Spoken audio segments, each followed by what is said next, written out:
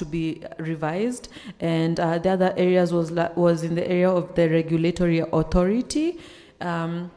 We also had the areas of deregistration, suspension, and dissolution winding up. So, those were some of the cross-cutting areas that were being discussed. And I hope today groups were given homework. And I think Florence said, you go home, you do homework, your own homework, and your child also does homework. So who's going to cry? We cry together. And today we hope the documents have been amended, and we'll have a more deeper discussion on the issues and the concerns that were raised yesterday.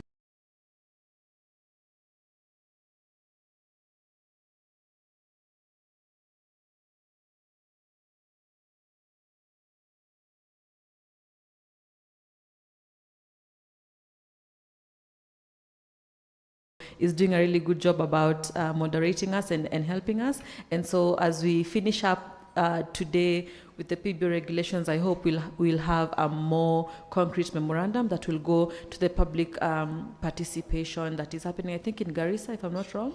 Yes. So that's my small recap for today.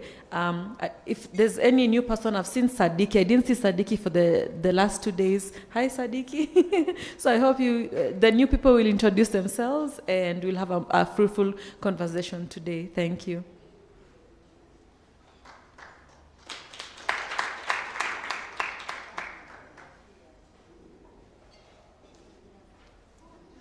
So let's clap for Berry like we mean it.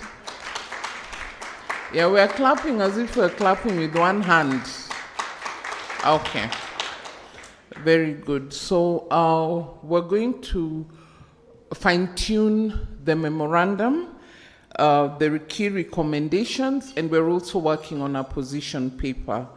So I hope we all did our homework yesterday.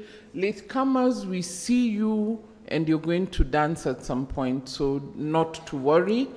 There are new people in the room. Please raise your hand if you're here for the first time. I thought he was raising his hand. I was getting very worried. Anybody else? Okay. So please introduce yourself. Tell us your name, your organization, and one hope you have. Thank you so much. My name is Ridhiwani Sadiki. I'm from Taita Taveta, from Citizen Network for Rural Development. Basically, one hope I have is civil societies have to thrive, whatever situation and whatever condition. We have to push further. Thank you. Can we get an amen? Amen. Hey, even though he said it and we're just quiet, it's very problematic. That's my word for the day. Yeah, thank you very much, Siddiqui. We are going to finish strong. And our hope is that by 2 p.m., we will be sending at least some messages to our colleagues in Garissa and telling them that this is what is emerging. Even if it's not written in English, we will fine-tune the English, but we want to send at least some pointers in terms of what is emerging from this group. So we are going to be guided in terms of where we are with the collation of the recommendations. We have it all together now? The recommendations, do we have a document together? Excellent. So what we're going to do is, I know that on your page, on your program, it's written that I will be facilitating this. I'll do exactly that, but I will request Beryl to read to us, or if she can share, I'm happy to take us through it. So if we can have that document, it would be useful. Then we can go through it, agree that in principle, the issues we are seeing on the document are a reflection of our conversation, and then whatever we need to amend, we amend, and then we'll retreat for a short while to just fine-tune it, And when we present it just before lunch, it should be as near final as possible. So can we have the draft?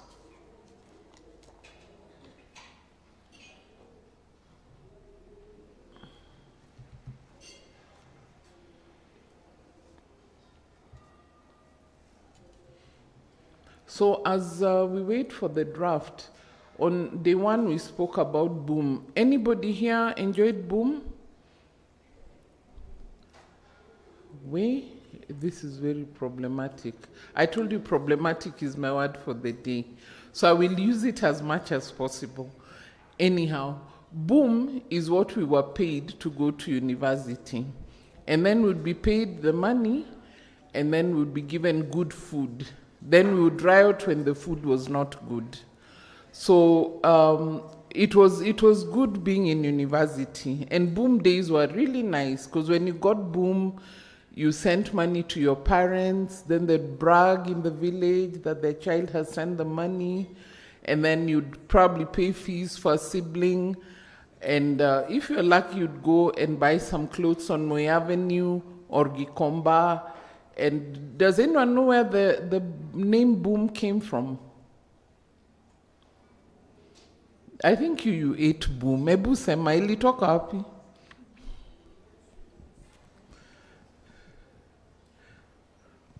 Okay, well, you have confused my thinking. Why? That is problematic. Why?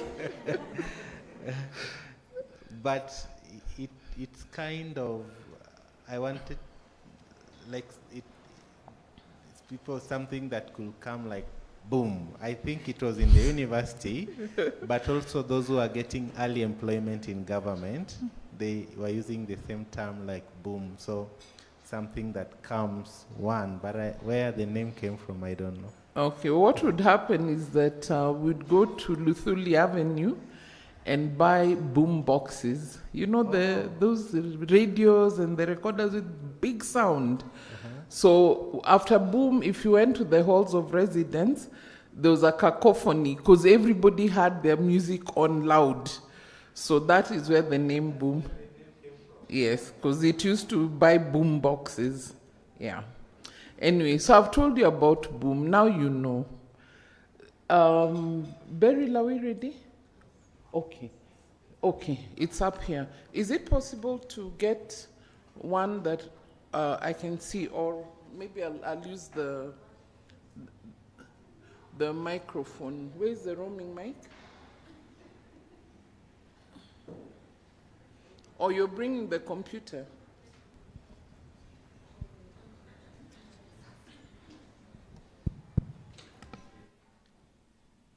And our people online, do we still have you? We forgot to say good morning. Yeah, that's problematic. It's bad manners. I want you to count the number of problematics I say, and if they're out of context or not. But good morning to our online participants. Good morning. Oh, okay, we've got sign of life. That's one of them. I see we are 7. Oh, nice. Karibuni sana.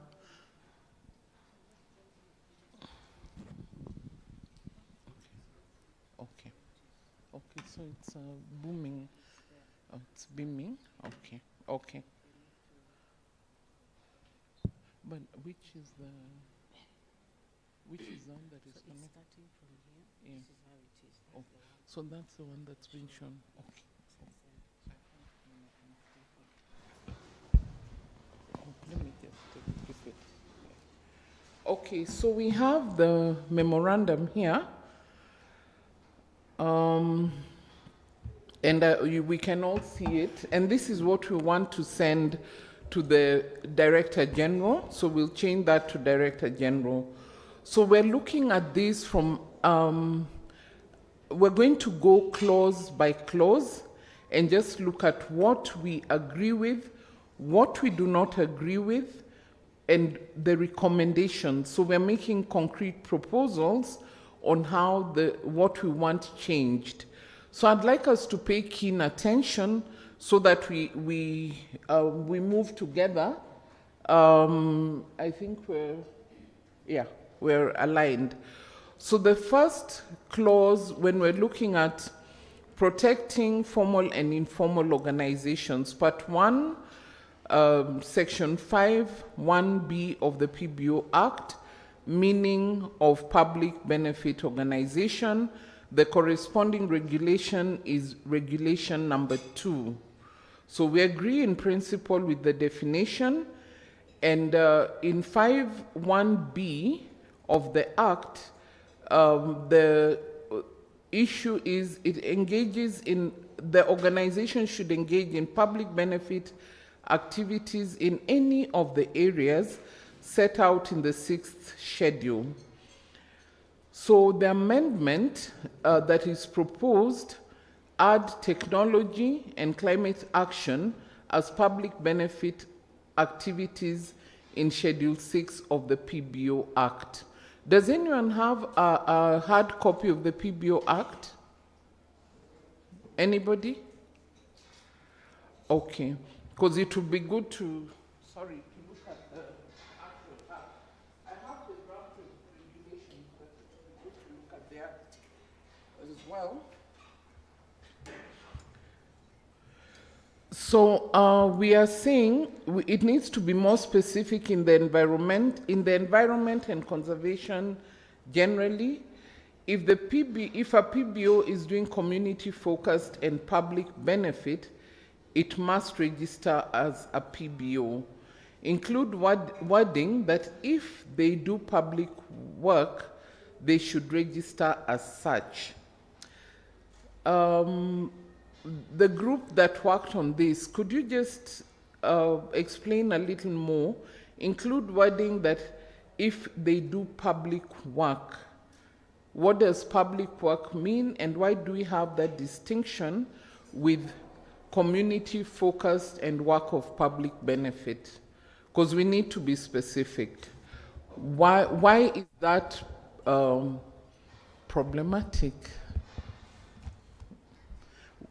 The group, which group worked on this? Group 1. Anybody wants to give us the rationale for that, this line of thinking?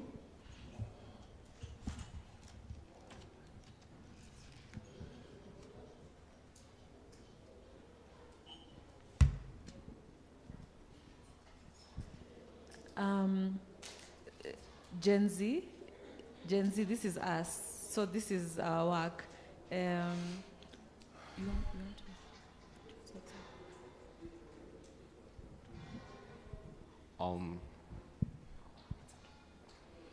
to? Just go back to the screen, kindly. Okay, so with the regulation, we stated that one of the proposed amendments, we add technology and climate action. And our rationale was the PBO Act was enacted in 2013. That was 10 years ago, 12 years ago. And during that time, there was no like emerging issues like climate action. There was no emerging issues that was affecting technology.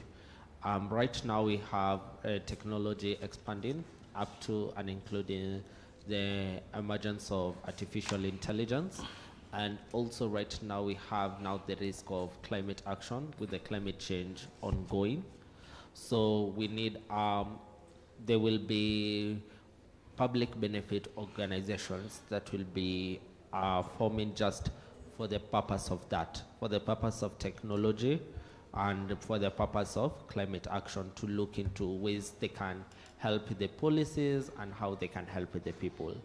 If you do not include this sector in the as part of the public benefit activities, most of the time you'll find these people now operating as a company, or you may even find out that they may even operate under certain activity which will not fully enhance the activity that they'll be doing. Let's say if they say they will go under the youth, and yet their reality was going under technology. They'll be only focusing on the youth. The technology part will only be benefiting the youth. It won't be benefiting everyone at large.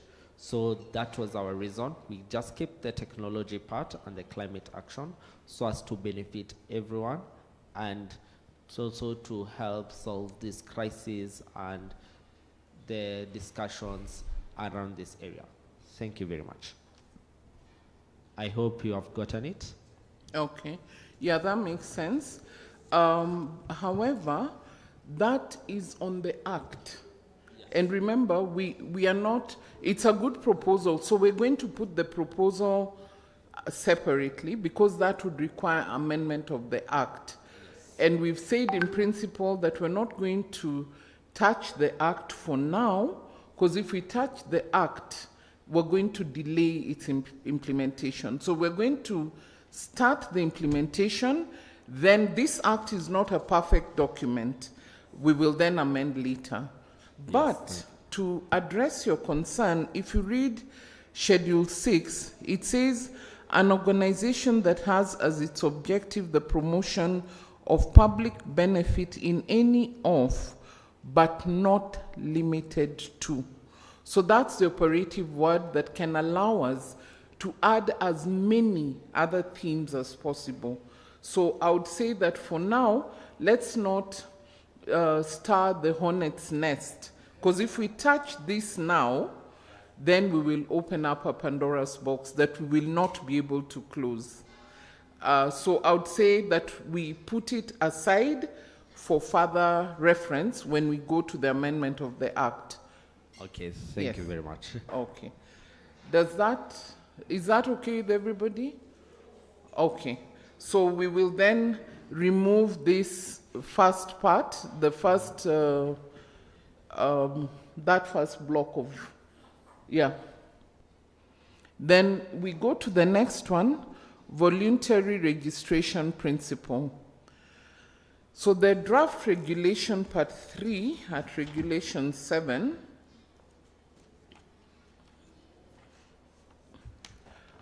here.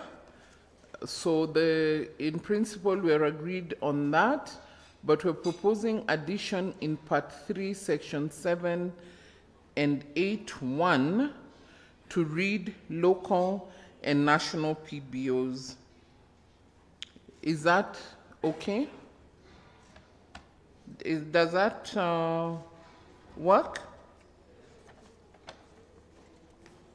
So we're agreed that we're going to change that part 3, section 7 and 8.1, local and national PBOs, sorry. Then section 7 of the PBO Act. Let's go to section 7.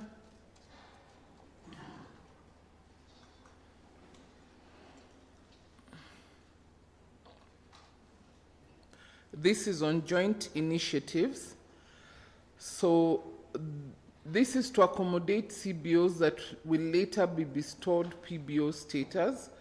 Propose prescribed fee in the first schedule of the regulations. The prescribed fee, recommended fee. So this is also incomplete. I'm told the document is still being updated, but what is it that we'll be putting here?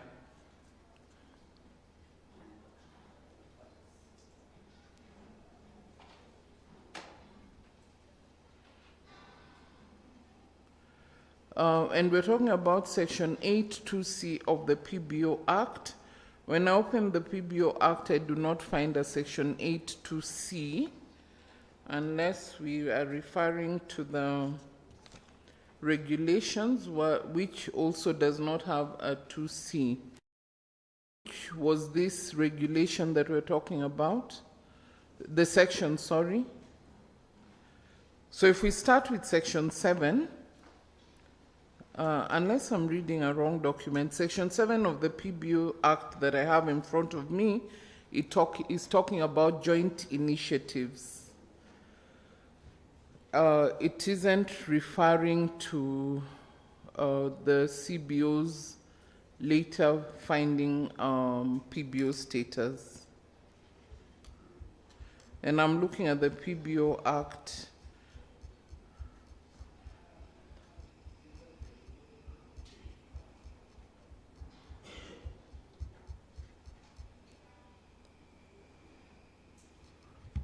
Okay.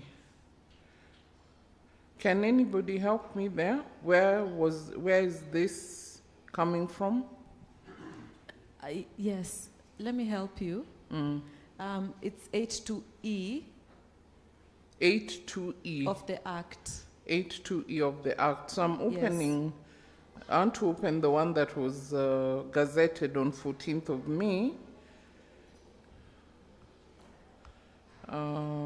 Last year. Now, the Act or the regulation? The Act. I'm looking at the Act. And when I look at the Act, from the Kenya law reports, I do not see a section 82E. But with your guidance, we used the 2013 Act that was sent to our emails.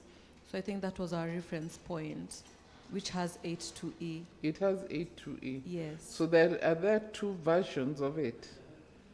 Let me just, I'm opening from a different site. I went to the Kenya Law Reports one.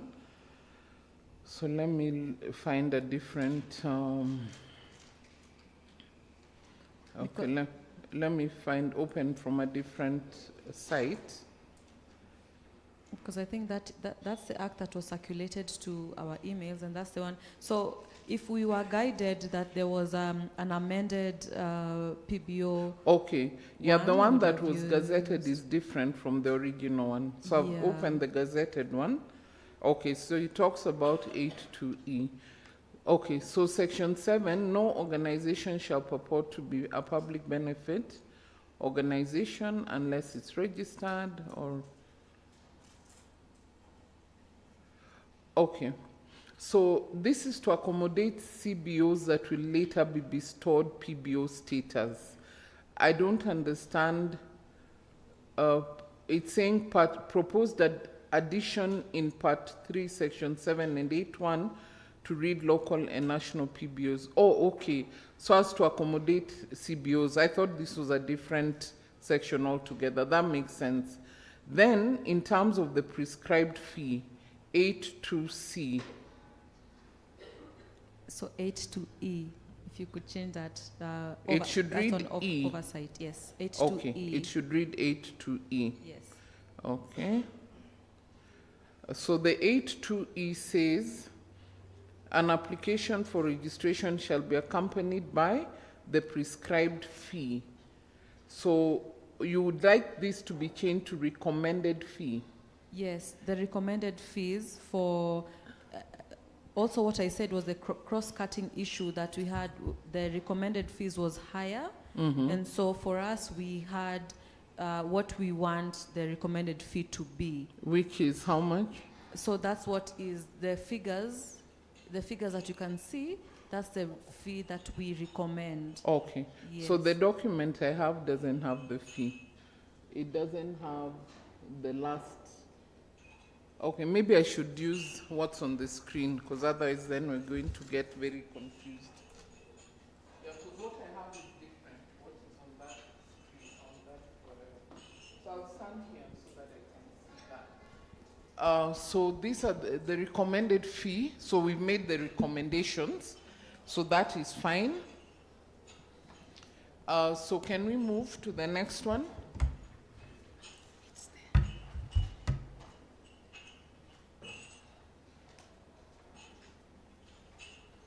Okay, so part 1, section 2 of the Act. Oops.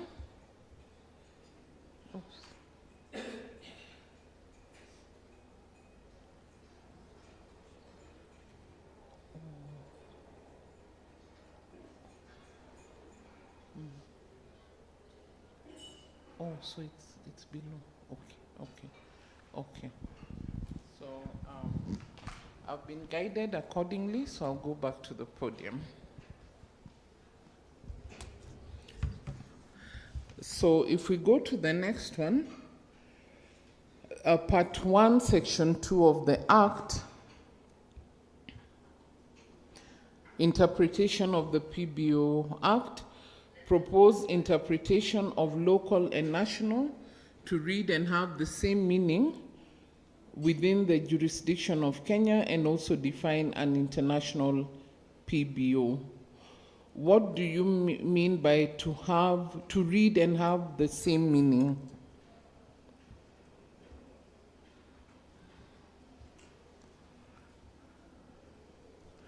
Propose interpretation of local and national to read and have the same meaning. So this is me. I think we're having a dialogue. It's just me and you. Okay. So what we were discussing was there was a question mark of who is a local PBO and who is a national PBO. What are the parameters, you know, jurisdictions and stuff like that. And so what we agreed on was that local and national probably have the same connotation, right? It could be local works within like only a county, and national works within the jurisdiction of Kenya. But not to lock out any PBO, we wanted the local and national to be defined as the same PBO and work with all the local and national to just be defined to be PBOs which have activities that work within the jurisdiction of Kenya, the whole of Kenya, county or not. Okay. So what I see in the Act does not have in the Yes. interpretation local and national. So you're proposing to add local and national in the interpretation. Also, just to highlight on that, you can see the national PBO, they have used the terms national PBO a lot of times in the regulations, but they have not yet defined it. Okay. And you see it can bring a conflict of interest to know what exactly constitutes a national PBO. Okay. Yes. So we are proposing to add Yes. the interpretation of local and national PBO, and we propose that they read and have the same meaning. So I hope that is captured, because the way it reads, it's as if there is the interpretation already, but it is not clear.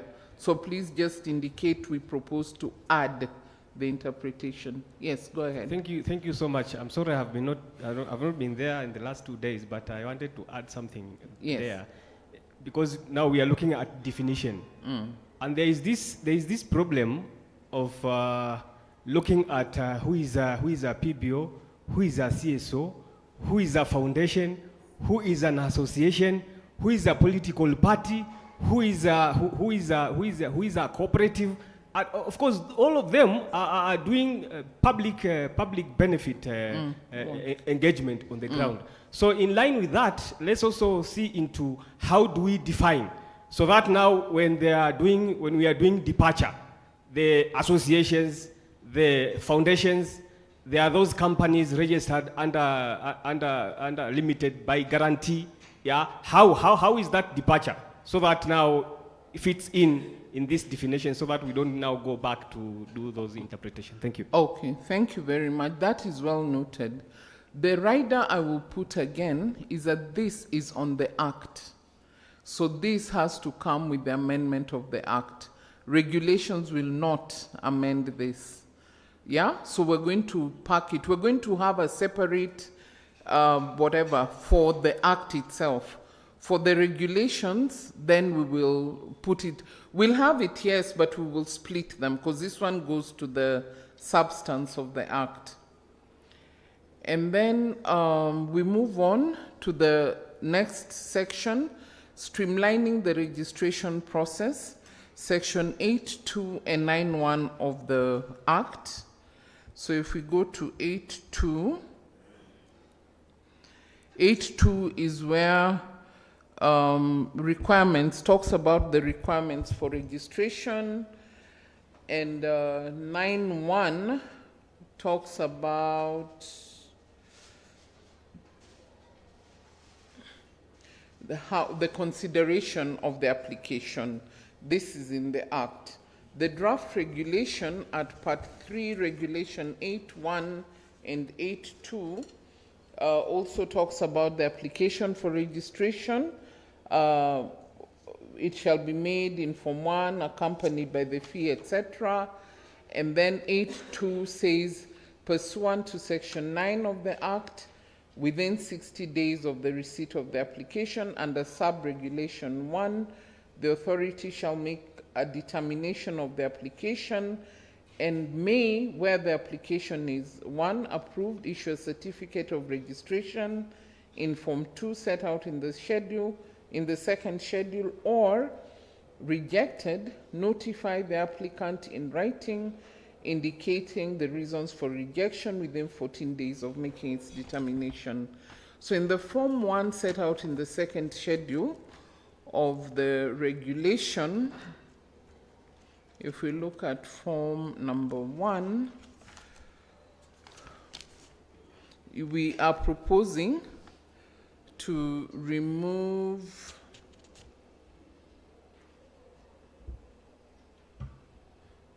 just 1 minute.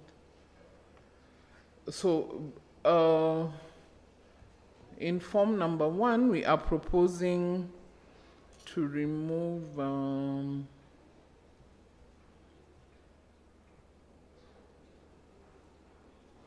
dear, where is it gone to?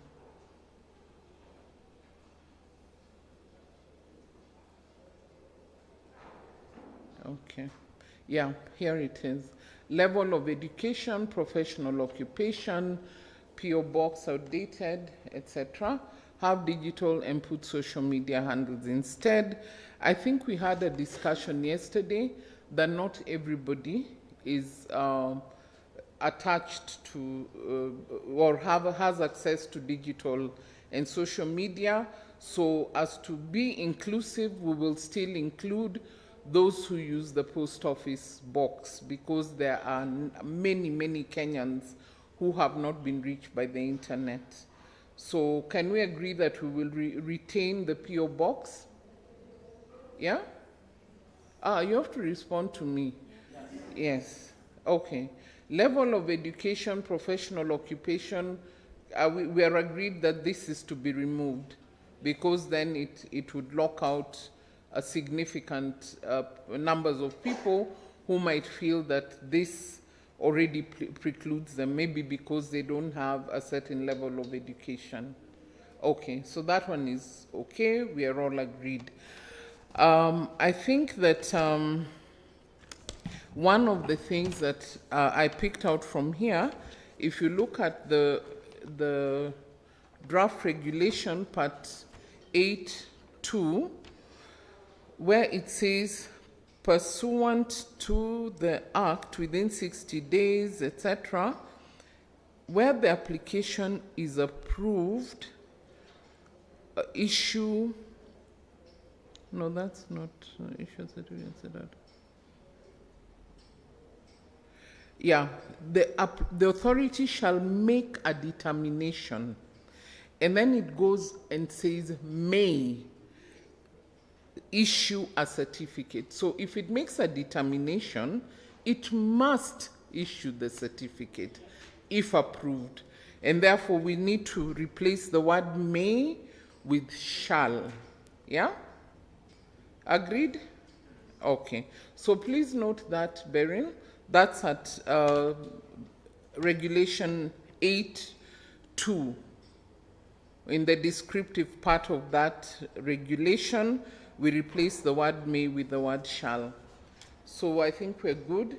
But instead of saying have digital and put social media handles instead, we say include digital and social media handles. Yeah? Okay, everybody stand up. If you don't respond to me, we'll stay standing for the rest of the meeting. No, that's dictatorship lazima ingia hapa. Because it's getting what? Problematic. Okay. So we are saying we will include digital and put social media as well. So we're removing the word instead. Yes, Paul. Redeem everybody. If he says kitu ya maana tutaketi, asiposema tutaendelea kusimama.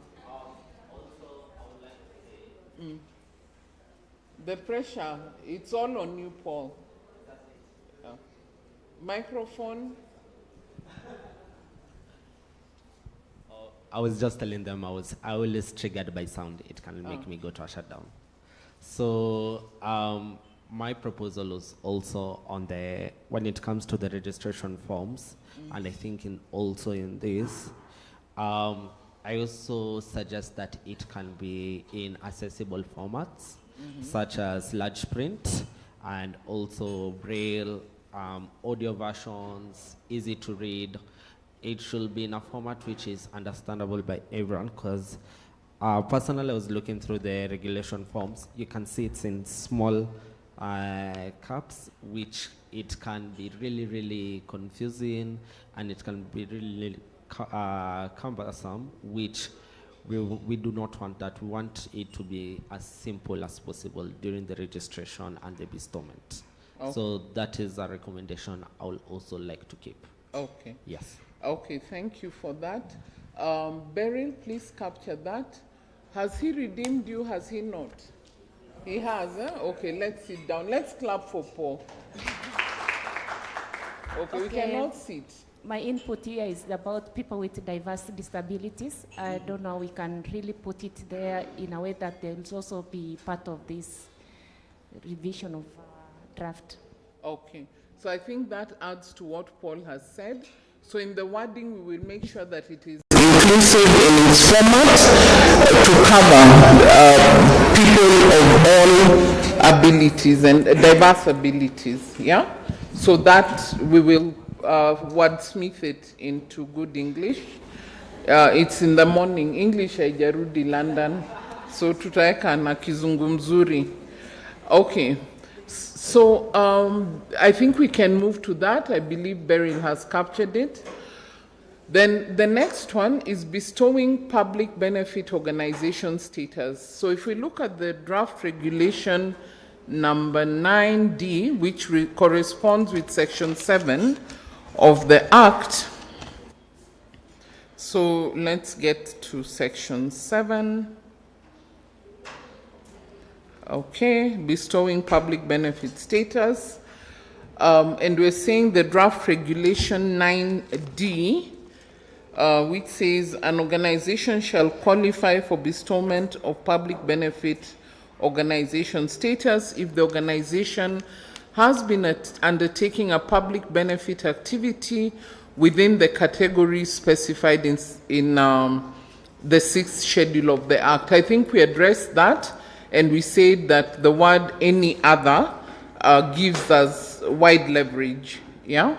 So that one is good. So we will just align that in the draft document, in our draft recommendations. Then we move to registration of international public benefit organizations. This is section 11 of the Act.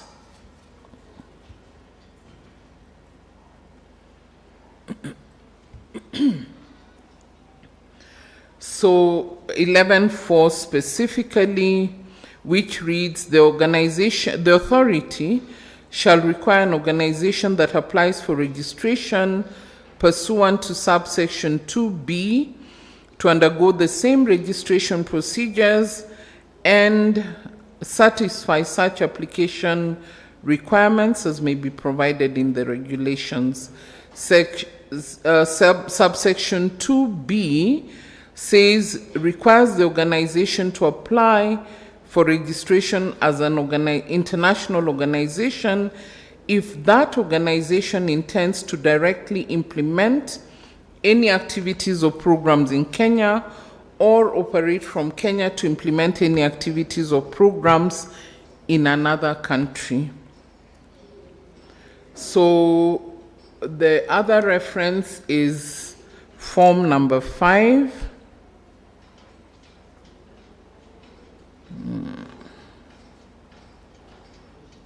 And it should be Regulation 11.2c, we've referred to it, so we're going to form number 5, which reads,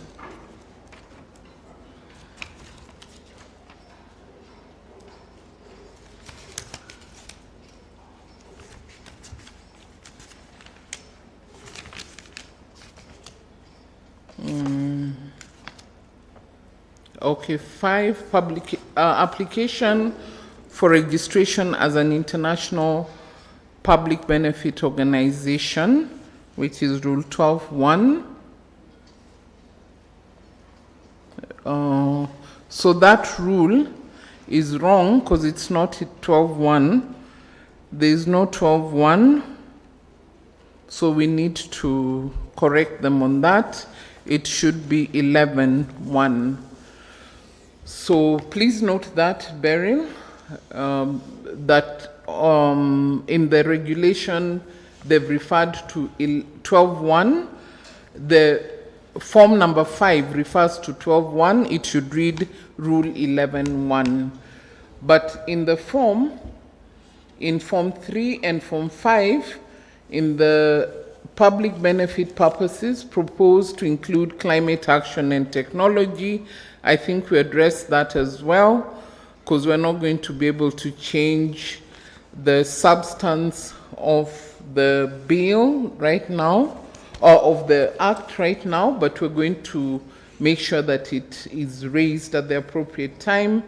And then in form number 5, personal particulars of directors and official propose to add country of birth and other citizenship. So I think that is okay, unless somebody has an objection to that. Are we okay with that? Okay. So that is the personal particulars.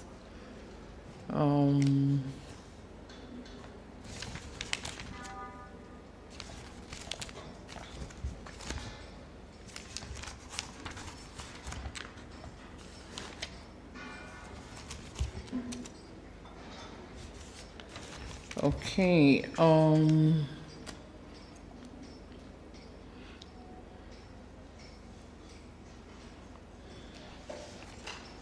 Okay, so if we go to the next one, grounds for denial of registration, Section 16 of the Act.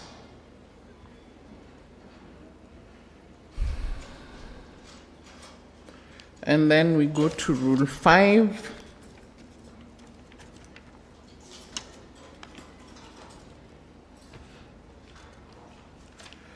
Regulation 5C bestows the authority irrelevant power. 5C, the authority shall not register a public benefit organization by a particular name if the name is similar to a name used by another public benefit organization. The use of the name would constitute an offense under the Act. In the opinion of the authority, the name is offensive or undesirable, or in the opinion of the authority, the name is likely to give the impression that the public benefit organization is connected to a state organ, a county government, or any other public entity. So we're saying that 5C is irrelevant, proposed to delete Regulation 5, subsection C. Are we in agreement? Huh? Okay. Let it be an online system with the communication. What does that mean? PBO Act Section 16, refusal of registration. So what is meant by let it be an online system with the communication? So Arnold?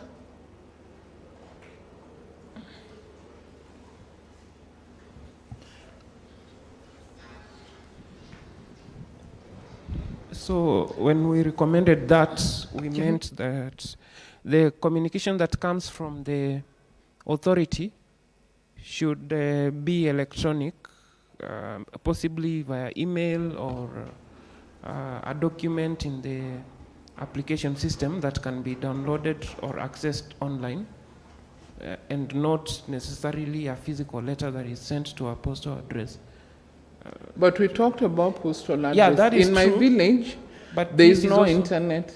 That is true, but also this is to complement that for people who would like to access it more quickly, and Okay. also to adapt to technology. Okay, so, but that does not come in under here. I've got two hands from. Okay, hello, Yeah. you're pointing at me. I was saying, to make the point better, we can say, we can replace it with accessible formats so that it can be available either physical copy or online copy, and it should be accessible in all manner. Yes. So I think that will be the best way to speak on that statement. That is okay, and I agree fully. So, so what you're saying is that section 16, I would believe that you refer to section 16(2)(c) of the Act. But that needs to be reflected in the regulations. The regulation 5 does not seem to have a problem apart from sub-article C, which we've all agreed is redundant, which needs to be removed.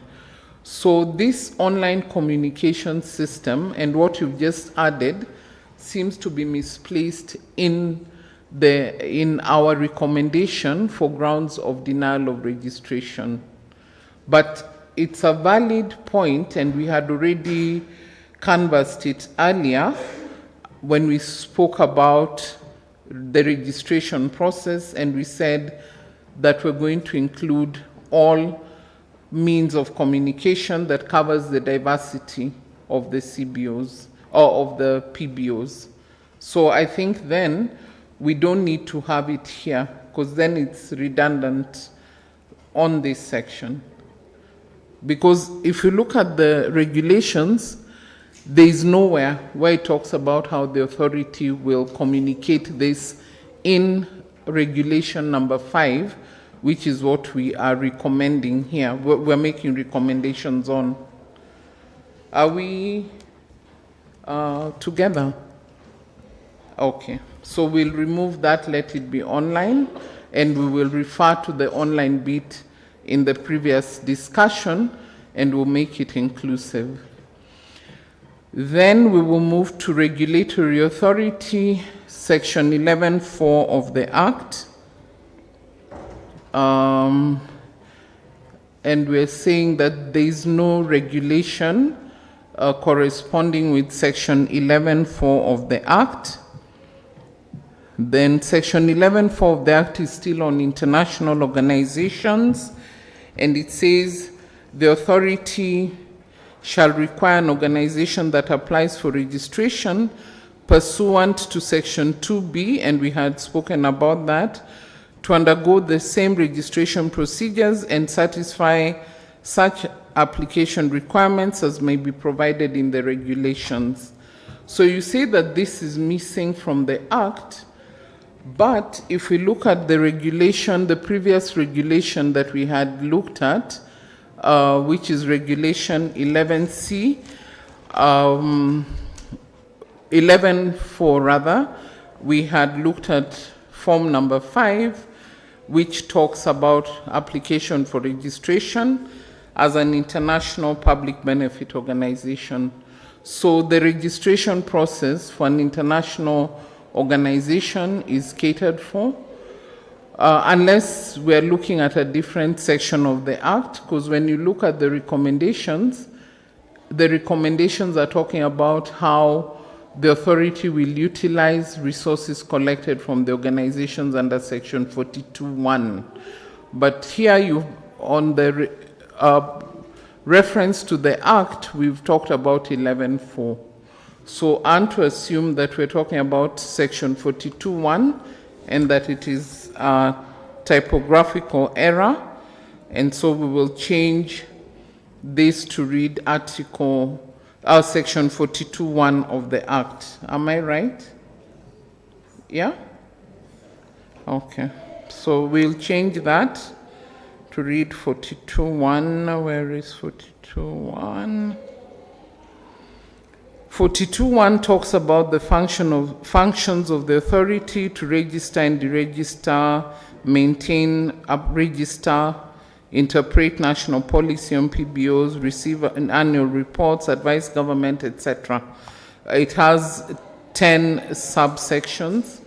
So, a draft regulation to include authorities' regulation system, to include PBO Act's relation with other legal frameworks that assist in implementation.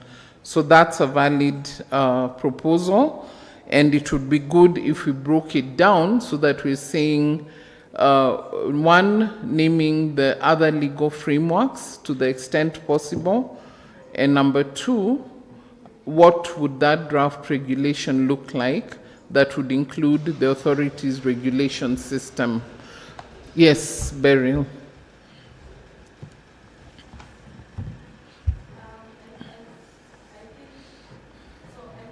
You need to speak to the microphone. So I think what you have said is valid. However, if you leave it blank like that, it will give us, when we present the proposal paper, it will be probably like just a blanket. So those specific legal frameworks is what us, the PBOs, need to pinpoint on and understand, Yeah, and that's what I said. We need to give those, we need to name them specifically, even if we are saying to include and not limited to, then, because that's a legal way of expanding what else we may add in there. So we can say to include and not limited to. We've already, yesterday we spoke about the Persons with Disability Act. I think there were a couple of other frameworks. Youth Act, tax exemption, youth. Yeah, so youth just Act. Note those to say to include but not limited to the Persons with Disability Act, the Tax Exemption Act, or the Care Act, whichever one we choose. So that's what we will add here. But can the audience be more productive in naming these other acts that they normally deal with in the organization? Okay, ni Beryl amesema sio mimi. Kwa hivyo it's for the report. It's for the report. Tuseme. I'm exonerating myself from that one. So can we name a few? We've already got two, so let's keep it going. Or we want to stand again. Tusimameni. We find another redeemer. Who will redeem us this time? No, we have to stand up. Nimesema. Even those online, stand up where you are. Yes. You know, when we grew up, we used to hear stories of if the president called you, and we grew up under President Kenyatta the first and Moi. So if you're answering the phone, you stood up and saluted as you're speaking. So online, tafadhali, msimame. Okay, so what are those regulatory frameworks that we want to include? Who will be the redeemer here? Mercy, you have been chosen as a redeemer. The proposal that you had made, that we write, we write it in a way that we do not have to specify the exact act, but we just say including but not limited to. Yes, so we need to, yes. Yes, that's the approach I would take. Okay, so we need to, because when you say including but not limited to, you must name at least one. Yes. So name a few. The one she's just mentioned, the Persons with Disability Act. Okay. Yes. Okay, there is someone, a second redeemer. Bado msiketi. This one needs like 3 redeemers. Okay. I would propose we use a more inclusive term and say other sectoral related acts, example, health acts, employment acts, environmental acts, because now development sector is wide and you can't list all the relevant acts. Okay. Yeah, so we've being got cognizant of other related sectoral acts. Okay, that's a good proposal. The third redeemer. I'm specific on legal notice number 105 of 2024 on income tax, charitable organizations, donations and exemptions, rule of 2024. Okay. Yeah. So tax is critical. This one has many redeemers. Redeemer number 4.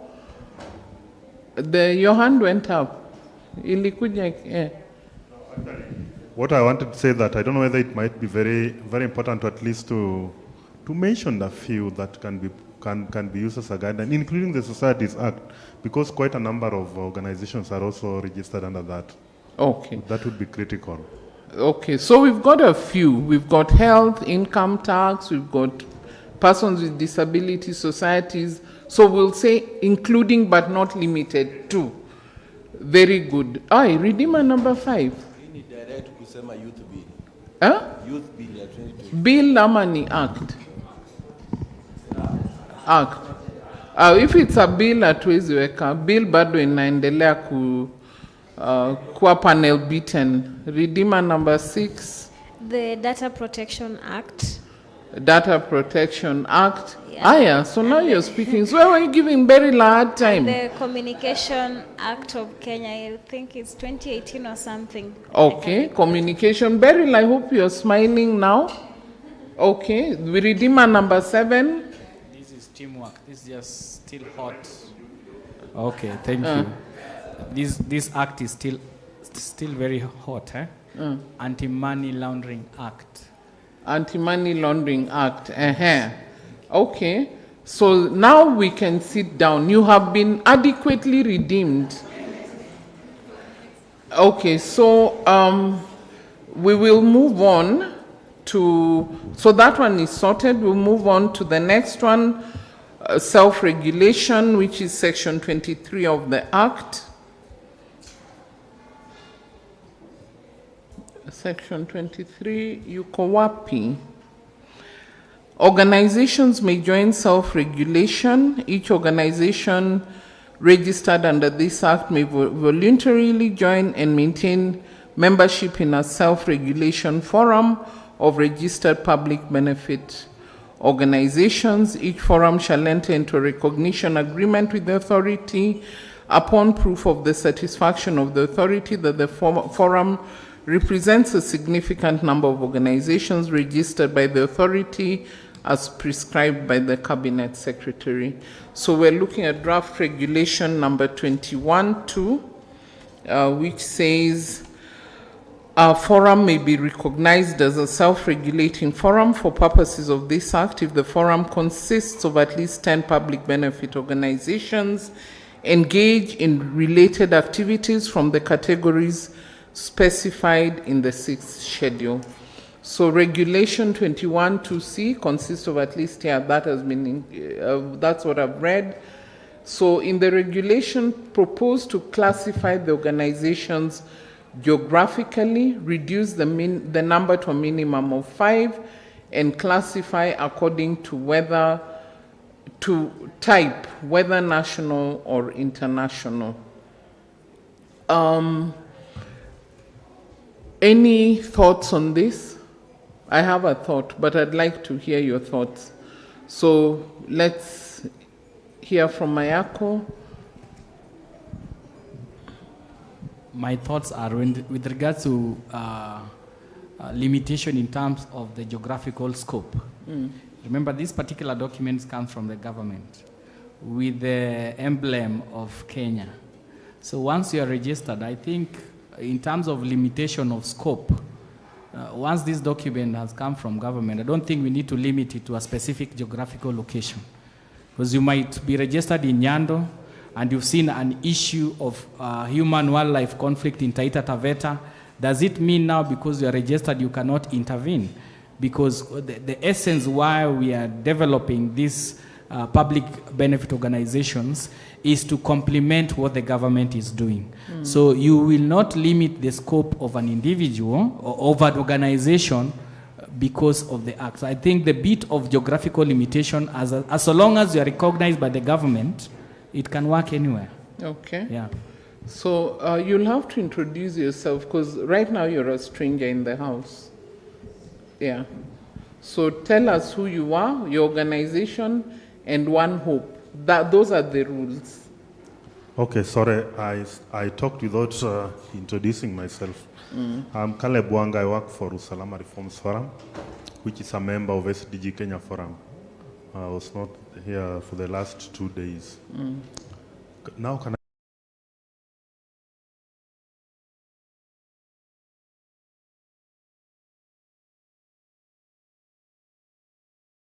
the mother goal 16 on peace and security, because anything else cannot happen if there is no peace and security. Okay. So now you're fully recognized. My comment on this, I don't know why there should be even numbers in terms of networking based on the programmatic approach that most civil society organizations have. Because some of them are not even defined by us. It can be a joint program that is designed by the donor. But this window of opportunity would help us consolidating our work. If we are in a joint program, even if it's 2 organizations, we decide just to call it a network based on the interest and the purpose of that project. So in my opinion, I felt that we should not even have a particular number on this document to give people leeway to do 1, 2 things. If they want to agree, though it creates a framework for partnership that can be signed, that can be binding based on the regulation, but not a particular number. That is my submission. Okay. Thank you very much. There is one more.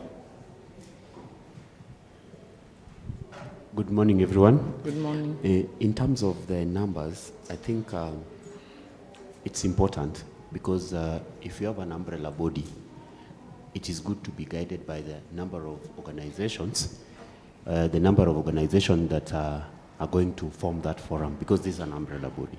And I'll recommend probably we benchmark with other organizations like COTU, maybe FEMNET, so that we can have a proper, we can pin the number. But for me, 10 would be great as per the regulation. Yeah. Okay, so, yes. Thank you. I also want to weigh in by saying that I want to agree with what a participant said here, that being classified geographically could create issues, but we can classify the fora as per the activities. If you are related in what you are doing, as long as you are within the jurisdiction of Kenya, we can actually come up with that forum. So we can stick with related activities fora rather than geographical. But I also want to say that having numbers is important, because you are several of you. So just capping a number at this. So the proposal to reduce from 10 to 5 makes sense for organizations that are at least working in the same thematic areas. Okay. So, yeah, we have another comment. Huh? From the online group, we have a question. Okay. Oh, sorry. Online, please go ahead. Our online participants. Good morning, everyone. Good morning. So this is a question from Maurice online. He's asking, I have a question for Erastus. Does he have a written guide or documentation on how to treat surplus in audited financial statements? Okay, that was for Erastus, who was here on day 1, and we can share the information with him, because he did allow us to send him any questions that arise. So just let Maurice know that we will share his question with Erastus, and we'll link him up and he can get the direct response. So coming back to self-regulation, okay. There's one more here. Yes. Thank you. I also wanted to weigh in, in relation to partnerships and the number of organizations and the numbers of maybe thematic areas and activities. I've been struggling to look into the development partners coordination framework. because there is a lot of duplication of programs and projects, and resources are really wasted. So I was struggling to look at how can we also have a smart development partners coordination framework, so that it also helps to manage these resources we are getting from our partners. Thank you. Okay. For development partners, I guess a lot of them fall under two categories. Some fall under governmental or intergovernmental organizations. Others fall under PBO, and they would come under the international organizations category. But you raise a valid point. I think that's more of an operational rather than a regulatory issue. However, in terms of coming back to the issue, geographically, I think we should not limit or have as coalesce geographically, and this is with a lot of respect. We are a very tribal country. If we go geographical, we are entrenching something that we're trying to move away from. That would be my strong suggestion, that we move away from geographical groupings, because then in political contexts, and Kenya is in a permanent political context, but when the peaks arise around elections, etc., it can get very, very problematic. But number two, in terms of the numbers, I think I'm a little ambivalent around that, because there is value in having numbers for purposes of self-regulation and accountability, but there's also a value on keeping those numbers low, because then you're able to go deeper. So I think I'm very ambivalent, so we can stay with the proposal of 5, but we remove the geographical or even the thematic. I think we should remove, because a lot of the issues we address are intersecting. I like giving the example of aging. For those who may not have been here, I've been working in the aging space for a long time, but I came from the women's rights movement. When a girl is born and she comes into a patriarchal, discriminatory space, it will affect her education, and then it will affect her health, especially her sexual and reproductive health in the teenage years.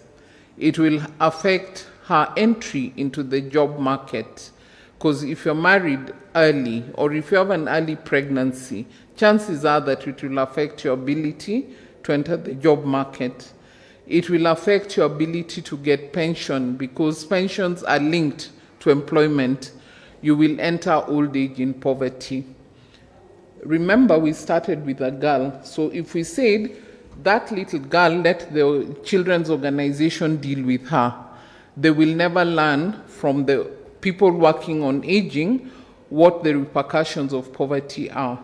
The people dealing with aging will not address this thing from the root, and everything in between. The person working on child rights will be tunnel visioned. They won't look at the health implications. They will not look at the employment implications. So when employers are saying, oh, change our whatever policies, say around maternity. When I worked on reproductive health, we used to work on maternity cover and insurance, because insurance gave 3,000 for reproductive health for a whole family. So even if you're just a man, this is for you, the man, you've been given a 3,000 cover per year. You've got a wife and a daughter who needs pads. Your wife needs contraception, which costs 5,000 a month. You've been given 3,000 a year. Those things they're so integrated. So if as a women's rights organization, I'm fighting for this woman's right to health, but I'm not engaging the insurers, I'm not engaging the employment people, it's problematic. That was problematic number, no one is counting. But those are the things we're talking about, the integration and the intersectionality. Yeah? So we can't, I'm totally opposed to siloing of any kind because these things play out. Before I joined the aging context, when I joined HelpAge 5 years ago, first of all, I went there from the reproductive health work. I was working at Planned Parenthood. And even then I kept wondering, what could anyone possibly do on aging? What could you work on? Then I realized there's so much and there's so much interconnection, but we're not bringing them together. So I'm just giving that example to show that we need to work together. So let's not silo ourselves, whether geographically or thematically. Let's find ways that will kind of intersect and help us to build each other and hold each other accountable, so that when I'm asking for money from a donor, even though I work on aging, the youth will not beat me. Okay, I'm Gen Z, but they won't beat me because they will become old. And what I'm working on is to make sure that their pension is taxed, is not taxed. Because right now your pension is taxed at source and when you get it. So when I'm fighting as on aging and saying, stop taxing pension, don't beat me that, oh, nyinyi wazee mwende nyumbani mritae. No. Let's find ways of intersecting. But the aging conversation, I'll talk to the young people later. Part 4 of the regulations. No, part 7. Yes, Miss Mercy. Microphone. However, I would want to understand that point. The purposes why the public benefit organizations are coming together is for self-regulation. So what does that mean? You see, many times we blame government for all our problems, and it's good. Government creates a lot of problems. But then some of those problems we create by ourselves. So when you're talking about self-regulation, that means that we're not conning. How many of us have heard of organizations that get money and never take to beneficiaries? May have heard. So those are the things that I should be able to go and tell her that, hey, you took this money to bring a water pump to my village. Where is the water pump? You see? But if I keep waiting for the government to be the one to come, I turn a blind eye on what the sector is doing, then it's also very unfair to now blame the government for not wanting to regulate. And that's why government comes in with a heavy hand. But if we self-regulate, there'll be nothing for the government to come and put a heavy hand on us for. Yeah, so in that case then, I think the number proposed 10 is better than 5, because then it's easier for me to mobilize 5 people, like-minded people, than for me to mobilize 10 people. Yeah. So I think we should then go for self-regulation. The higher the number, and the 10, I think, is a reasonable proposal, so that we are able to also manage. It's easier for me to just identify 5 organizations and say, this is what we'll be doing in this sector. You keep quiet, but it will be difficult, a little bit difficult, to convince the 10 people to side with my wrongdoings. Okay. Yeah. So can we vote on the 5 and 10? Before we do that, I'll ask the gentleman, Caleb. Okay. Maybe my question is just related to the self-regulation. Could there be a developed framework for self-regulation? Maybe picking examples from other sectors, like the banking sector, which have some kind of self-regulatory framework.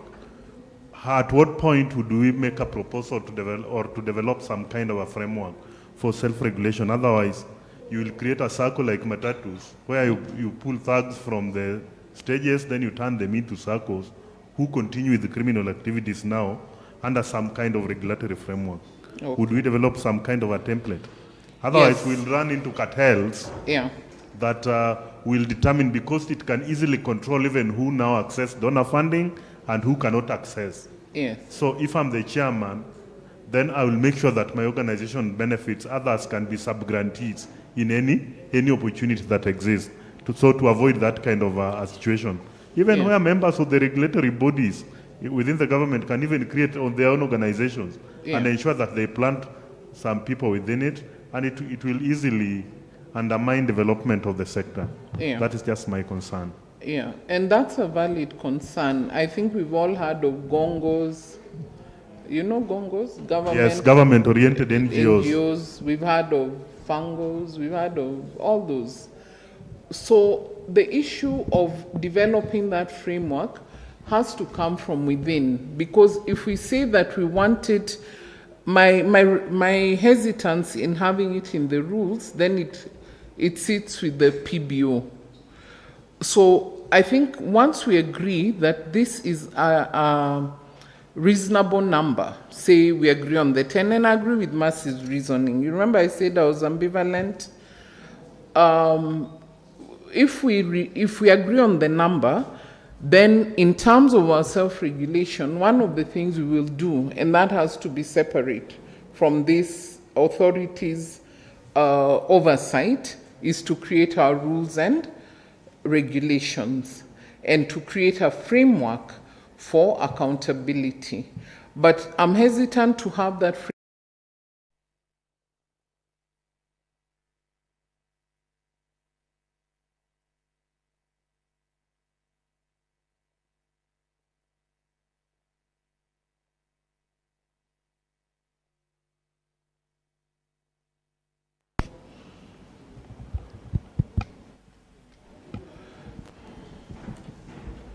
Okay, we're back. So I was saying that I'm a bit hesitant to have it sit with the authority, because then that becomes a duty of the authority, and we don't want that. We're saying we want to regulate ourselves.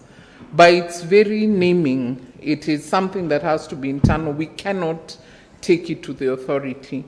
And so one of the things that we need to agree on is then that the forum will have its rules of engagement, and it has to develop it by itself.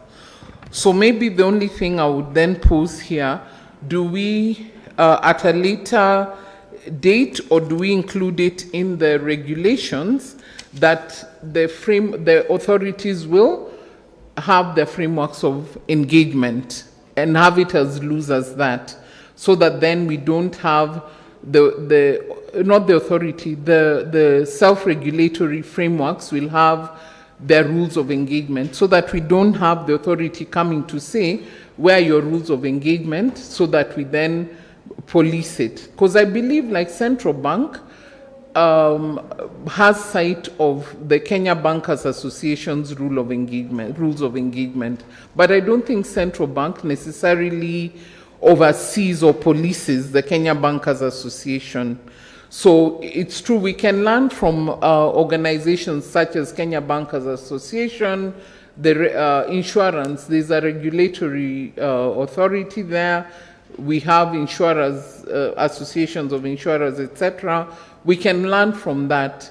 Recently, I learned about the retirement benefits. There's an association for pension providers that collaborates with the Retirement Benefits Authority, but is not under the Retirement Benefits Authority.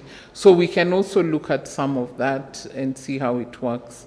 So my question is, where do we place that? Are you answering my question, or you have a different point? Whatever you're discussing, I'm reading provision, section 24(1) of the Act, and it reads that each forum of public benefit organization shall establish and maintain a code and standards by which its members shall be bound. So I think that answers, it is the forum that will develop, establish that. So it is not the responsibility of the PBORA to do that. Yeah. So it will be upon them. But Carol, I'm still skeptical about the issue of related, we are self-regulating based on what you are doing as PBOs. Yeah. What you are doing, we are self-regulating what you are doing. And we can self-regulate ourselves better when we are engaging in related activities. It's okay if we are maybe, but I'm looking at it at how a forum can come together and we are like in one forum and engaged in like 10 different activities. Even now, how to self-regulate ourselves, how to develop the code, establish and maintain the codes of conduct for it. It may be problematic but if we are related in what you are doing, like myself, I'm very much in the children's sector. It's very easy to develop a code of conduct for children, for organizations and all that. So my thinking is, if we still maintain forum based on related activities, the element of self-regulation is going to be much better than if we relate ourselves in multiple, and then we may have issues with regulation, self-regulation. That's my take. Okay. So that's a different view. Caleb, maybe I just wanted to mention something related to what he has said. Where is it possible to be a member of 10 different forums under the law? And the process of even establishing a forum itself within our sector sometimes can turn out to be very political. Yeah. Because the people who can take lead in establishing a forum can decide who can come into the space or block information deliberately from others to access the same forum based on personal or organizational interest. Yeah. Yeah, maybe that's just a concern. Eh? Yeah, and those are real experiences. Those are not hypothetical. We know of spaces that are the gatekeepers will not allow you in, even if you're doing the same work. That's a reality. We're not going to name names here because we don't want to defame anybody, because they may not be here to defend themselves, but those are realities that we know. So I think we also need to be objective. We have the aspirations of what we want to do, but we need to be objective and real. So one of the things we've established is that, for example, we're a tribal country, and we call this by name. So we don't want those geographical whatevers because we know where it will take us. Around the thematic issues, we also know that there are issues, but we now are coming under this act and saying, we're good people, we will just do the right thing. So let's be realistic and come up with things that will benefit us. And like I said, we're not going to name names, but if we went around the room, everybody can talk of gatekeepers who have prevented them from engaging in certain spaces, have prevented them from accessing funding, have prevented them from networking, have taken their activities as their own and used them for their own benefit rather than collaborating in a good way. Those are realities. So let's also not pretend that we are saint-like and we are good people and it will all be hunky-dory moving forward. So I'm going to stop here for a minute. I'm going to pause us so that we take tea and come back with some sort of renewed energy, close out on this issue of self-regulation, because I think the Act has given us we were going to get into what the gentleman just said, because the Act is very clear in terms of self-regulation, forums, etc. The one thing that I've picked out, the wording of Section 23 of the Act is wanting, so that we would need to look at a later date. Organizations may join self-regulation. May join self-regulation what? So it just says may join self-regulation. So that needs to be wordsmithed a little bit. So that's a proposal we can make at a later date. But I think Article 20, Section 24, 25, and 25 are very, very clear in terms of what self-regulation should look like. Maybe what we need to do is to have the corresponding facilitative rules in the what do you call it, in the regulations that will help us get to the ideals that are included in Section 23 all the way to 27. Yeah? So let's mull over that, over tea, and then we come back in 15 minutes and continue this conversation so that we close that loop neatly and then move on to the next section. Is that a good way to go? Okay, so tea break starts now. We'll be back at, we'll take 20 minutes or 18 minutes. We'll be back at 10 to 11.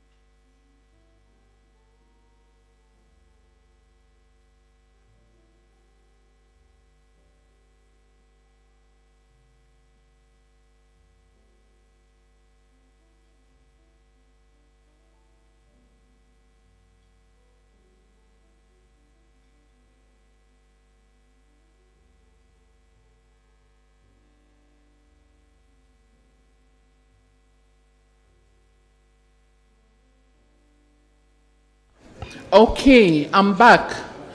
If you can hear me, clap once. Okay. So we were continuing on a very good, in a very good way, and here, just bring it. Just put it.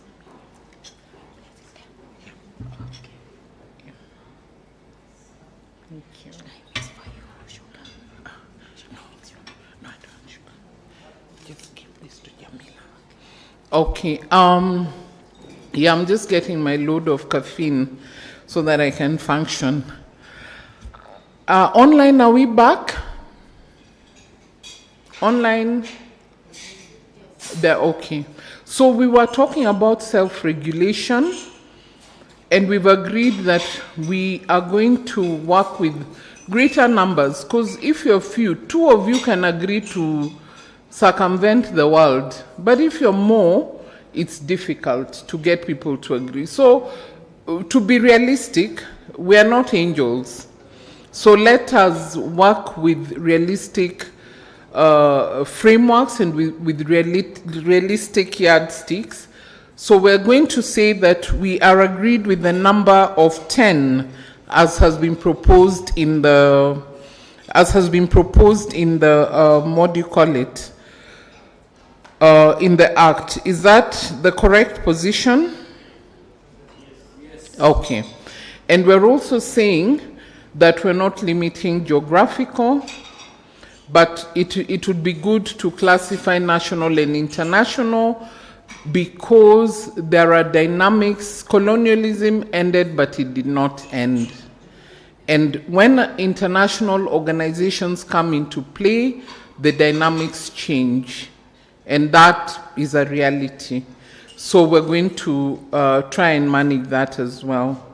So we can move on to the next section, which was part 7, recognition of forums and federation of forums. So if you look at the draft regulations, this is under draft regulation 22.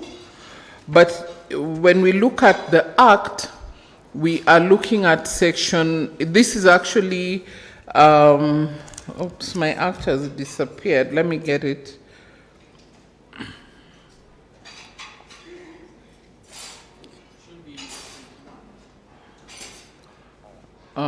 Just 1 minute. I'll get it in a short while.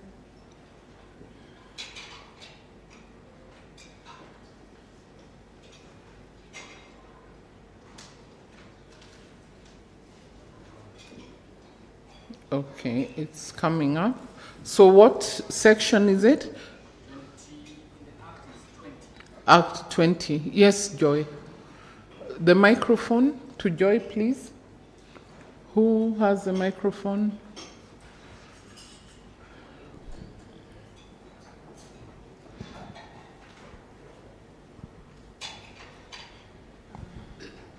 Thank you. Before we move away from self-regulation, as we have agreed in terms of getting rid of the geographical locations, when we make reference to section 24, 1A, it says that an application for recognition of a federation of forums shall be made to the authority. That's where we are heading to. We're there? No, we haven't got there yet. So self-regulation, we're looking at section 22 and 23. All right. Yeah, because we're just getting into section 24 on the federations just now. Right. We haven't looked at it yet. Okay. So please pose your question until we get there, or your comment. I was actually just going to make reference to the Form 14 that is mentioned for us to remove the geographical from the form. Oh, okay. Just hold on. The Act has disappeared again.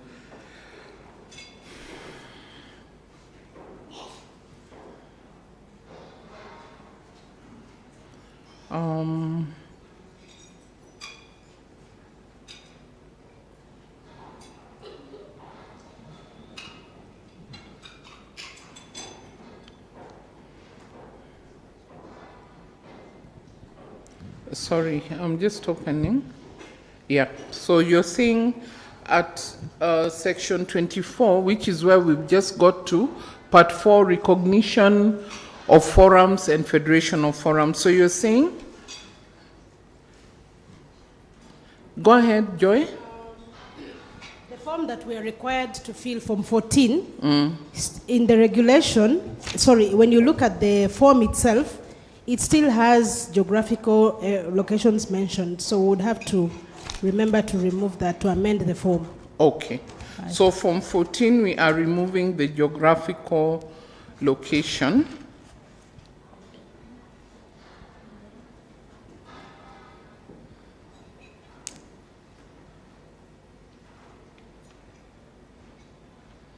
So we will remove the geographical, but are we retaining the thematic? Are we retaining thematic? Can we build consensus on that?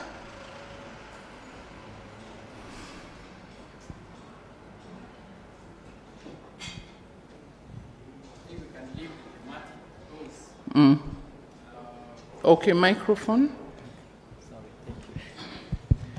My proposal is we leave the thematic areas because when you talk about self-regulation, it should be that we are dealing in the same framework or intervention. So I think the thematic is what brings us together. Okay. But the geographic can remove. Okay, so that is fine. So we're saying no avenue provided for review of appeal to the tribunal where there is a rejection. And then we are proposing in the regulation inclusion of a review mechanism or appeal for members to self-regulate. So if we look at the draft regulations 22, which is giving rise to that recommendation, it says that an application for the recognition of a forum shall be made to the authority, and it says all the things that pertain thereto. But the problematic part is within 60 days of a receipt of application under sub-regulation 1, the authority shall make a determination of the application and may, where the application is approved, issue a certificate of recognition, and where it's rejected, notify the applicant in writing, indicating reasons for rejection. So I think the wording is also problematic because it may issue where it is approved, it will issue, or where it is rejected, it will notify the applicant. So the wording has to be wordsmithed a bit. However, the issue of appeal, there is no space for appeal for refusal. So it just says the authority will either approve or reject an application for recognition of a forum, of a federation, and recognition of a forum. But it doesn't say what happens when that is rejected. Yes. Maybe this could be a far-fetched idea because SDG goals will disappear at a certain point in time. Would we propose that we can set up a forum structured under the SDG goals to just to give civil society an opportunity to take off from the ground in terms of setting up forums or federations? This is a far-fetched idea. No. I don't know whether it's applicable or it's something that we can sneak somewhere that can give No, that one I would say no. Yeah. Let me be the judge, the jury, and the hangman here. Yes. Because we're saying that anybody can organize, any number of organizations can organize into a forum, including the SDG, which is a forum. SDGs Kenya is a forum. It can apply, but we cannot put it in the regulations as SDGs Kenya Forum. So it can apply. Once the regulations are passed, anybody can apply so long as they meet criteria. So what we need to do is to work to ensure that the criteria facilitates the self-regulation that we're talking about. Unless I'm missing your point. I don't know whether I've gotten you right. I know there's SDG Kenya Forum, which we are also members, but there are SDG goals. Yes. That is what I'm saying. Do we set up forums based on the goals, not SDG Kenya Forum? Yes. That is what I was asking. Okay. We can set up forums based on the SDG goals, but you're going ahead of yourself. Because how the forums are set up, we can set up forums on anything, any theme. But what we want to ensure is that if we've agreed we're setting up the SDGs forum, a forum on SDGs that is even separate from the SDGs Kenya Forum, how does it sit under the Act? We want to make sure that the Act will enable that forum and any other forum to be set up in a way that allows it to be self-regulating, isn't it? That's what we're saying. Your idea is perfect, but I think it's come ahead of its time. We need to ensure that these rules will enable that idea, that forum to be set up. So what are these rules, and are they adequate, or what can be changed? Yeah? Are we now together? Okay. Okay. Yeah, we can think through it a little more. Yes, Mercy. Hold on for the microphone. On the issue of forums, there was a proposal that we remove geographical from it, but when you read it, there is an implication that forums can be thematic based or geographically based. Yeah, and that's the proposal that Vincent said. No, is it Vincent or Joy, that we remove the geographic? Yeah, but there is a provision that we can come together because of the area in which we operate in. Or we can come together because of the thematic areas that we focus on. Yes. So it's providing two options on how people can confederate. Yes. So if we remove one, which is one of the parameters given can be around on the basis of the geographical area, if we remove that, then we are interfering with the provision that you do not necessarily have to come to be from the same thematic areas to you to form, that you can also, if you come from the same location but doing different things, you can still also federate and form your forums. I agree, but if we go back to the previous discussion we had, there was a proposal that we classify organizations into two categories, geographic or thematic. And we said, we talked at length about the risk or the mischief that would occur if we coalesced geographically. Yeah? So unless we put the word geographically in a very loose sense so that it does not become the measure upon which then our capacity to coalesce is made. Because if it becomes a critical measure, then we'll be getting into the problems that we talked about. We also know that thematic has other problems, but when we look at we weigh thematic, the problems against the benefits of coalescing thematically far outweigh the risk or the mischief. So we say thematic is okay, but geographic is potentially very problematic.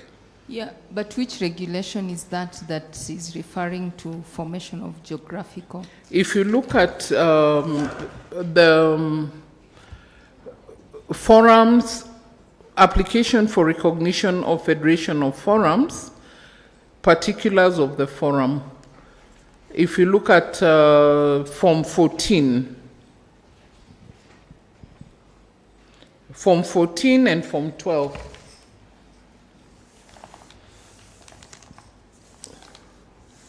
Have you seen that? I'm looking for 14. I'd seen it. Although it does talk about both thematic and geographically based. Yeah. Mm. So in Form 14, if the forum is geographically based, please state the counties covered by the forum. Yeah. Yeah.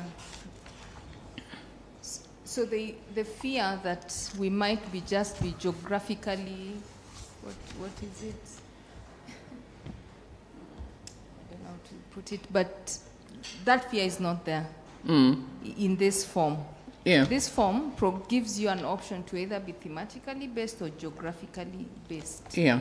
And the geographic call that is referred to in Regulation 22 is about you showing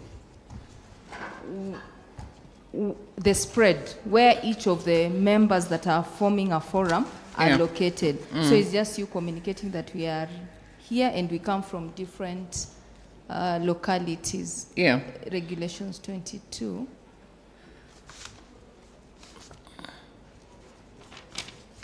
Regulation 22 says, sorry. Proof 22.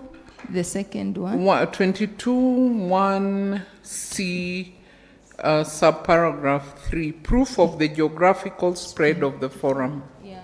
Yeah. So I think that was where the fear was, the fear of the mischief, because then what would be the benefit? Because unless we're saying that the authority wants to make sure that the forums are all over the country, but that hasn't been expressly stated. So what we're saying then is that the forum, or rather the authority, when it says it wants proof of the geographical spread, and this is in line with the section 23 of the Act, each forum, each organization registered under this Act may voluntarily join and maintain membership in a self-regulation forum of a registered public benefit organization. That's where this rule is derived from. But when now it comes to the rule, it drills down further and says it wants proof of geography. Yeah. What is the Act, or what is the authority going to do with that proof of geography? You see, Florence.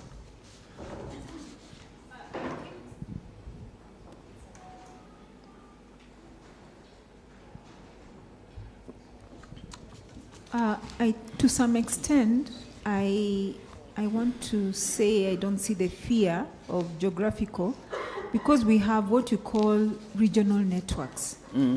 You'll find you have some that are being called Lake Region Economic Bloc or North Rift Economic Bloc,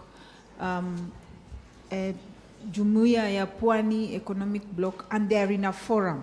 So if that forum wants to transit and become a self-regulating mechanism, I think that is part of the definition. Because you may find that there's a Jumuiya za Pwani and there is a Mombasa County, maybe CSO forum. And we have a lot of these forums that bring together all the CSOs.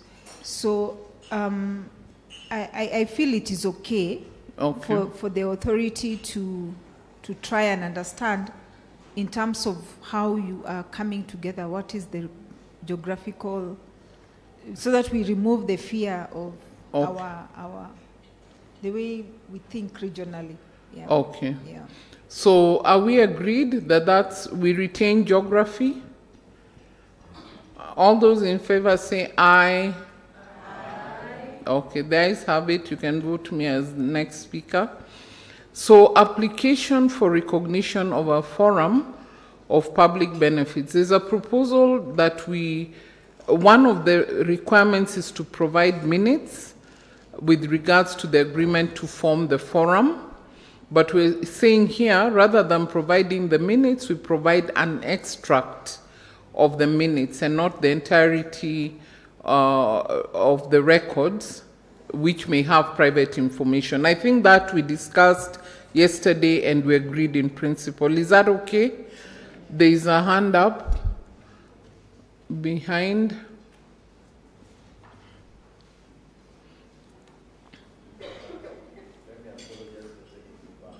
No problem. Just indicate where you're taking us back to. Yes.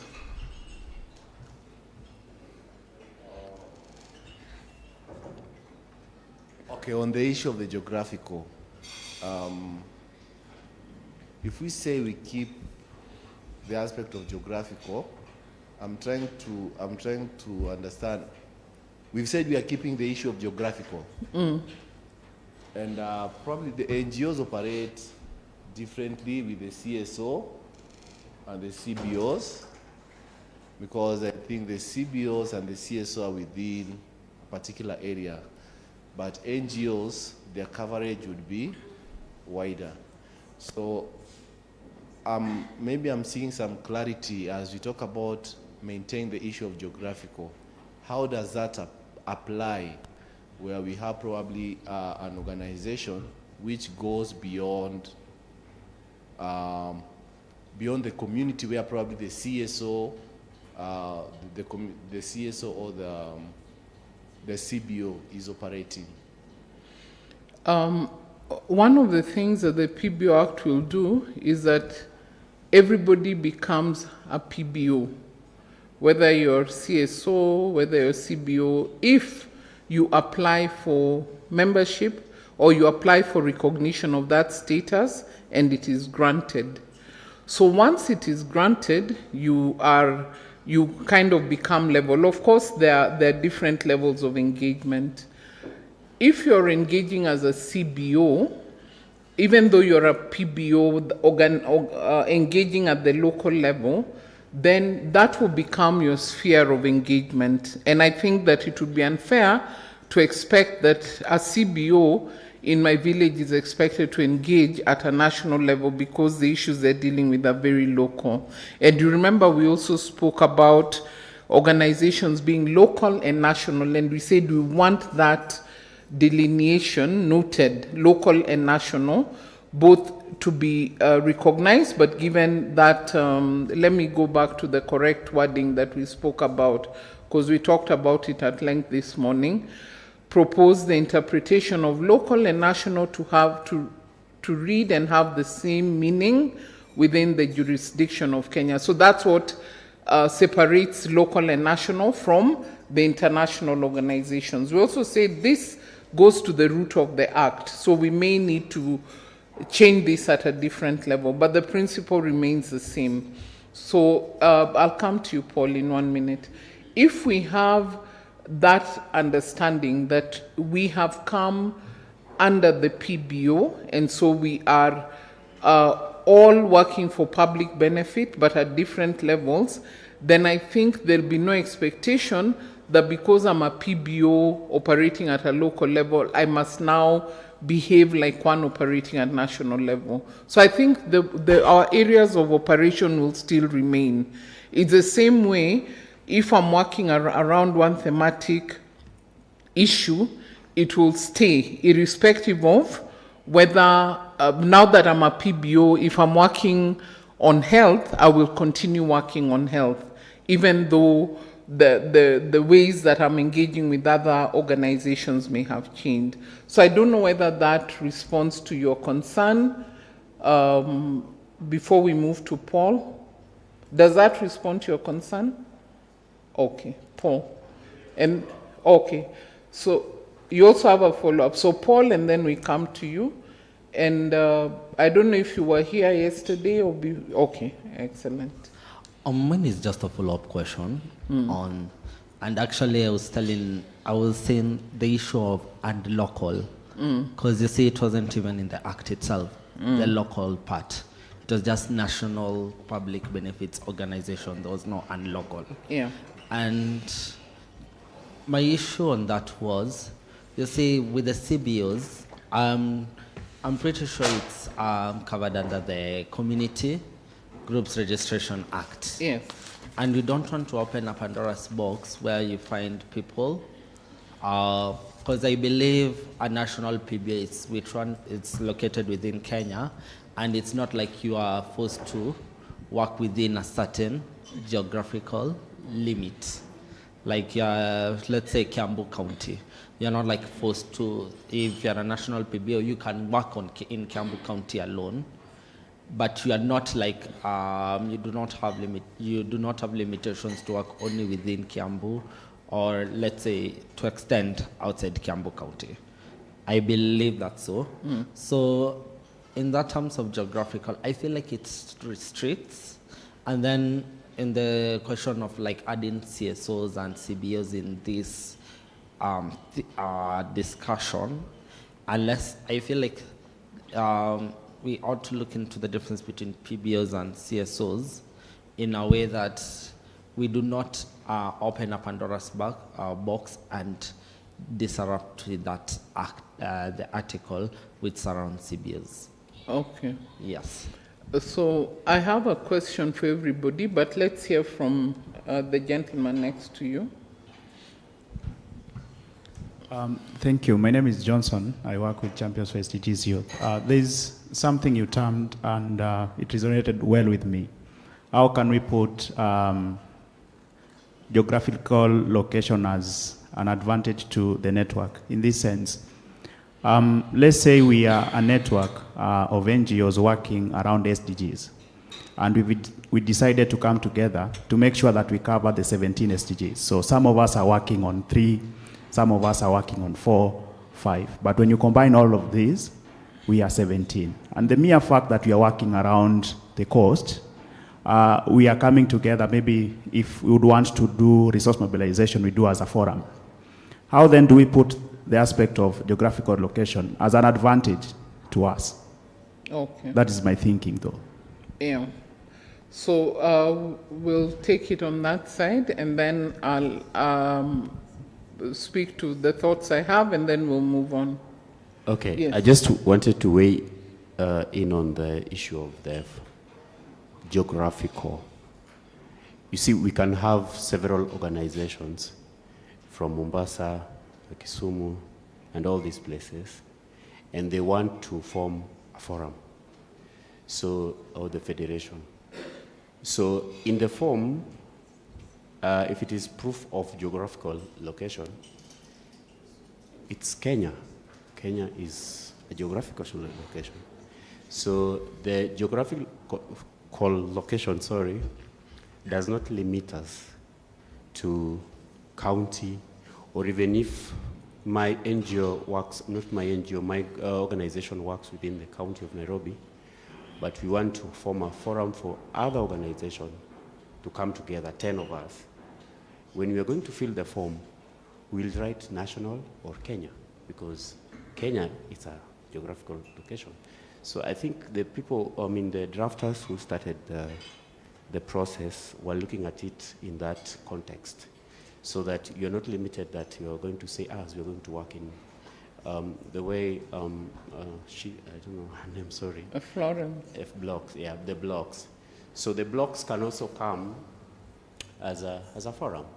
So they will say we work in Kenya, which is also a geographical location or proof of geography. And also there are groups that might come from, because we are in a Jumuiya East Africa, that one will also complicate, because there are also acts and treaties that allow us to operate even around the region. So I think the way it is, it's okay, the way it is. I don't know about the thematic, we can go around that, but on geography, I think it's okay. Okay, we'll take Vincent as the last one, because we need to move as well.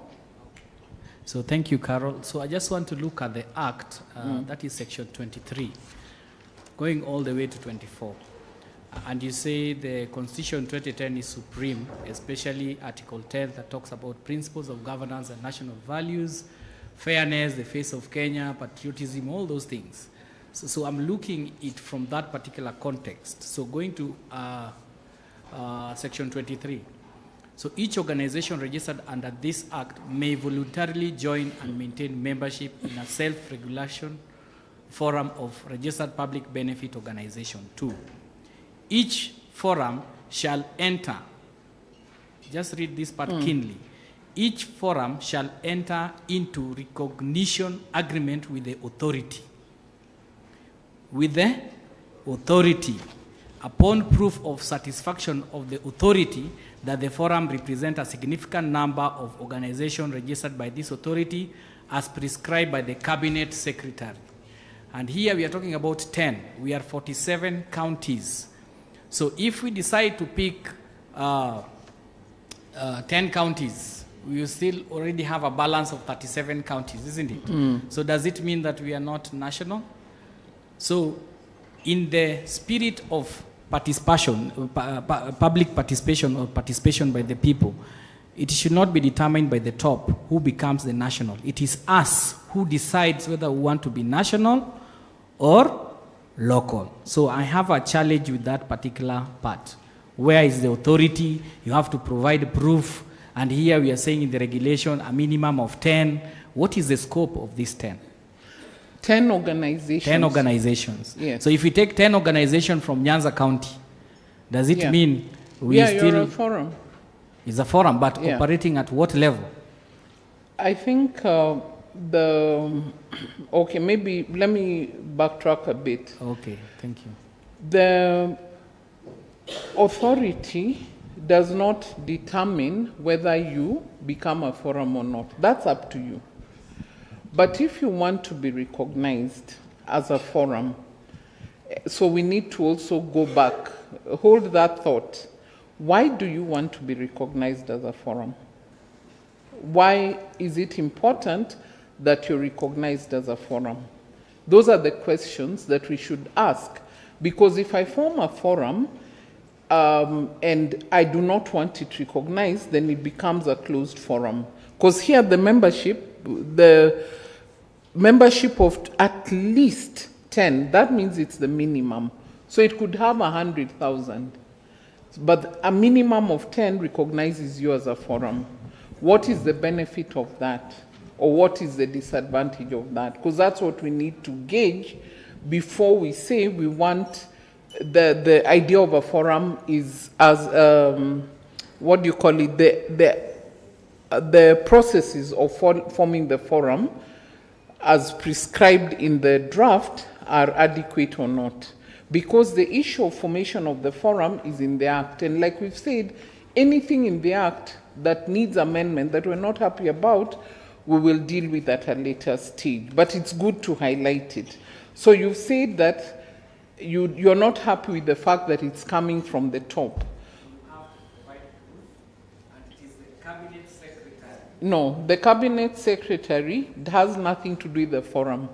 Here it reads that the forum represents a significant number of organizations registered by the authority as prescribed by the cabinet secretary. So the cabinet secretary refers to the registration of organizations. So if your organization is registered lawfully according to the authority, based on the authority that they get from the cabinet secretary, not the forum, your organization.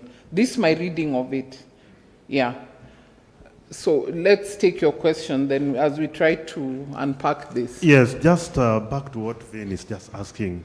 Now, based on all these discussions, yes, and the current situation, how we are operating, our organizations are part of forums. They are not defined by anything.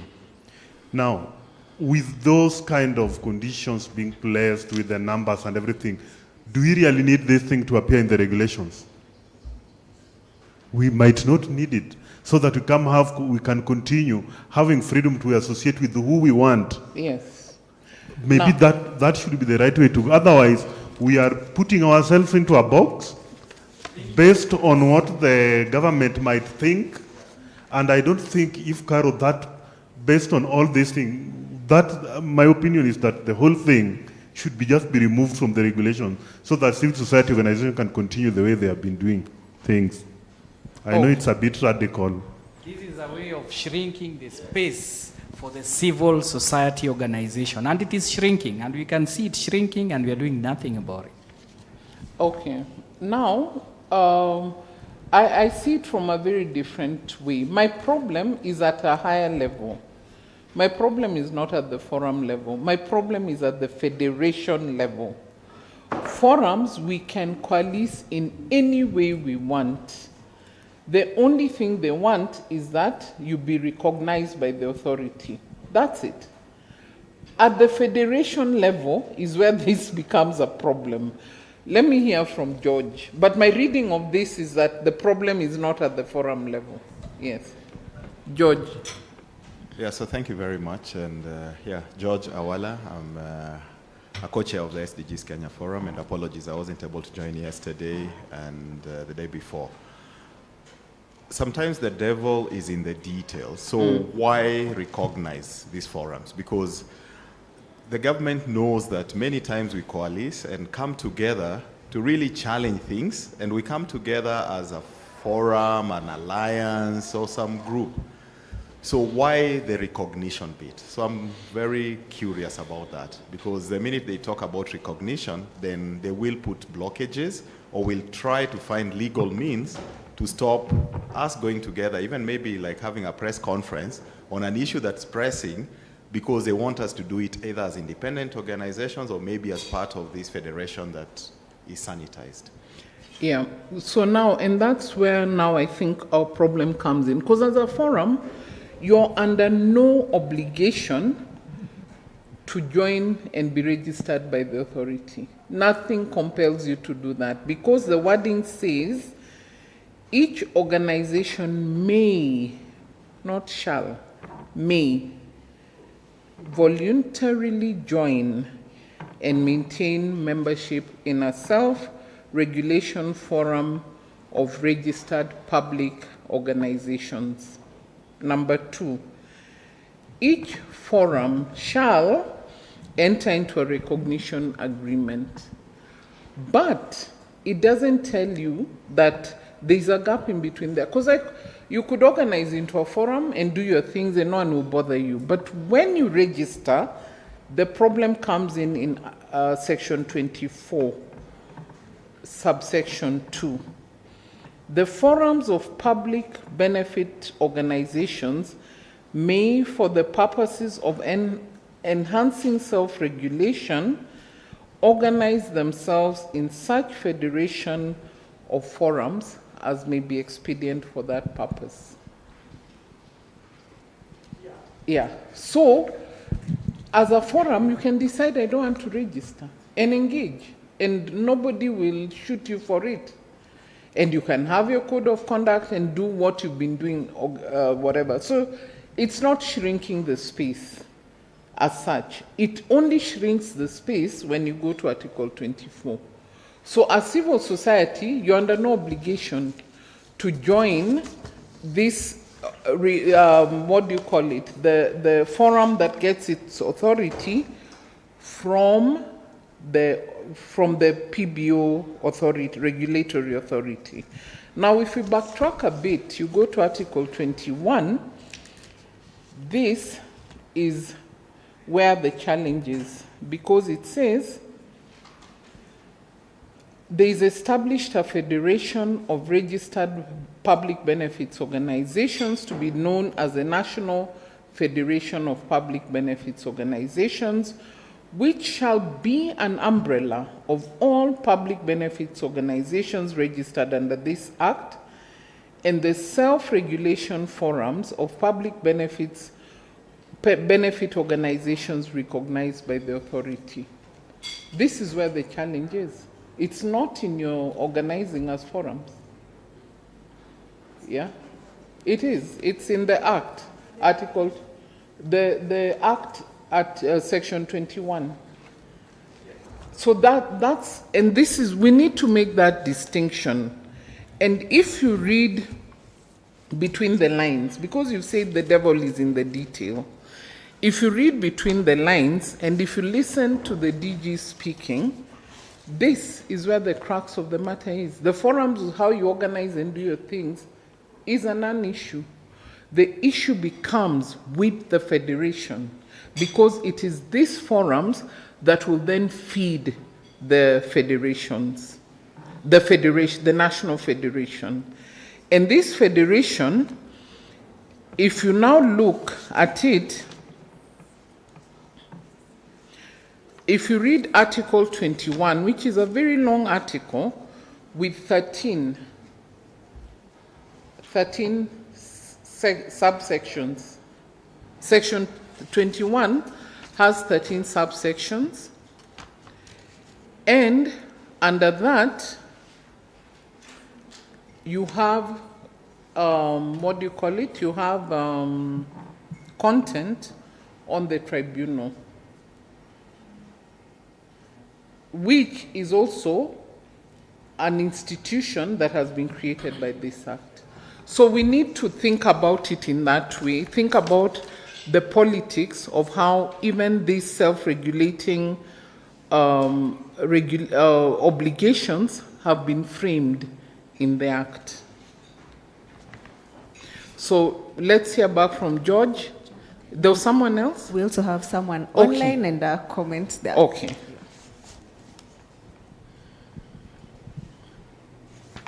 So I think for me the issue is this word recognition, because I think that's where we will have some challenges, especially if you're part of a forum which they deem is not recognized or does not tick these imaginary boxes. Because when you set up these regulations and also have the Act, there is what's in the print and there's also the spirit of the letter or whatever is written. So we need to be quite wary and also be very clear about how do we have influence in the federation and its organization. So I think that's something that we need to really think through so that we don't get boxed in, as one of the participants has said. Yeah, we could be encouraging this shrinking civil space because we think, okay, these are provisions that are open to us, but they could be also blockages. Yeah. And maybe as the next person speaks, if you look at section 24, federation is in small f. Article 21, it is in capital F. And those are things that you don't take lightly from a legal perspective. So let's look at this thing in totality rather than the piecemeal. Let's look at the bigger picture. This is a case of not losing the forest for the trees. So how do we make sure that the whole is bigger than the sum of its parts? This is where it comes to play. Yes. We have Francis Ndegwa. Yes. From online, yeah. All right, thank you. And I have to agree with my colleagues because whatever such kind of a registration is going to bring us into is going to point us to what we have in Uganda. It started like that. So I agree we should not have a regulation talking about how people can join organization or coalition. That should be out of those things. Because how it moved in Uganda, it progressed from moving from being a member, but again now we have moved from regulating. We have moved from just registering to regulating. And in regulating in Uganda currently, NGOs in Uganda, you have to submit your annual reports to 11 different organizations. That's not what we want, because these are the baby steps towards that. So you regulate the registration, but again, now you start regulating the operations. So we need to do away with that. Thank you. Okay. Yes. Sorry, we also have another participant joining online. Agnes.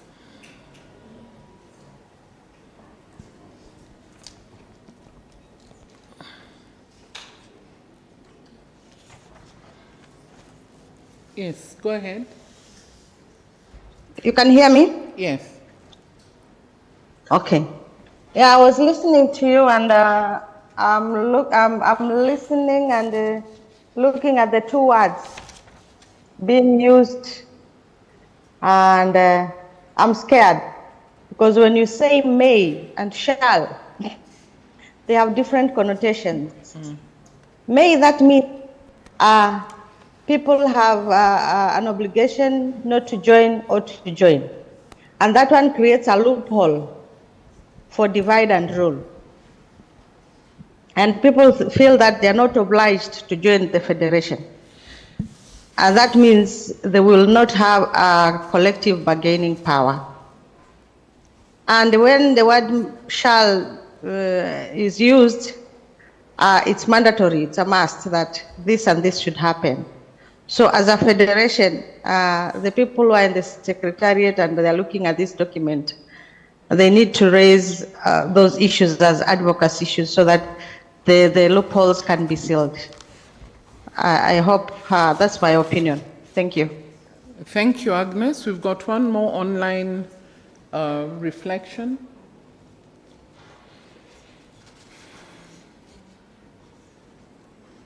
Nancy, go ahead.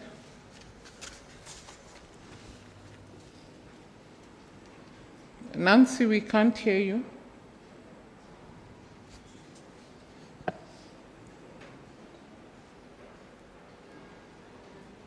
Hello, Nancy, are you there?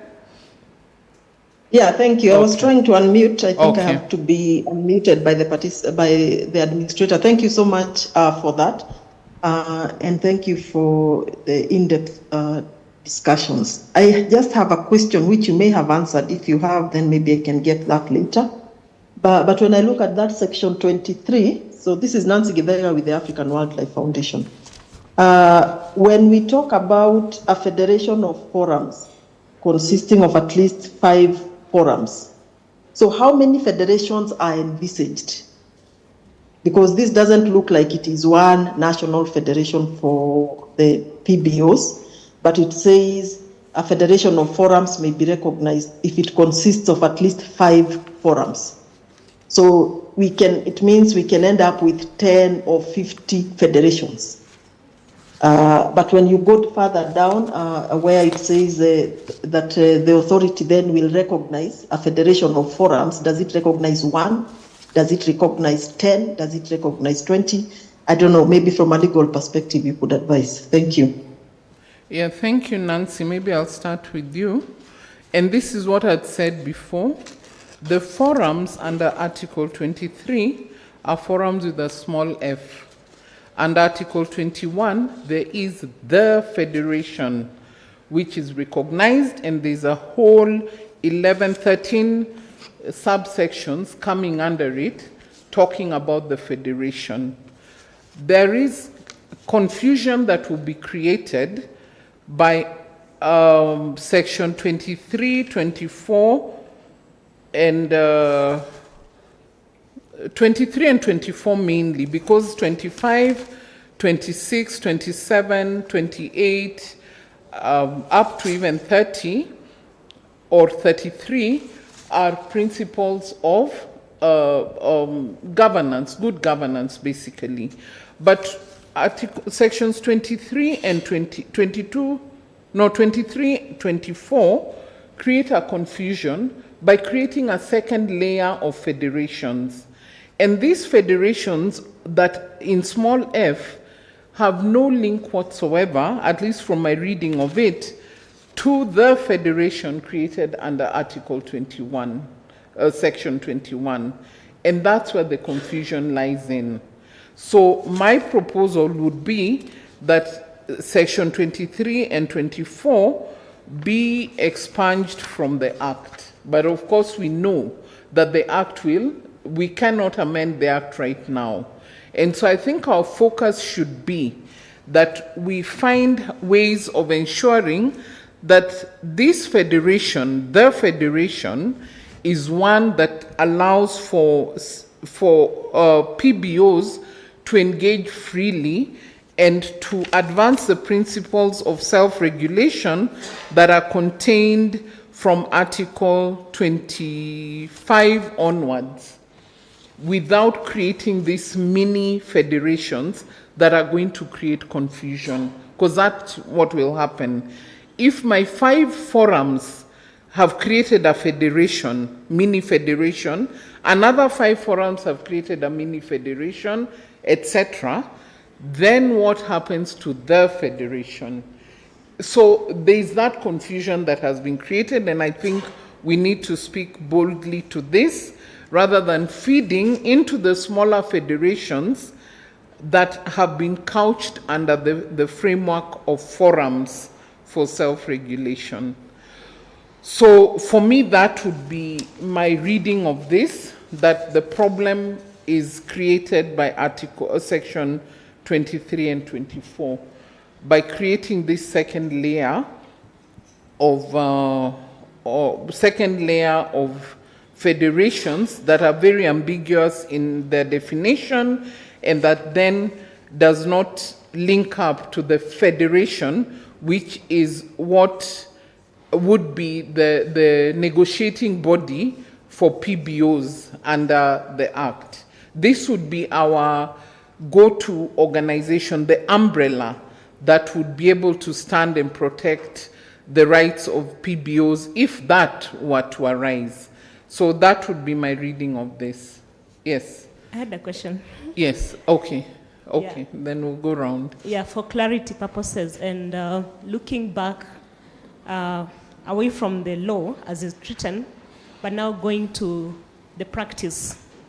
When you look at the role of federations, basically in society, they're interest-driven. And we can have multi-layers of federation. We can have federations at regional level, national level, sector-specific federations, because federations amalgamate on the basis of interests that are being advanced. And there are different outcomes that are usually envisioned from different federations. Some are resource mobilization, others want to articulate matters of policy, others want to enhance accountability, others, so there are many range of benefits that could emerge from federation. So I'm not sure whether we are also boxing ourselves by only looking at a federation that is going to drive the interests of the PBO in view of the PBO Act and regulations, and forgetting that the Act can also recognize that federations that are geared towards advancing other development-related interests, human rights interests, other matters of interest as far as the common good is concerned. So having one federation is equally suicidal in nature, giving room for many federations because PBOs will represent varied interests, right from the private sector, public sector, and many other interests even within the NGO sector, depending on the sector-specific interests that most of us are addressing in line with our NGO work. So the more open and inclusive that law should be, the more we'll be allowing for federations to evolve as interests emerge that needs to be addressed in line with the PBO Act, because we cannot preempt the problems that will be facing Kenya tomorrow, the problems that NGOs will be facing. Some of these problems evolve with the political climate, with economic pressures, international interest, and many other concerns. And sometimes preempting what the federation would be, it's suicidal. Leaving a window of opportunity to allow the federations to form on need basis is a safer way to go. Then, which goes to the issue of regulation, because regulation is not a bad thing. If you look at regulation from a positive element, is a way of also bringing standardization. So if you are stakeholders working with children, it's a question of coming up together and defining our work environment, the policy culture, what are the resource constraints, what is the enabling environment that we'd like to have. So in that way, we're also regulating ourselves, self-regulating by coming up with what we believe we need to have in Kenya for us to operate favorably. So there's nothing wrong with regulations. The question is, what are those regulations intended to achieve for the members who purport to be part of that process? So we shouldn't be scared of using the term regulation or even introducing regulatory frameworks, but looking at a regulation as an enabling platform that will help us advance and also have standardized way of doing things as a best practice, which is even recognized internationally. Yeah, and I think you're right, and I don't think that anyone is against regulation. The problem is creating conflicting spaces that are not clear. There needs to be clarity. And if you read the Act, if you read the way the framing of Section 23 and 24 are, it kind of contradicts to some extent Article 21. If you go 25 onwards, it speaks to exactly what you're saying. And 25 onwards, we're in agreement. We need regulation, self-regulation. We also need regulation at a higher level. But there's confusion in terms of these federations. So there needs to be clarity. We're not saying there shouldn't be multiple federations, but how do they feed into this one federation that has been given recognition? And I think that's the clarity we need to seek to create, so that this federation doesn't become a monolith that creates, so that we have the state, the PBO authority, then the federation, all handing down, like authority on PBOs. We're saying there is need for self-regulation, and the federation should be a facilitator, should not assume the position of the state, because it is made of civil society. It's an umbrella body. But the way it's framed right now, it would look that the federation is moving more towards the state rather than being a non-state actor. And the smaller federations that are proposed are actually looking at self-regulation. But the framing of the smaller federations doesn't fit into this federation at all, into the umbrella. So that's what we're saying. There needs to be the dotted line, if you may, to that federation, so that the umbrella is also reflective of the organizing that is happening at the county level, the regional within Kenya, county level, sub-county, national level, and these are coalescing around forums that are either geographic or thematic, and which then feed into the work of the umbrella organization, which is the federation, as has been indicated here. So that's my understanding of it. I'd like us to advance a little, because we're really, I'm looking at time, and remember our brothers in Garissa are waiting, our brothers and sisters in Garissa are waiting for our feedback. Yes? Maybe this is just seeking clarity on 21. There's the Act, Section 21(7), where I'm seeing the Cabinet Secretary shall have powers to ensure the compliance with the rules and procedures of the Federation at all times, including during the election. So I'm just seeking clarity in terms of that bill, because again, we're starting the Cabinet Secretary being, having that kind of ultimate power and authority, being the one also participating or having power and authority in terms of elections and also how the Federation runs. To me, it sounds... Yeah. Yes. Okay. Huh? Yes. Okay, so I'll take, please say that into the microphone, then I'll take the last comment on this, and then we need to build consensus on what we are saying, what we are proposing. Yes. I hope we can start moving towards propositions. Yeah. Okay, I just wanted to weigh in on that. The way the regulation goes, we have forums that will come together and form the federation. The federation will have their own constitution that will guide how we are going to form the secretariat, just like the Federation of Kenyan Employers, or employees or employers, one of them. So FKE. So once they have their constitution, even when they want to make a stand or on the issue of government, maybe the government wants this, they will have to, maybe within their constitution, they will maybe place something like 2/3 majority of the forums, because there also blocks the forums that we mean. So I think at that federation level, they will have a consensus that if the government wants us to do this, our federation officials are going to say this, because the Western Forum has said yes, the Eastern Forum, the Coast Forum. So if they don't attain the 2/3 majority, whatever the Secretariat is going to tell the government is that our federation has unanimously opposed this 1, 2, 3. So I think as the way it has been, I'm still maybe going with the regulation, there are no so many thorny issues as to that aspect, but it is upon us now to put it on the plenary. Okay.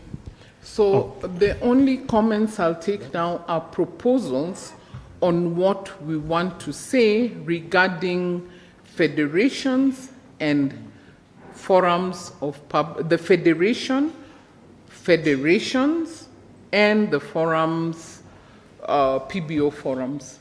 Just that. Anything else, I will ask that your microphone be put off. Okay, thank you so much. Before you put it off, I think the entire thing has a lot of loopholes, including the procedures even of conducting elections within the federation, which requires even IBC to be the one that should be conducting that. It means even terms of membership of those federations are going to be very tough, that most organizations might never even qualify to actually call themselves part of those federations. So maybe the intention of this is to create conflicts within the civil society to the point that at one time we will not be able to discuss and agree on any single thing. Because I've had experience of being members of CSO forums in other regional forums where people cannot sit to agree on anything. Because number one, there are people who we are seeing as posturers. They are doing this at the behest maybe of the government or a few clique of people within those federations. I think intention of this was maybe to create disharmony within civil society so that we cannot be able to confront certain things. Okay. And I hope, Caroline, with your big networks, as you pursue completion of the regulations, we must also keep our eyes on an amendment to the Act at the earliest possible opportunity. Exactly. Because that is where we have the problem. Yes. What we are dealing with, tunajaribu kuchota maji ambayo iko ndani ya nyumba badala kuzuia maji kuingia ndani. That I agree absolutely. We need to, the Act has very many loopholes. But now, if we look at the regulation and the fact that the Act has loopholes, that I think has been established and we're already picking out where the loopholes are. But for this, we have an opportunity now to determine how this federation will be formulated, how it will conduct its business, how it will elect, how people will be nominated, etc. If you look at the regulations and the forms that have been provided, they do not give us the detail, the level of detail we need. So this is what I'm going to propose that we do. I want 3 volunteers, 3, who will come up with the regulations for Article 21, 22, 23, 24. 23 and 24 has some level of regulations, but I want us to sharpen them because even in the proposals that have come, we don't have adequate regulate or recommendations for strengthening this regulation. So I need 3 volunteers. I'm going to volunteer Mercy Chelimo. I need 2 more. 2 more volunteers, or I'll volunteer you. And this is critical because all you will need is half an hour. You sit in a corner, write down, it doesn't have to be perfect, write down what needs to be there, nomination form, process, or whatever. We need to have it. Because if we go to this public participation as is, then the fears that we have all expressed here will come to pass. Remember, we've come from a place of hope, not fear. So we need 2 volunteers, please. Florence, I need a man. Gender. Who? Francis. Okay, so Paul has also volunteered. 4 of you. I'm going to remove you from this room now. Please go and sit somewhere and come up, look at those articles, and don't go into too much English. Just say, number 1, we need the nomination process. How do we get the federation? Number 2, how is this election being held? Number 3, like that. So that in half an hour, by the time we're breaking for lunch, we'll have looked at what you've come up with. So please go to the room next door or to the restaurant and just come up with something some meat that we can hold on to. Because this is critical. And this is where all these fears we have expressed will come up from. Yeah. Yes.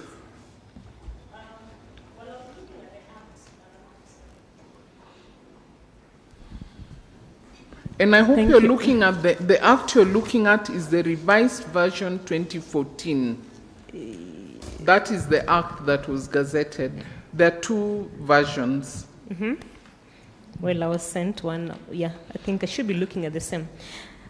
It's just a general observation with the act. I noted that I believe it's a best practice to have definition of terms that are commonly used in an act of law. Yeah. And I noted that it's missing out on that. Yeah. That means even the definition and understanding of a federation and the definition and understanding of a forum in this act has not been provided.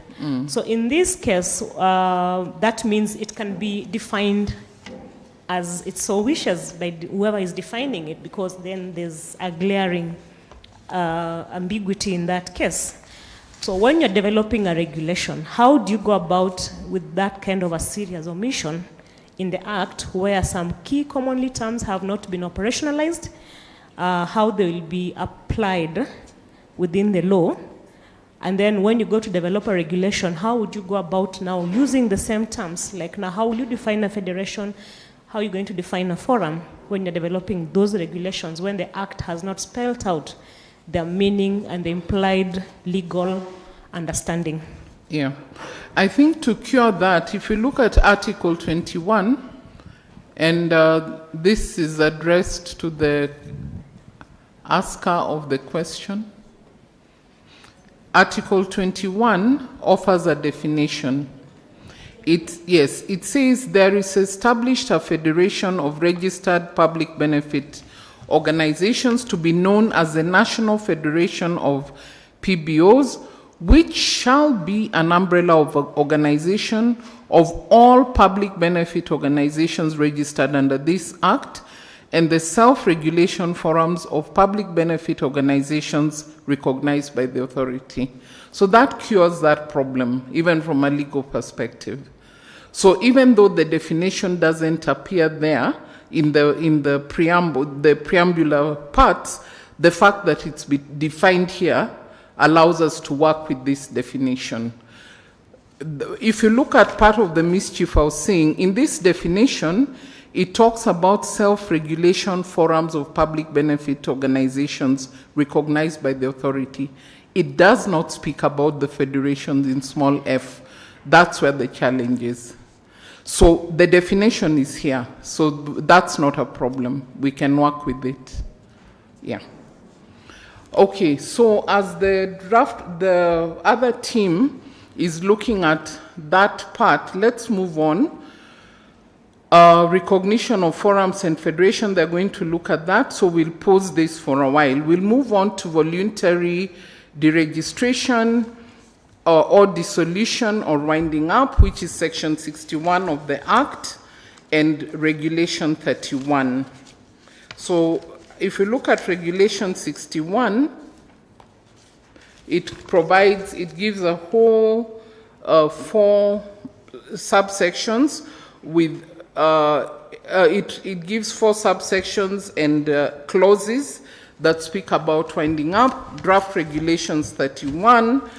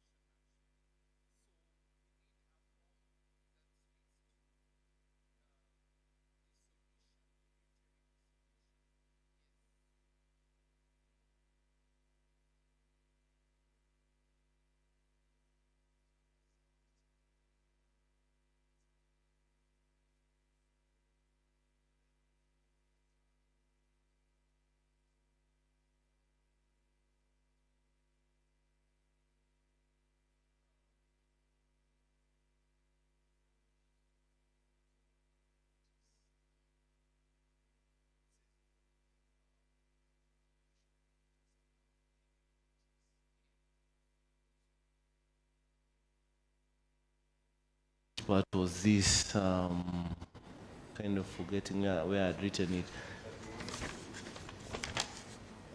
31? 31.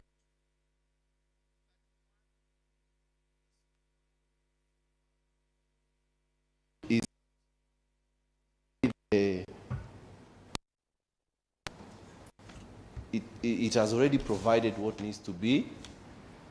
It talks about giving notice. Notice which has gone through the processes, the organizational processes, the membership processes, the signatures. It's about notifying the authority of the intention of what you want to do. So for me, in my opinion, I think the form might not quite be, because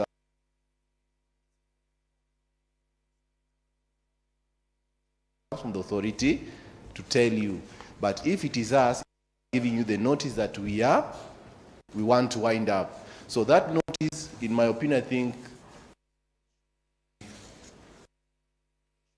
it should be allowed the regulation, that there are also no other forms being introduced. So Yeah. the form should, in my opinion, should just come in when it is from the authority notifying you of the intention to cancel your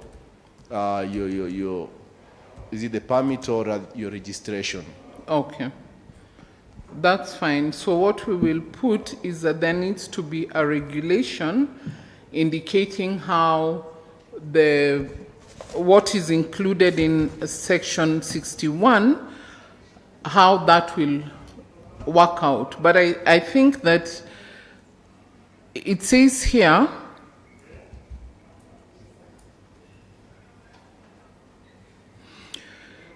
and maybe that's why, if you look at section 61, a registered public benefit organization may deregister, wind itself up to dissolve voluntarily by sending to the authority, in the case of a membership organization, a resolution by a vote of at least 2/3 of the members, signed by the chairperson of the governing body, or in the case of a non-membership, a voluntary decision made by the governing body stating its intention to deregister. Yes. So that process is already here. Maybe that's why there was no need to duplicate it, because it's very clear.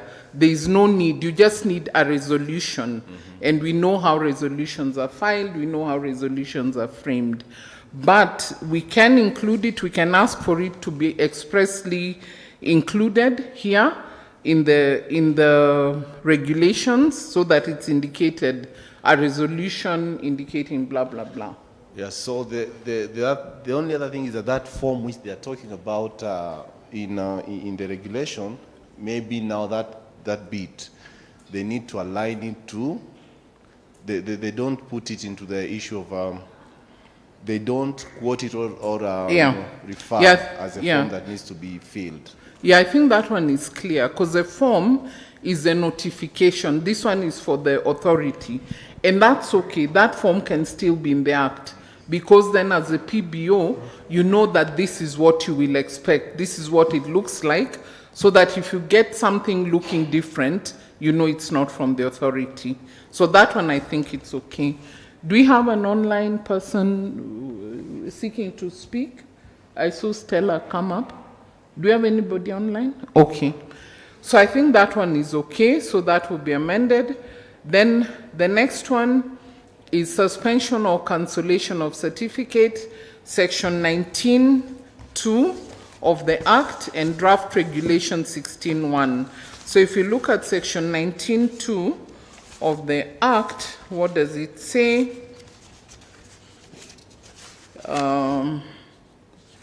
Section 19(2) of the Act says that the authority may, subject to section 17, which is on section 17 is on review by the authority or appeal to the tribunal.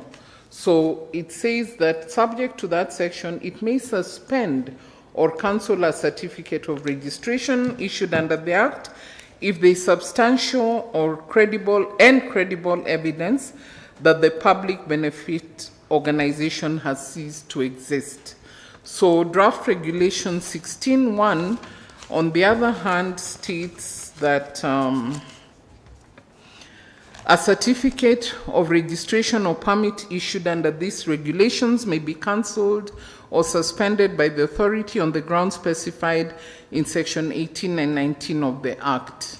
So the Act use of the term certificate of registration and permit of registration. This, I think, we spoke about yesterday. So we need to add the word permit of the registration in the draft regulation. So that one is a wording issue. And a certificate or registration or a permit. So we want to say a permit of registration. So that amendment, I think, is can be done. And then if we go to the next section, section 31 of the Act, section 31(1) of the Act, which states as follows.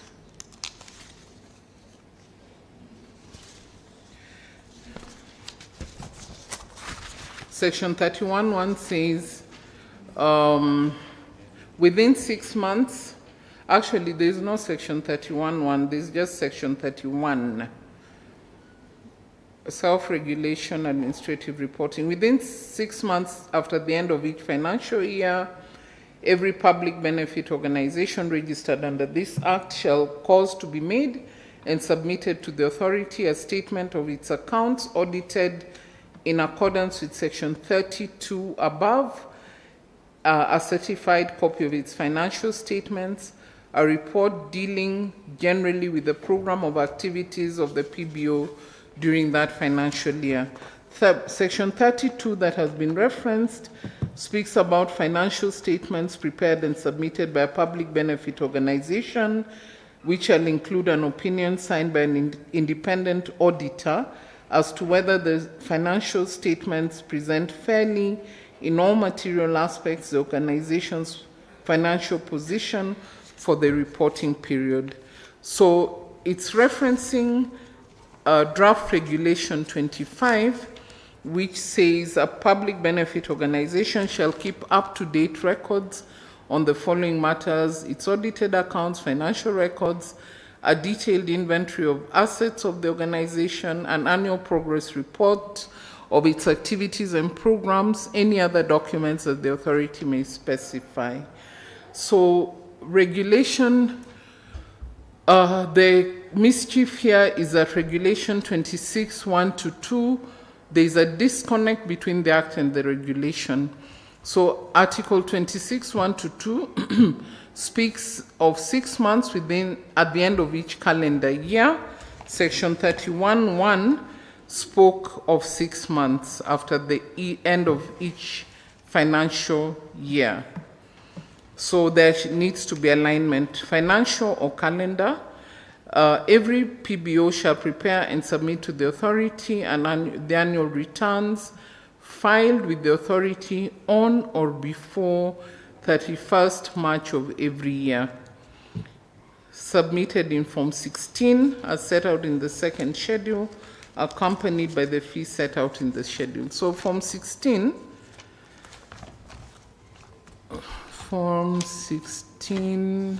talks about the annual return. So the annual return is given here: establishment information. I'm reading the big headings: the name of the auditor, contributions from the communities, the personnel, and then the projects. So the proposed to streamline the deadlines. I don't see any conflict in the deadlines, because here it says within 6 months of the end of each calendar year, every public benefit organization shall prepare and submit to the authority annual returns. But they have to file them by the 31st. So you file by 31st, you can submit on the 31st or until 30th of June. So there is no, in my view, there is no conflict there. Because I think that's the present practice, that you file your returns by the 31st of March, but you're given up to the 30th of June. Because what happens is, if you're to file by 31st of March and submit by 31st of March, you'll be late. Because you could file on the final day at 5 p.m., you won't submit it before the end of the day. So I don't think there's a mischief there. I think it's just when you should submit it. But filing is very clear that it's the 31st of March. Yeah? So the other areas of, for clarification or improvement, the authority to have outreach and capacity building programs for the registered organizations, the authority to have branches in different counties or at Huduma centers, the appeal process under Section 61 of the Act and Regulation 31 may hinder small PBOs from seeking justice due to the cost implication and length of time. So if we look at Article 31, it talks about 31(1), Regulation 31(1), it talks about a public benefit organization may dissolve itself voluntarily in the manner specified under section 61(1), which talks about the dissolution, deregistration, dissolution, or winding up. So I don't know where the cost implications, the appeal process comes in under Article 61, because let's see.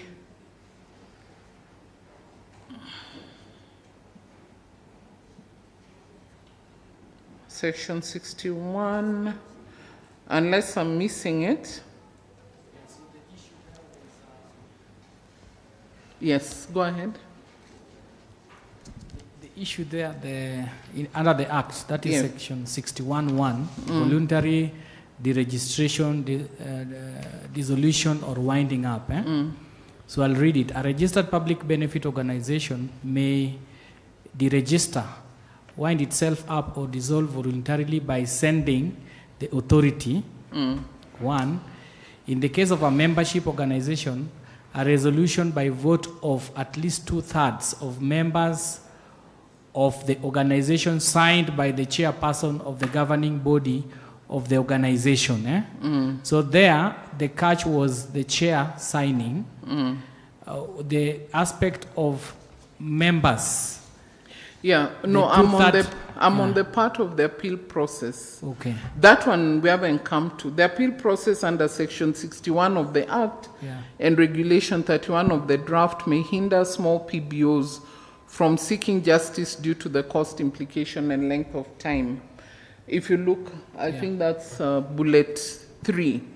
So that's where I was. The bullet 4, we haven't gone there yet. Okay. Yeah, because bullet 4 I think is clear. Now that you mention it, but bullet 3, I'm wondering whether a wrong section was quoted, because section 61 does not talk about appeals, neither does regulation 31(1). Regulation 31(1) talks about dissolution. Okay, in bullet 3, maybe the team members will also contribute to that. The appeal process under section 61 of the Act and regulation 31 of the draft may hinder small PBOs, because you find of the legal implication on addressing those appeals, the back and forth. So the concern of the team was, do these local organizations have the financial capacity to get the resources to support the appeal process within the stipulated time period? Okay, and that's how they proposed. What sections? Because the sections are wrong. Yeah.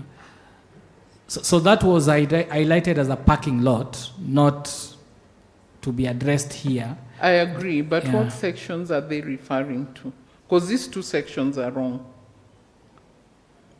Okay, who was in the group that raised this?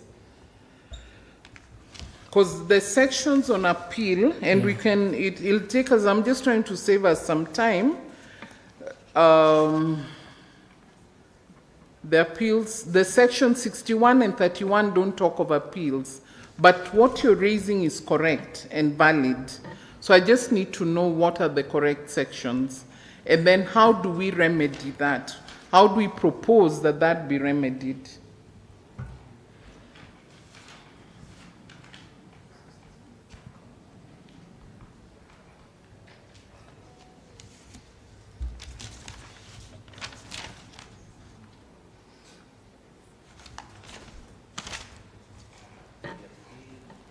The appeals, can anybody who's found it help us so that we put the correct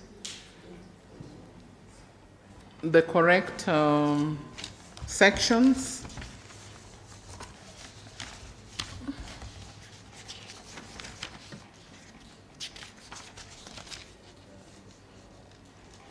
So it should be 50, the tribunal. Let's look at section 50 to 55.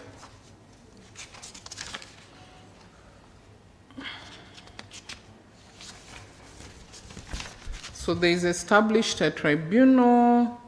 Let's look at the amount of time.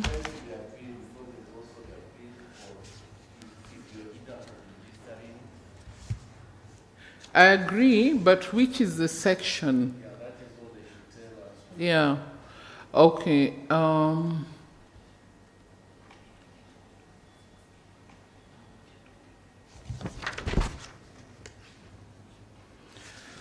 So the appeal process. 16 is for refusal of registration. Which one? 16. Does it talk to? Which looks at the area of refusal of registration. Whether it's that, because that is also. No, we're looking at tribunal. 17, review by the authority of appeal to the tribunal. 17, okay. That's the act or the regulations? This act. Act, okay. So see, you say 16 and 17. Yeah, the 17. Okay. Let's look at that.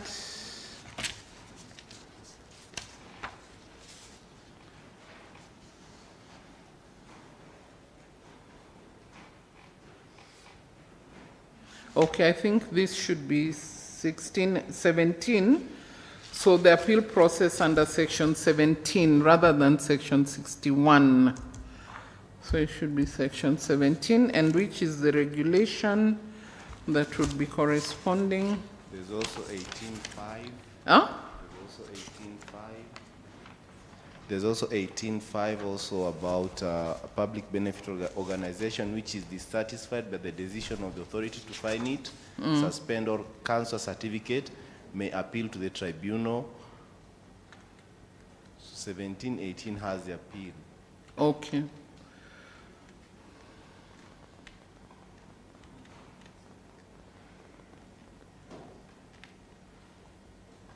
Okay, so then we need the corresponding regulation.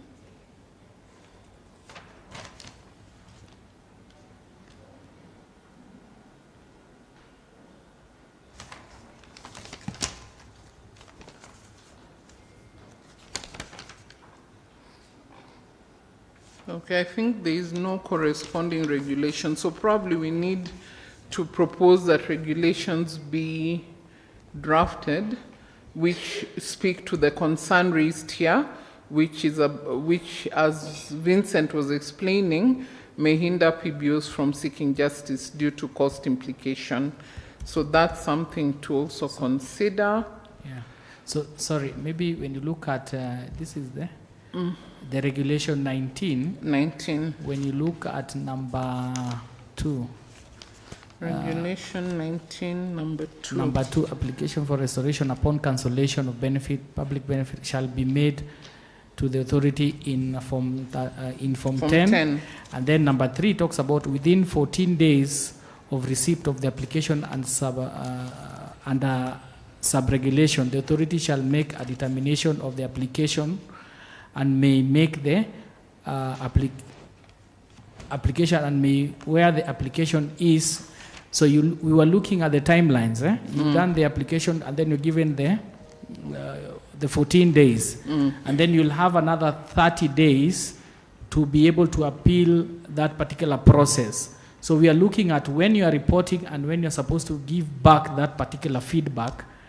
The 30 days, I'll be able to trace and then I'll tell you where it says you're given the 30 days, the 60 days to respond, and then there is the 21 days whereby if you fail to respond, that name will be given to another entity for registration. So if you look keenly, I'll be able to give you the details, the timelines.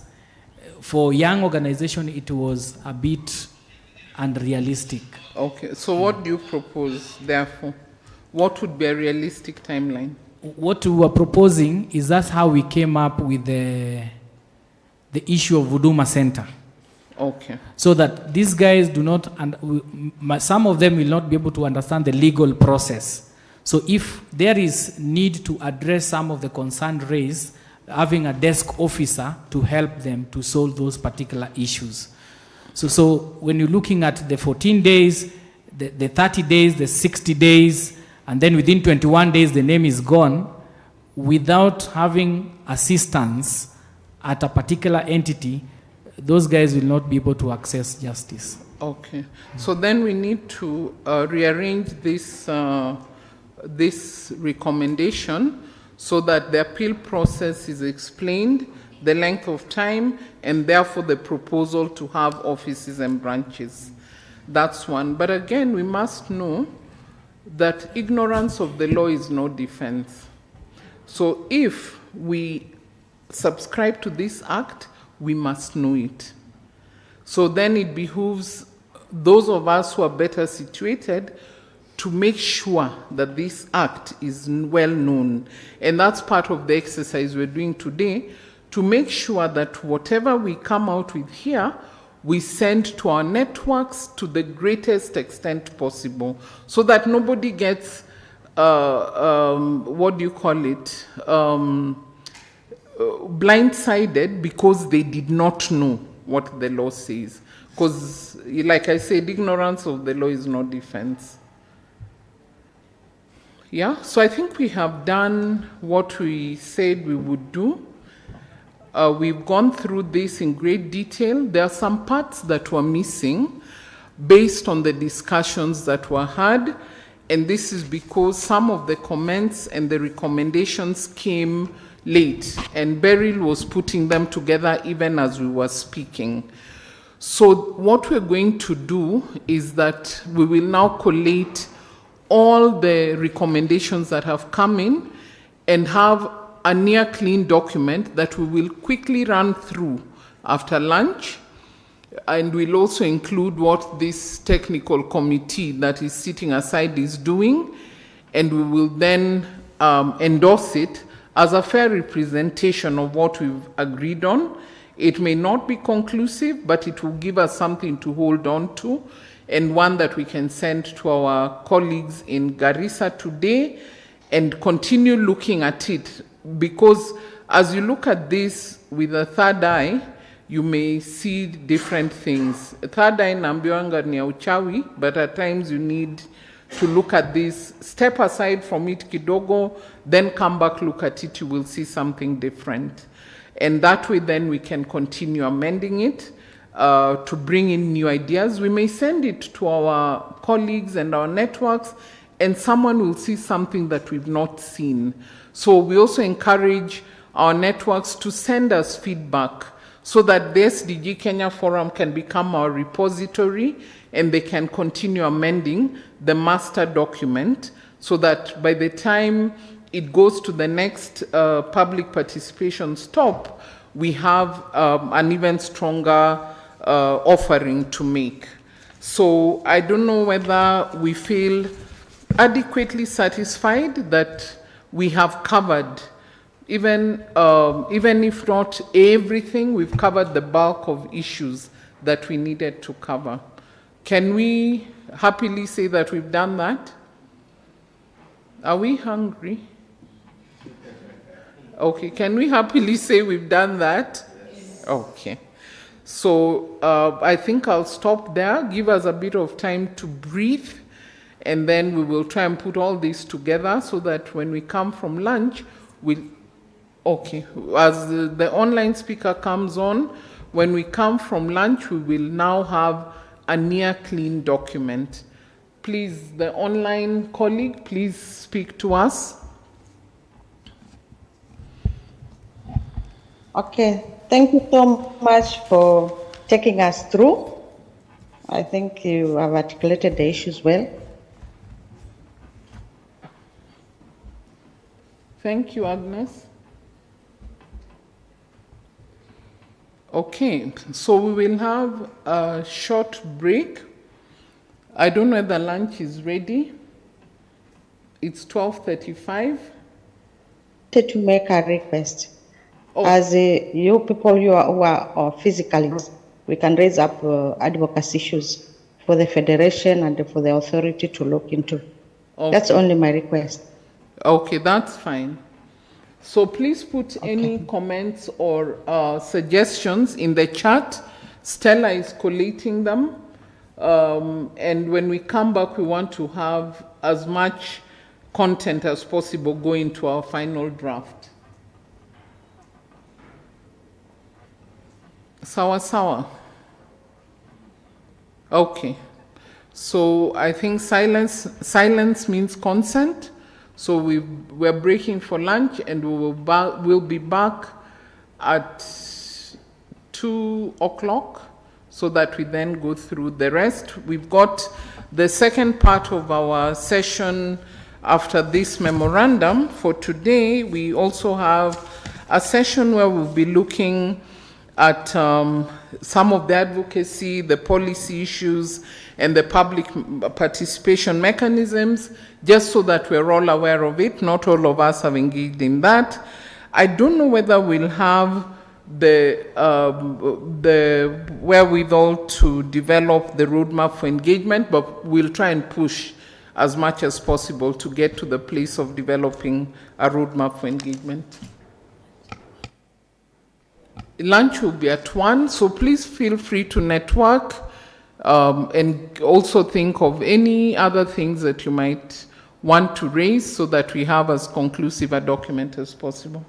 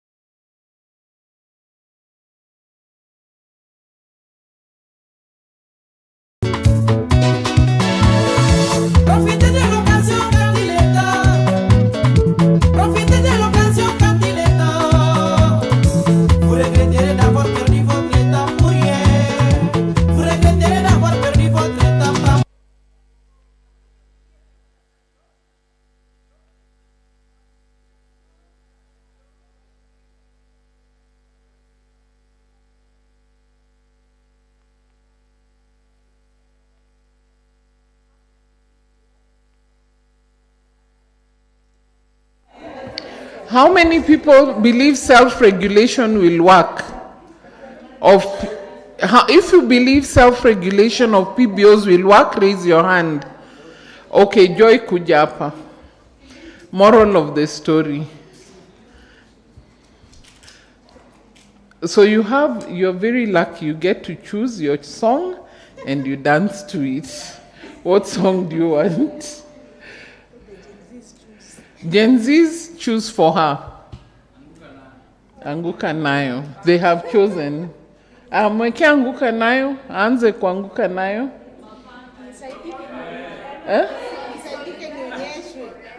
Who's going to show her anguka nayo?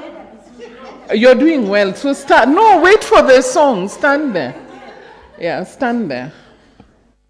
If self-regulation has to work, the rules must be followed. Aya, mweke anguka nayo. Tushaskia. Kwa dad, please.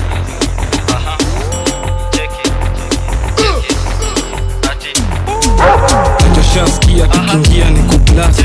Huko ngabado na chuklo madam, so anguka nao itabaki meflow na vibe.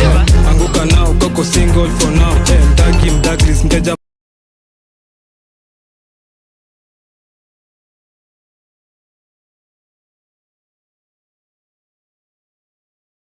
George had a special request. George, you stand here with Caleb. No.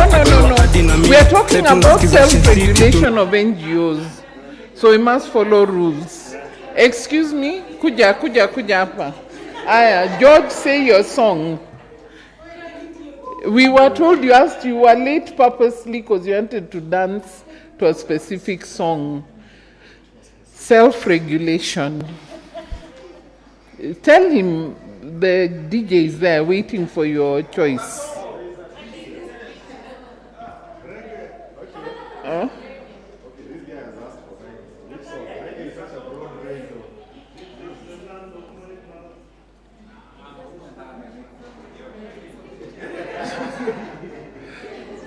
I am Mwanze haraka. Come, kuja tu. Ingia kipole. Usisimame hapo nje. Nimejaribu mafuta na sabuni nyingi. Hazikusaidia kurelieve eczema, dryness, or my baby.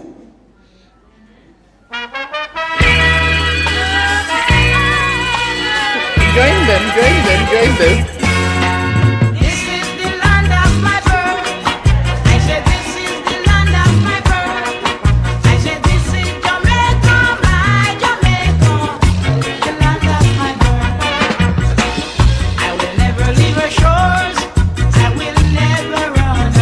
You must join them. I will punish you.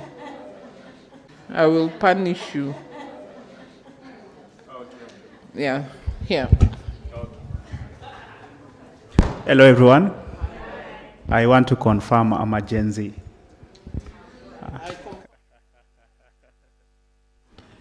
So I have an activity for all of us. Let's be upstanding.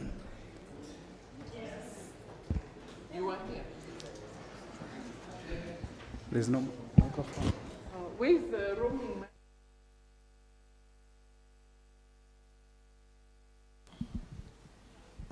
So Carol has requested we do it as simple as possible. So a simple game. 2 rules. 1, you do as I say, not what I do. Are we together? And you look at me. So when I say ba, this is ba. When I say bado, this is bado. When I say bado, this is bado. Are we together? So ba, bado, bado. 2 rules. You look at me. Another one, you do as I say, not as I. Sawa. Let's try your legs. Ba, bado. Ba, look at me. Yeah? Ba, bado. You do as I say, not as I do. Okay, I'll be the prefect. Okay. Ba, bado. Ba, bado. Can I do it without the mic? Yes.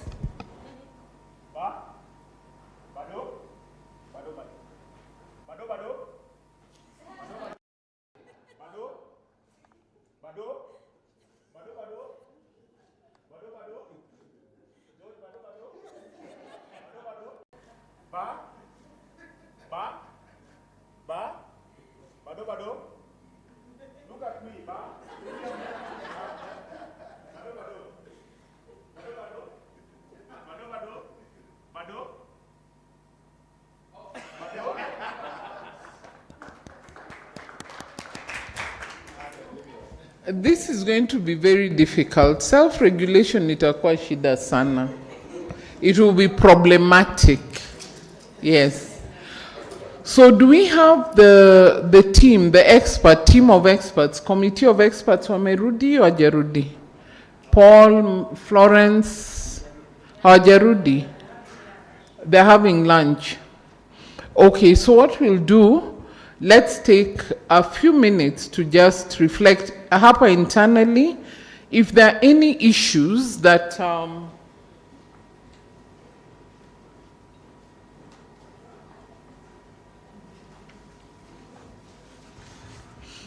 there any issues that you feel you still want to raise?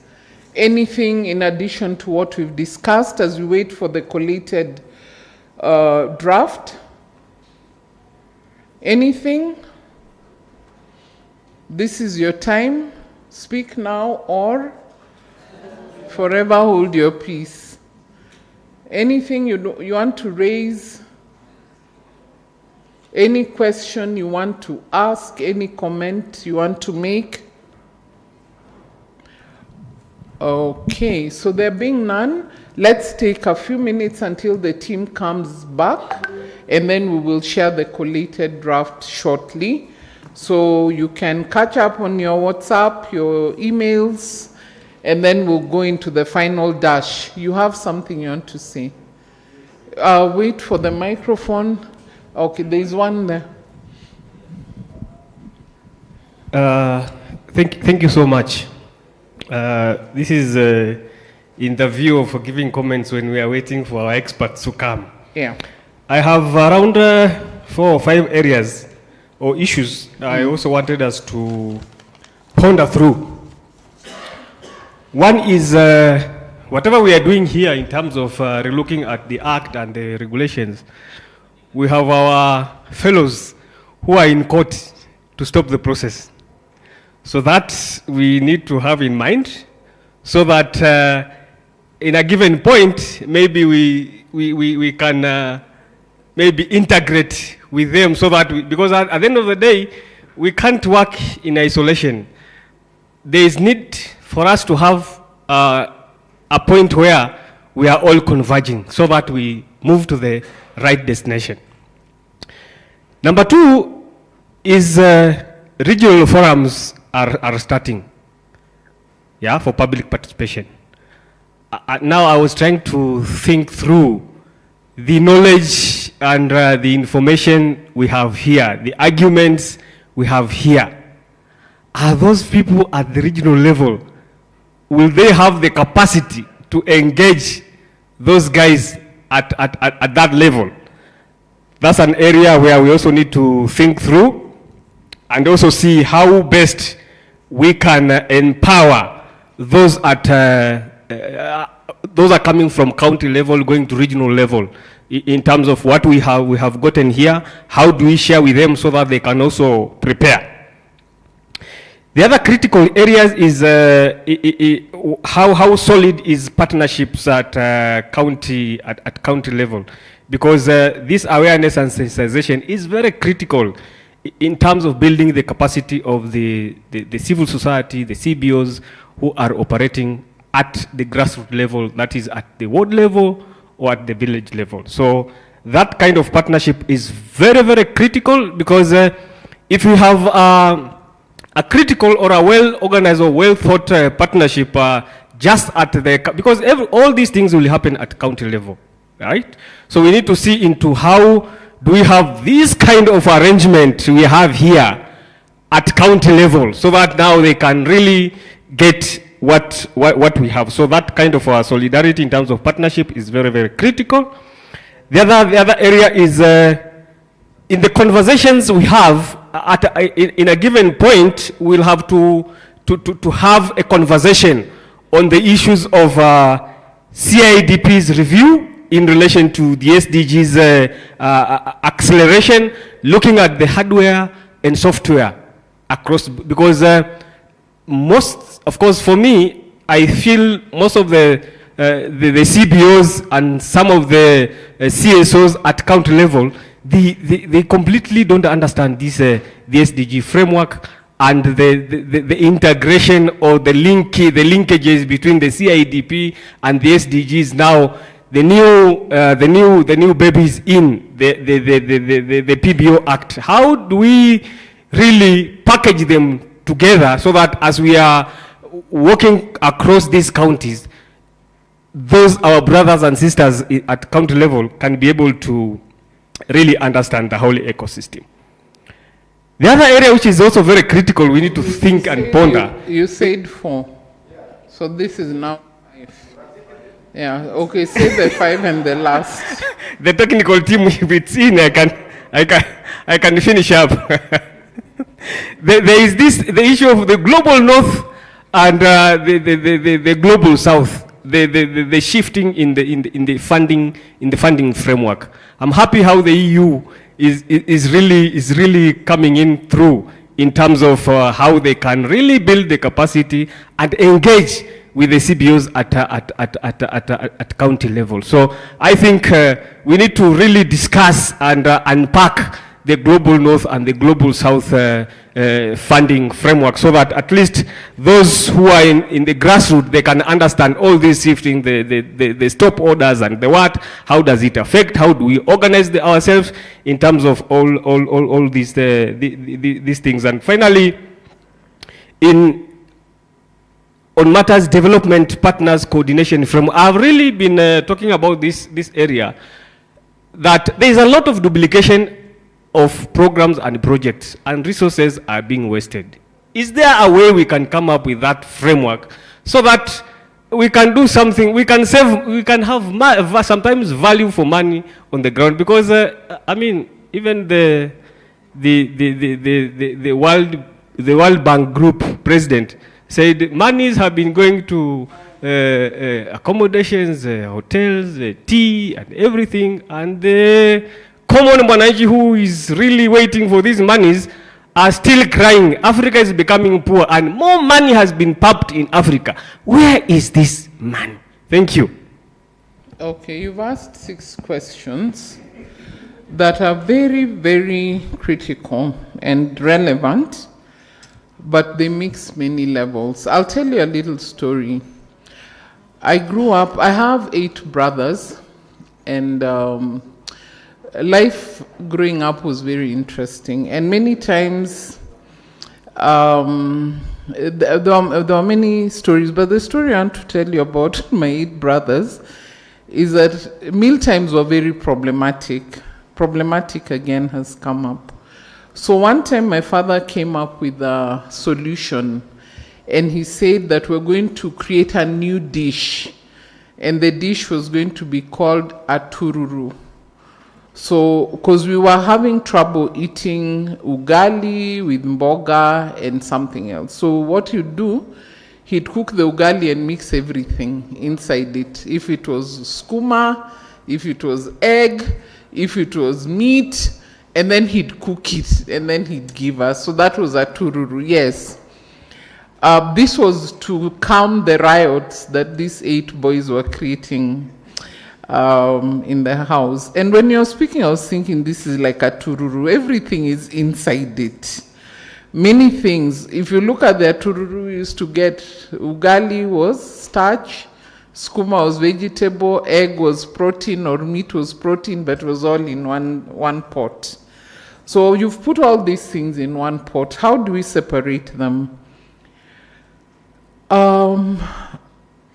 The separation I want to propose is that we look at the first 2, which is the process, then we look at the content, and then you've made an assumption that knowledge can only exist at the center, because you've spoken about the CBOs at the local level not having adequate knowledge. How many of us believe CBOs don't have adequate knowledge? Raise your hands. That's an assumption, yeah? CBOs have a lot of knowledge, and they also have a lot of power. So we need to also debunk that myth. We cannot continue with the narrative that CBOs, then we take on the role of what we're complaining about the global north. We take on the role that we are the ones who must empower the local levels, which I think is a very problematic narrative. So I wanted us to debunk that myth. The partnerships at the county level are very solid. Last year, when we were mobilizing towards the push for the PBO Act operationalization, we had a representative meeting of 300 participants from across the country. And listening in to the conversations that were coming from the county level, it was really telling that there's a lot of power that sits at the county level. So let us not generate or perpetuate this narrative that that does not exist at the county level, because then we're doing our colleagues at the local levels a disservice. Then you've talked about the review of the SDGs and bringing it into this conversation. What is CIDP? Does everyone understand? Yes. We cannot bring that into the PBO conversation, because the PBO conversation cannot focus on one theme. If we bring in SDGs, someone working in a different sector will tell us, why are you only focusing on that? So the CIDPs can integrate the PBO conversation into their processes and not vice versa, because I think there's opportunity for that. What we're doing with the case in court, we cannot stop and wait for the case to be heard. So we will do what we need to do. If the case is decided, or when the case is decided, then we will stop and check and see. Because if we wait right now, this act will stay. It will stay maybe another 10 years. We know what our court processes look like. So we continue with the implementation. We know, and we've said earlier, the act is not perfect. It is an imperfect act. But we will not throw away the baby with the bathwater. We will try and make good what is good, because there are some elements of the act that are good. And in our way of ensuring that the good parts of the act are of use is through the regulations, and we have an opportunity to influence that. And one of the things we said is that we would get a small technical team from within civil society to, the critical thing is not right now even so much what is being collected, what is being said in Garissa today. Our question should be, will whatever is said in Garissa feature in the final draft? How do we ensure that whatever is said, even in this space now, features in the final draft? Because we could also read the memorandum that we've prepared, and it's put at the bottom of the list, and it didn't feature. So we have work to do, and one of the things we're trying to negotiate is to ensure that we have civil society representation from as broad a perspective as possible in the final drafting of the regulation, so that all the views that will have come in, or the greatest extent, to the greatest extent possible, are reflected in the regulations. You've spoken about Global South and Global North funding frameworks and the development partner coordination frameworks. Those are critical. I don't think they enter directly into the PBO conversation, but they're critical for how we mobilize and how we organize. The Global North and Global South conversation is very resource-laden. If we cannot collaborate as civil society, Global South and Global North dynamics will always play out. Right now we know about the decolonization of aid. That's a conversation that has been going on for a long time. To what extent were the colonized in the aid process involved in the decolonization, development of the decolonization conversation? Those are the questions we should ask. But now it's upon us. So how do we collaborate? How do we ensure that when I go to donor X and I know that next door organization Y is doing the same thing, how do I collaborate with organization Y so that we join forces and approach donor X. Otherwise, we'll keep fragmenting the funding. And who suffers at the end of the day? It's a beneficiary that we want to benefit from the services that we seek to provide. So how do we collaborate more as civil society? And I think when we look at the Act, the conversation now, I was hoping that this would take place after the technical team has given us their feedback. Because the issue of the federation, the issue of the forums, is those are channels of collaboration. How do we collaborate as civil society? One, to counteract or to stand in counterposition to the closing of the civic space.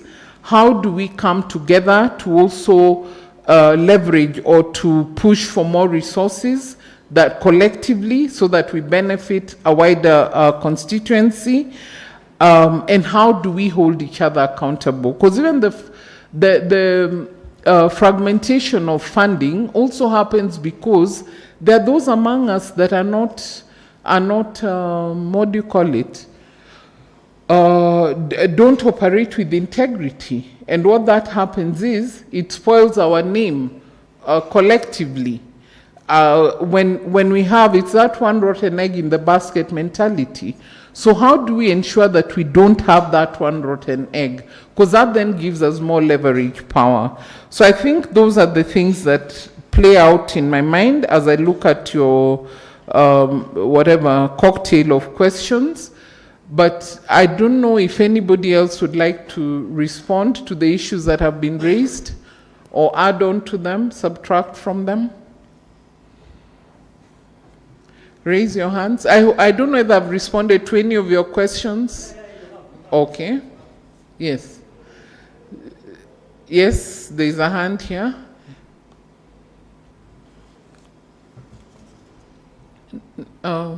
Where's the roaming mic?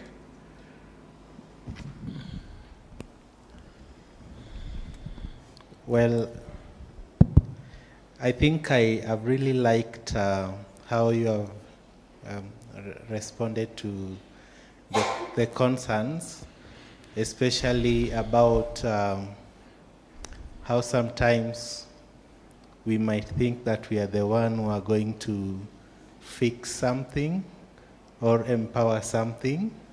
So what I wanted to say, as much as we might think of decolonization of the aid, we also need to decolonize some of the syndromes that we still live with. So it's just to add up on what you are saying. I think in regard to development and funding framework, what I wanted to encourage, perhaps through the membership we belong into, we can get into deeper conversations. I feel they don't really align to the interest of today, but they're important to look at deeply. Sometimes we might think we are wasting, but not really as such. It's a matter of really trying to see how can we read together. And I'm believing, I don't want to preempt, but I'm believing some of those things will come in self-regulation conversations. Yeah. Yeah. Okay. Thank you. Any other thoughts? Is the team ready? The technical team? So as the team comes up, I want to also give an example. I don't know how many of you are engaged in the constitutional review process, which was prolonged from the 1997 IPPG all the way to the Bomas draft, the Naivasha draft, and eventually we got our constitution. And I remember amongst the civic education activities we were doing, we were faced up, at the point where I was working, we were faced up with a situation such as where we're at, where we had a draft that needed to go out and get public participation. And one of the partners we were supporting at that time in Samburu, we were faced with a challenge. Will they even grasp this constitution, because the constitution was a technical document, and so we thought about what to do, and the organization told us they've got a solution. Why don't you go talk to the school children? And they told us to go to the secondary schools. So they were going to go to the secondary schools. We were a bit skeptical, but they did go. So the day we went to evaluate that project, we were totally surprised. I heard about affirmative action broken down in a way that I had never heard of it before, from an illiterate Samburu woman speaking through an interpreter. No amount of workshopping would have gotten her to that point. But because this organization worked with the school children, they engaged with the teachers to allow them to go to school. I think it was once every week for about 2 hours. Then these children went home and sat down and told their mothers. The mothers believed them because they were paying school fees for their children. So this woman who told me about affirmative action, I asked her, where did you learn this from? And she said, my son, I sell my goats to take him to school. He told me that they were taught this in school. So then she broke down many parts of the Constitution for me. They were speaking through an interpreter. And I was amazed at the level of knowledge that this woman had. My colleagues who were looking at other spaces also came with the same story.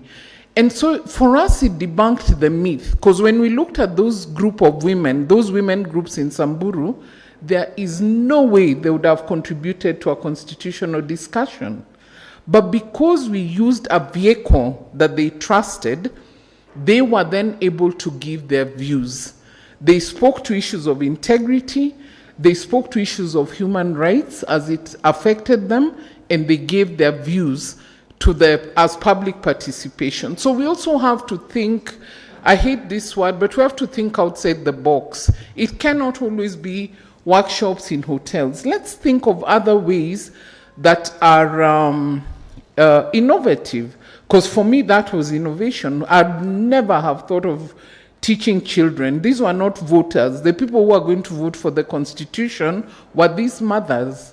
But the vehicle they trusted was the children they were investing in through the education programs. So I think we need to think about some of this in that way.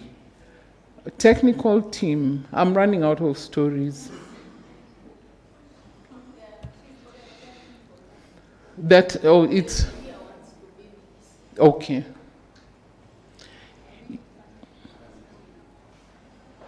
Yeah, so that would be my my urge to us all. Let us think differently.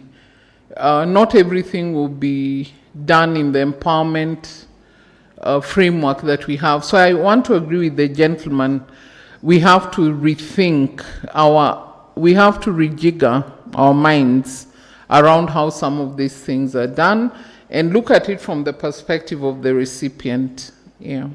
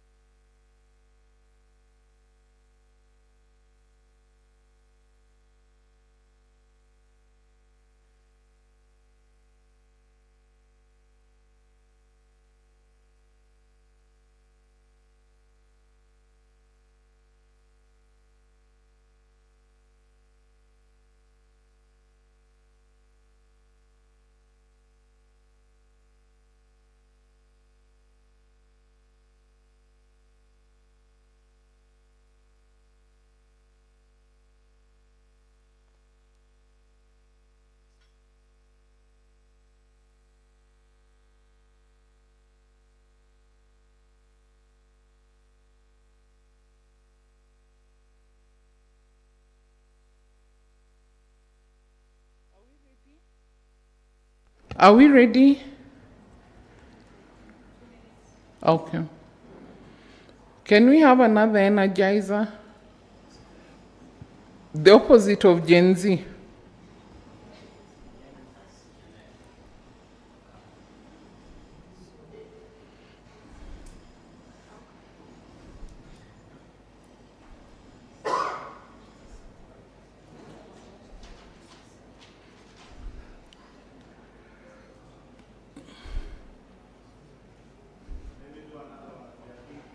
Okay.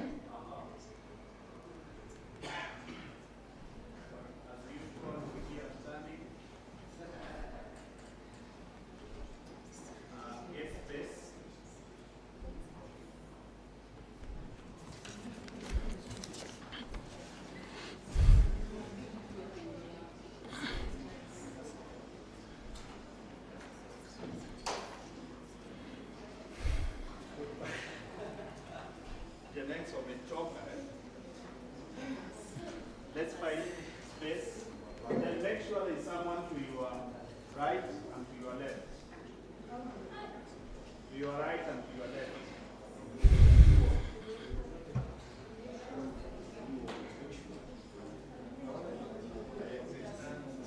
So we can make a circle. Can we do it in 2 minutes? Yes. We can make a circle.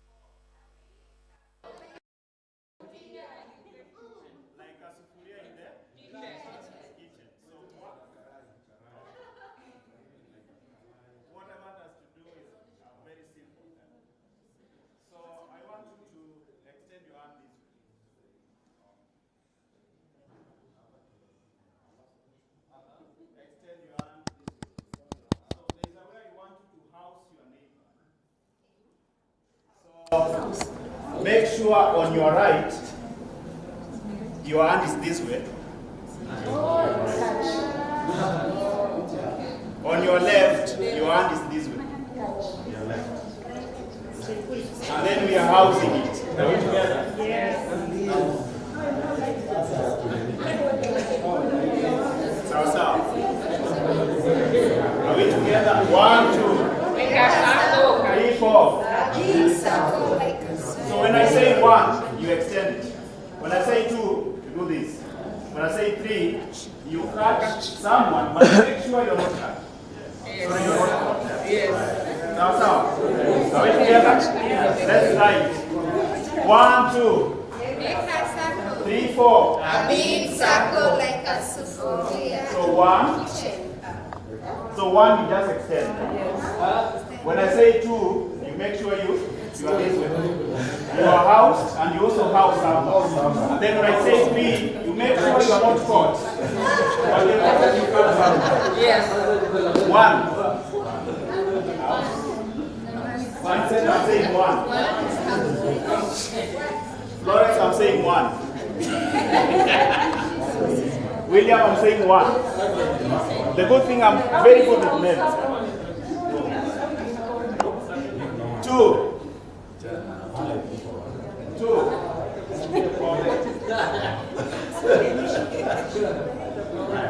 For the online people, 1. I'm saying 1.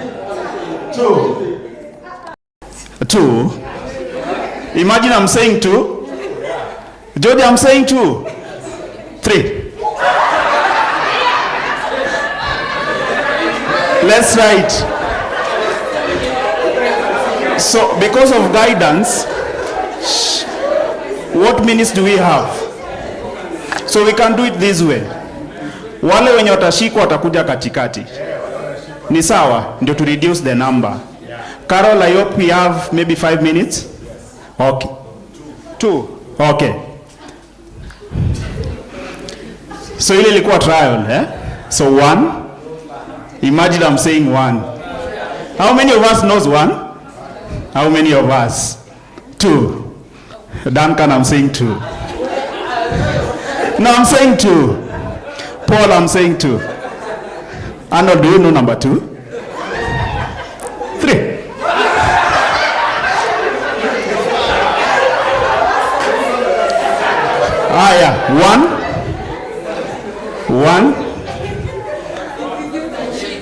One, two. The victims, two.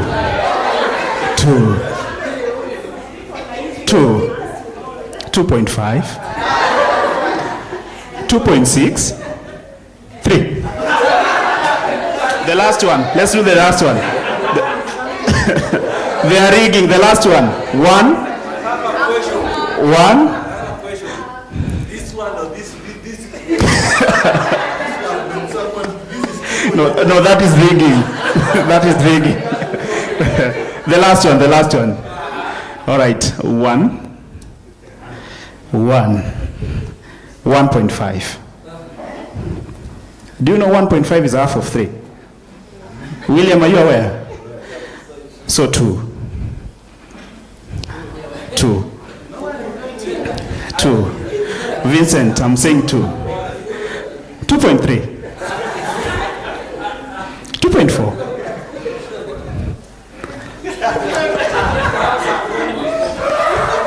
2.8. 3. Thank you. Thank you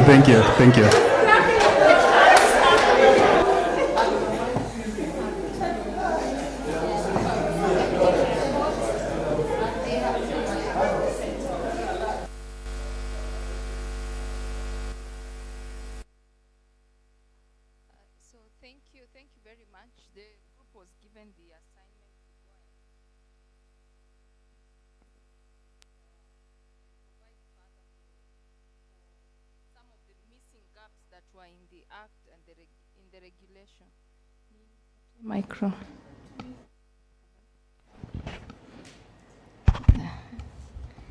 I wanted to refer to the screen.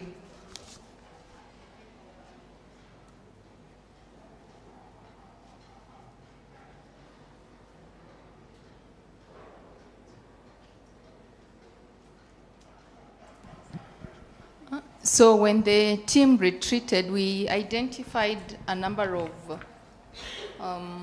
challenges or gaps, but the key one was around the use of terminologies within the Act and in the regulation. So there are 3 terminologies that have been used in the Act and in the regulation. They have referred to something called federation. They have also referred to something called forum. And then the third one is the federation of forums. As you read the Act, there's some semblance of coherence and understanding of what these terminologies are or what do they mean. But when you get to the regulations, there is a bit of conflation of those terms. So as a group, we felt that it is important for there to be clarity on what these terminologies are. And one of the terminologies used is the one federation. So that definition of federation has been provided for in the Act. So the group is proposing that the federation as defined in the Act is the meaning that we take and the meaning that we use in understanding this. So federation has been described in the Act in section 21 as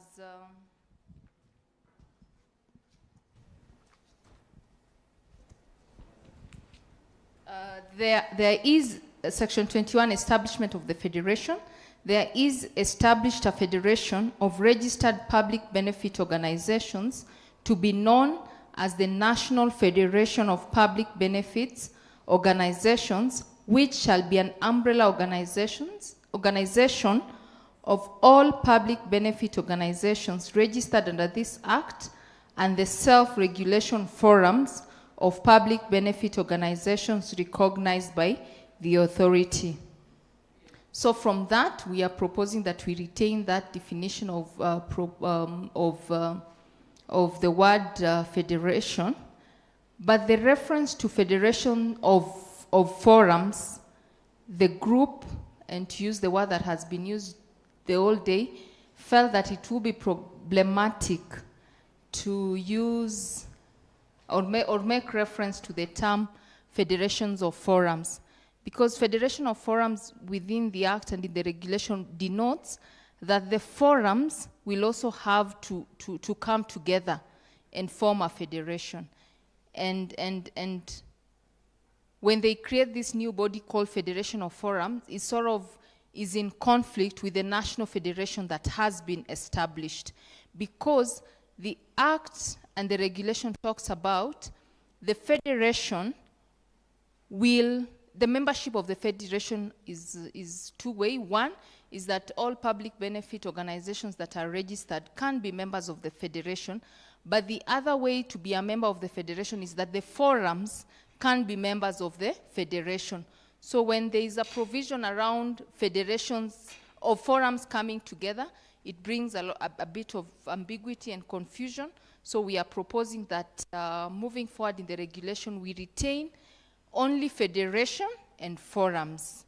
And if that's the case, then we provide, so the regulations is a bit silent on federation. How do we establish federation? The Act talks about the IBC will supervise the election of the members to the federation, but it has not spelled out who these members are, like what positions are these that people will be contesting and that members will be voting for. So our proposal is that we need to expressly provide for those positions. What are those positions and what are the roles of these positions? So just to summarize what I've said is that we are proposing that Regulation 24.1 that sort of provides for federation of forums is amended to then read application for establishment and application for recognition of a national federation.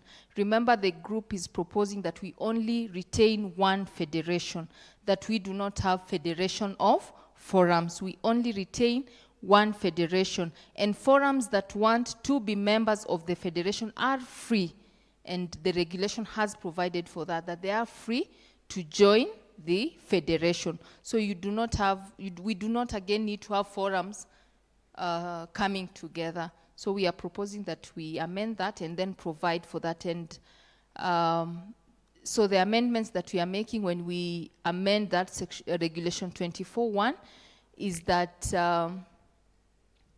scroll down.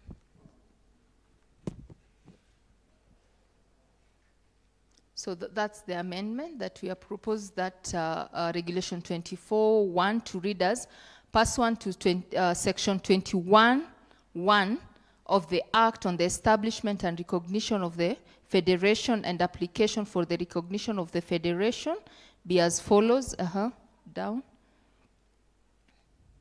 Shall be made to the authority in the Form X. So we are introducing a form.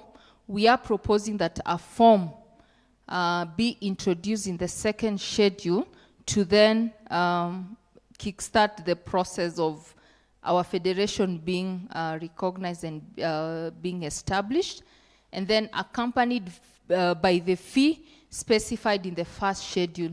If you go to the first schedule, there is a fee charged for federations of forums. That fee, we are saying that should be the fee charged for federation. In the first instance, when the federation is setting up, that fee proposed for federation of forum be the fee charged for the federation when it's establishing itself, and then accompanied by the fee, that's I've said, and then C, accompanied by the constituting document of the federation. So we do not, as we speak now, we do not have a national federation of PBOs. So we are saying when we will be starting that, we will need to have a constitution. Now, how is it that the PBOs will be coming together to form this federation? What will be the processes, what will be the procedures within the federation? So we are saying that. And then particulars of, scroll down please. Particulars of office bearers. Yeah, and then the certificate of recognition of forums, intending to, that is just to provide for those that want to join the federation as forums. So we need to know that there was a decision as a forum to join the federation, and then a code of conduct. So I think those were the proposals that we made to the to providing the how of constituting and composing, the how of constituting and composition of the federation. Is there anything I've missed in the group? Yes, Frank?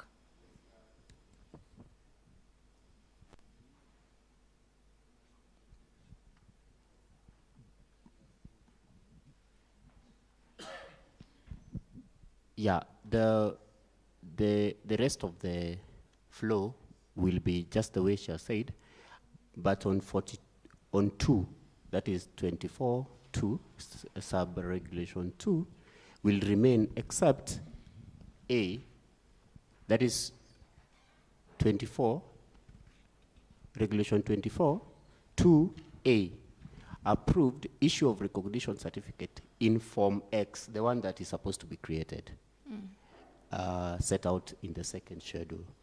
And then that is how we concluded. But if you look at the definition is not only captured in the 21, section 21, 21.1 alone, it's also captured in the preliminary yes. of the Act. Of the Act. Yes. Yeah, clearly spelled out in the preliminary of the Act on what we mean when we talk about federation. So the group also thought that when you give forums the power to come together, you'll be creating another tier and then introducing a lot of power dynamics. So we felt that it would be good to at least do away with that tier, one of the tiers, and just have federations and then forums. Thank you. Okay, thank you. Any other comments? So let's appreciate this technical team. I think they've done an amazing job.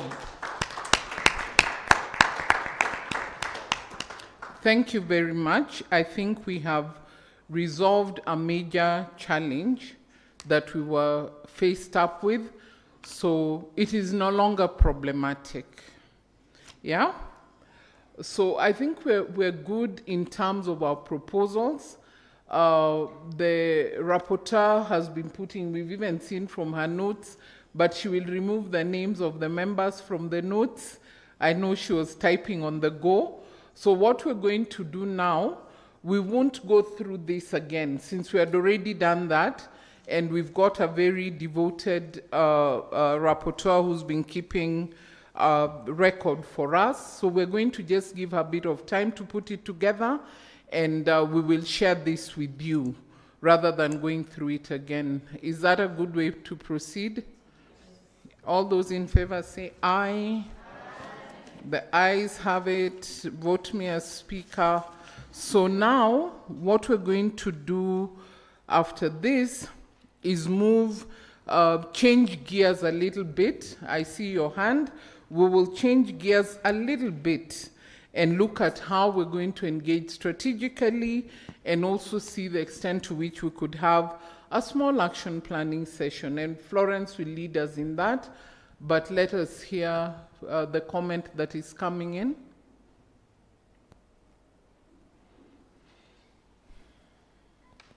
I just needed probably just some clarification as you are looking at the aspect of the federation, the one with the small and the one with the caps. Yeah. As you are developing, the regulation, because also again, I know the one with the caps, I don't know whether they had a distinct between the two, for them now to decide that now we need to collapse this one and remain with, make a recommendation of the one that we are remaining with, so it remains one, because then maybe that could help inform, because I was trying to look at it, and I think what I was looking at was talking about related to, it's within the context of government, which is about system and power divided between national and regional, which is state kind of. And then the second one is now where we are looking at the one with the small, is referring to the network or association of different forums, possibly related to a specific field or area of interest. So maybe as we were looking at collapsing those into one, into trying to look how we can have it into one, whether we consider that. And then the other thing that, I don't know how to put it, but my friend was, my neighbor here, we were having some small talk here to try to look at the self-governing of it. My feeling about it is that when we have already set up parameters, then it's not allowing or giving the federation that you're talking about the space to decide in terms of how they would want to operate. Maybe in my thinking was, how can we have the operationalization in terms of what the regulation that says that we need to have it in place, so that now they can begin coming up with a, what is it? Maybe I can allow him to chip in terms of how he was explaining it, but we allow it to be able to determine what are the fee, how are they getting into these, what are some more, without having a standardized kind of regulated kind of laws or that are put in place to help it run. We had crossed the Red Sea. We were seeing Canaan ahead of us. Umeturudisha Misri. Paul, speak. I was just thinking in this thing. He was showing me the definition of, he was showing me in his laptop, there's a difference between the Federation of Forums and National Federation, which have seen, and we have seen these although they have said it's similar, but it's a different concept. One is just, let's say, 2 or more forums just joining together. And that's the Federation of Forums. And it means that it's not compulsory for one to join a Federation of Forum. Yeah. Like you're not, and you people, I feel like the laws were like, if you want to form a Federation of Forums, you have to be a minimum of 5. And let's say for a certain purpose, and then I feel like Federation of Forums can be dissolved at any time. Let's say when you finish the given terms, and that is the thing I needed it to be explained in the Act. That was one of my recommendations, explanation of Federation of Forums. And then another thing, because in my mind I'm thinking with the National Federation, how it's going to be established, like how are the members coming into place? How are they going, because it says IBC will be the ones conducting that election. So how are we going to get how are we going to have the composition of the members of the National Federation? Because I'm thinking at this point right now, maybe the office of the PBO or some politicians have already they already have their own members. How are we going to approve those members? So also in what thematic areas, you don't want, let's say, someone from health, let's say all of them are representing, let's say, legal aid. They have a public benefit activity of legal aid, all the 9 members. So we want, we need to see how they're going to be formed. And also, is it going to conform to gender representation? Is it going to conform to diversity and inclusion? That is another thing I was thinking. And even with the IEBC, who are going to vote in the federation who are going, and how many terms? Because the Act speaks of national federation. We don't know how many years people will stay in the board, in that board of national federation. I'm going to stop you because Mercy spoke to a lot of the questions that you raised. She answered them before you asked them. Yes. Yes, so I don't know whether you want her to go over those answers again, because she spoke to those issues that you've both raised. So I'm going to invite Mercy to speak to the feedback from the discussions. You were part of that team.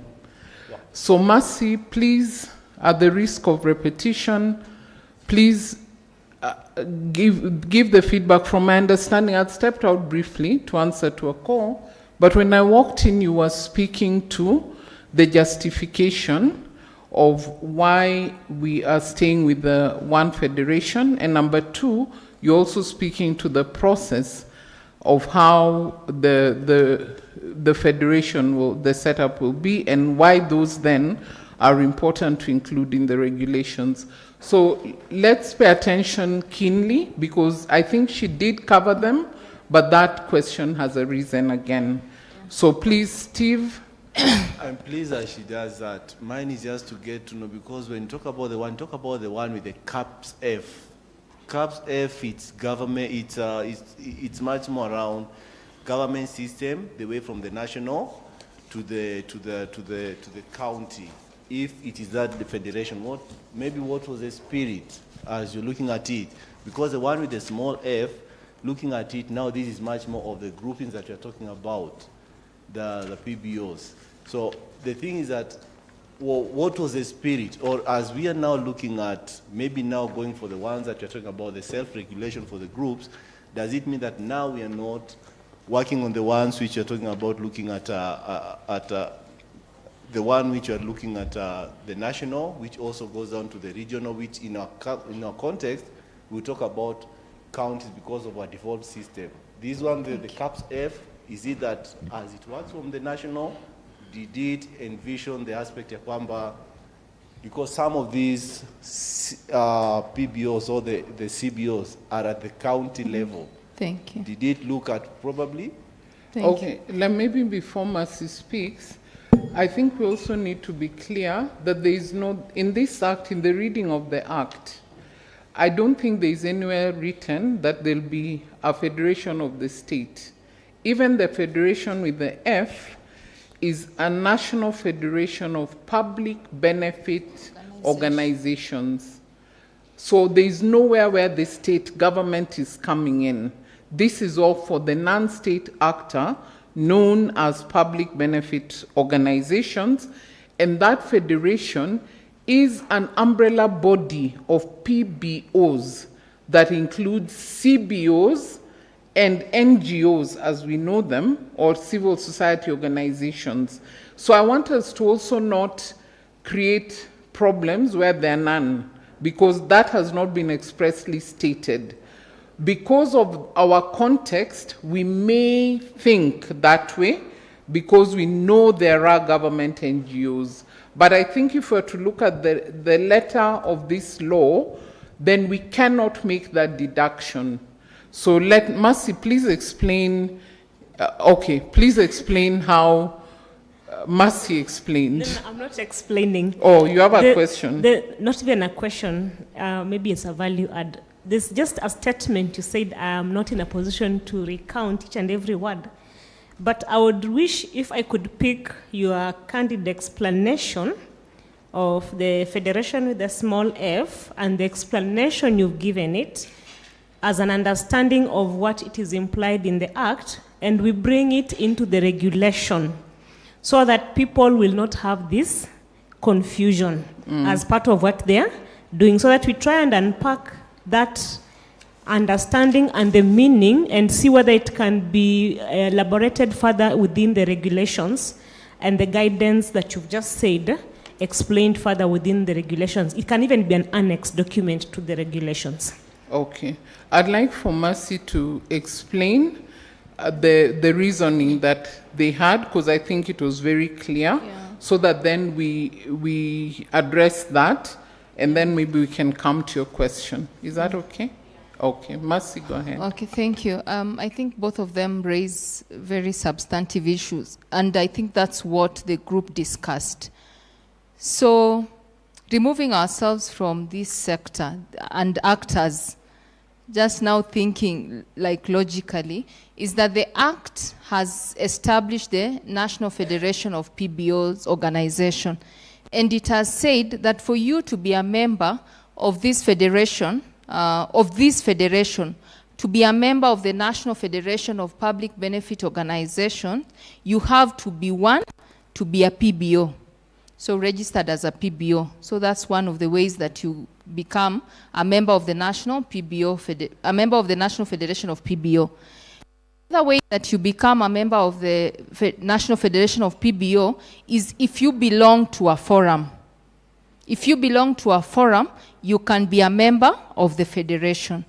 The regulation has provided how you become a forum. They've spelled it out very clearly on how people, organizations can belong to a forum. However, it has not provided how people can be, how PBOs, just beyond being registered, this national PBO, National Federation, how is it constituted? Who are the office bearers? That we expected that to be in the regulation, and that is what we have done. We've tried to provide for the how of the federation and the processes within for the National Federation of PBOs.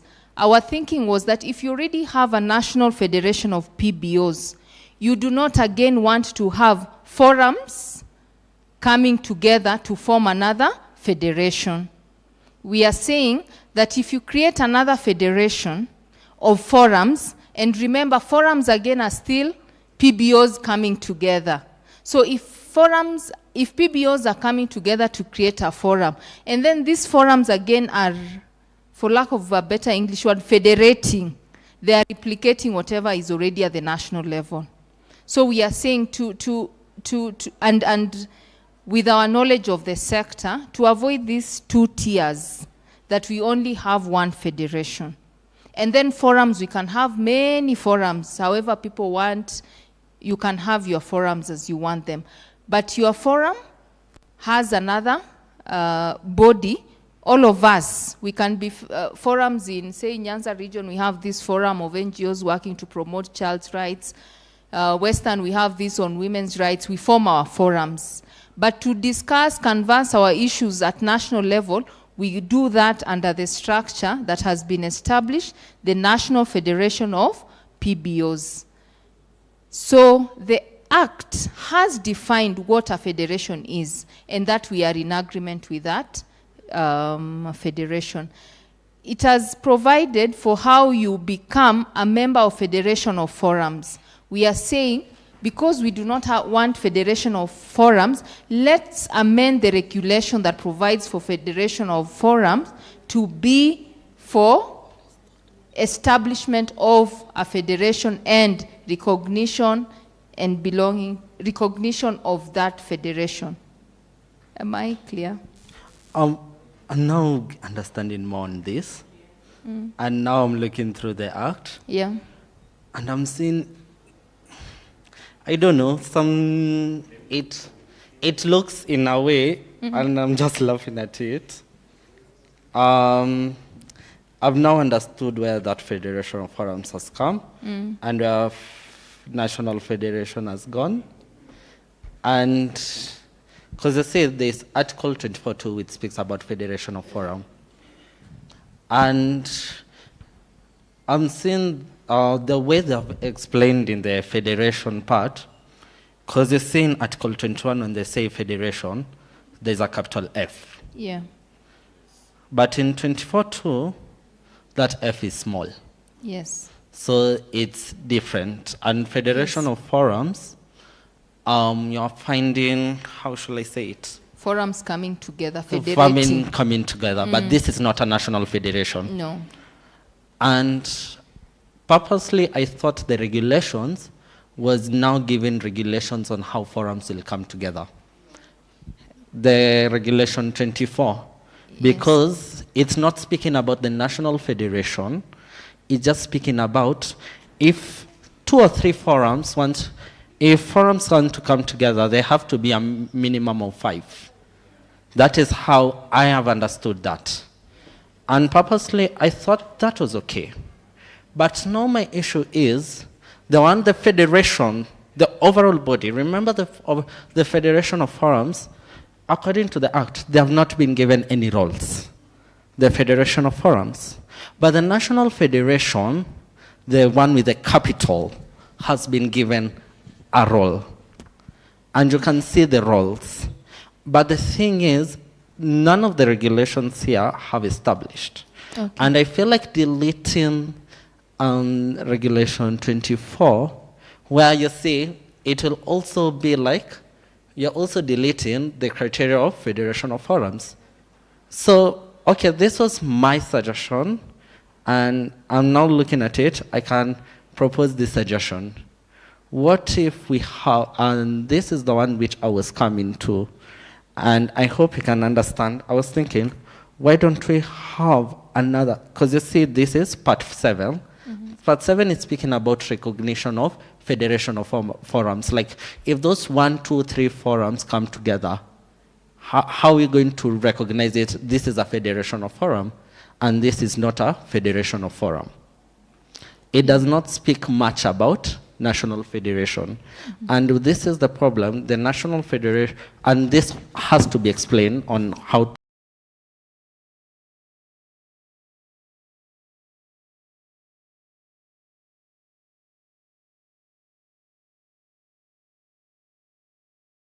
its own part on a national federation. The national federation, like, remember there are forums which will not want to become in the Federation of Forums, but they will want to be in a to be part of the umbrella organization. So you want to see how this umbrella organization they're going to vote, because the IBC will be conducting elections in the National Federation, not Federation of Forums. Yeah. So thank you. So to answer your first question on how forums are established and who are the forums, that has been provided for. If you look at Regulation 21 and Regulation 22, it provides for a forum. Yes, and it's pursuant to Section 23 of the Act. Yes. So we have provided for forums. Okay. We know who is a forum. We know how we can belong to a forum. Yes. So there we have clarified, like we have solved the problem. Yeah. We have acknowledged that there is a problem. Yeah. Acknowledgement of the problem has happened. So we are trying to provide a solution within the limits that we have. So there are certain limits, we have recognized that, but now we are trying to provide a solution. How do we go about this? How do we navigate this? As a sector, we are saying if you create many tiers, you will bring confusion, you will bring government deciding, today I'm siding with Federation of Forums, this week I'm siding with Federation. Okay. So we are saying that we only want one federation bringing PBOs together. And these PBOs can either be individual PBOs or forums of PBOs. How you become a forum, it's very clear in the regulation, right? And I want to follow up to that question. Yeah. And maybe, I don't know, maybe I can get assistance, maybe I'm not. Recognition of forums and Federation of Forums, if you read the article well, it's speaking of Section 23 and 24 of the Act. The regulations. Yeah? Regulation 21 and 224 speaks on 23. Section 23. Yes. Section 23 is all about self-help, organization of self-regulations. Forum. Yes. 23.1, start with 23.1. 23.1. Yeah. Self-regulation forums. Yeah. It speaks on self-regulation forums. And 24.2 speaks on now the establishment of Federation of Forums. So we know a forum is organization the main, we know how forum has been explained in section 23 and in 24. But however, we have not touched on section 21.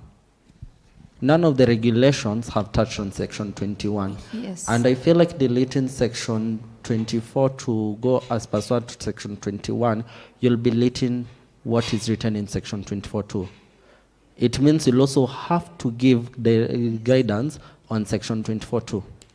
Yeah, it's in the regulation. Now we are in the process of develop. These are draft regulations. So we are trying to propose that this regulation 24.2 can read. So can read, and the way it reads is our proposed amendment, without necessarily saying delete it. We are saying we are proposing the amendment of this section to read this, so that to make sure that everything is aligning. So if you go back to establishment of the federation in the Act,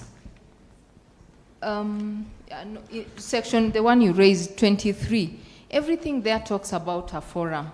Everything there talks about a forum, right?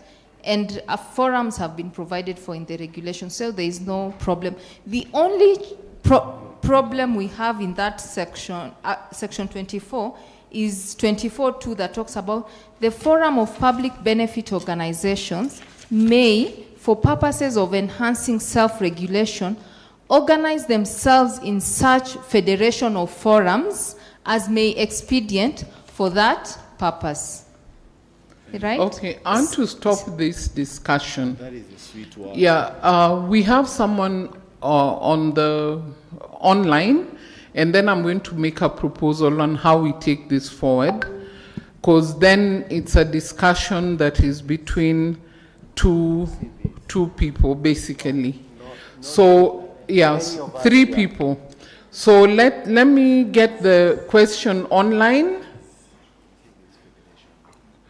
Who's speaking? Hello. From, hello, we can Agnes hear you. Agnes, go you ahead. Can hear me? Yes. Yeah, I'm trying to, let's follow what the technical team has said. If we, on Federation Forum, we are creating a loophole which will be used later on and we will not be able to come out of it. With experience of the civil society for many years, over 30 years, any statement made or premise made in a document which is going to be legally binding, we avoid any ambiguity. Please, please, please, I'm begging. Let's only focus on what the technical team has said. We delete the issue of federation forums. Let us have forums at county level, at semantic level, but not tied to federation forum. I hope that's my opinion. And I'm feeling we should not shoot ourselves on the foot when we are we are recycling the words and putting other words before or after. Okay, thank you, Agnes. I think you're very clear. So this is what I'm going to propose that we do. I'd like the technical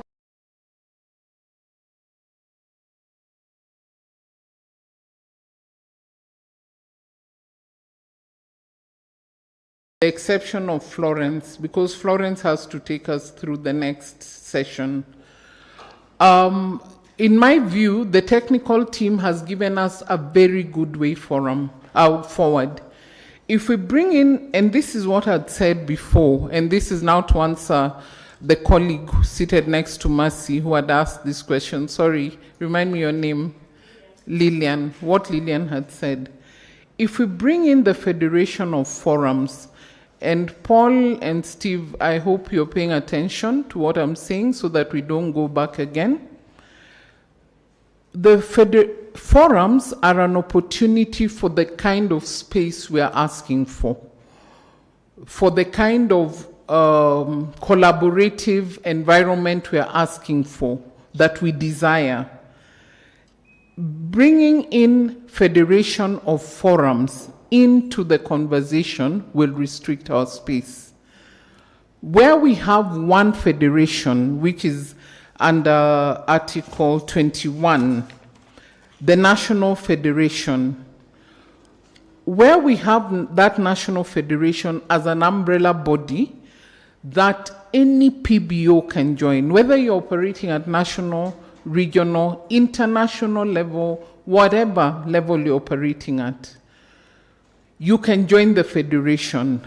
So it is up to you as a member of that federation to take part in developing the regulations that will guide it, including the concerns around IBC that Paul raised, and I think Mercy spoke to very clearly about how we're going to get to that place, because the Act is silent on even who the officials are, which is a good thing. So it allows us as the members to decide, we want a chair, secretary, treasurer, or we want a chair only, or we want whoever we want.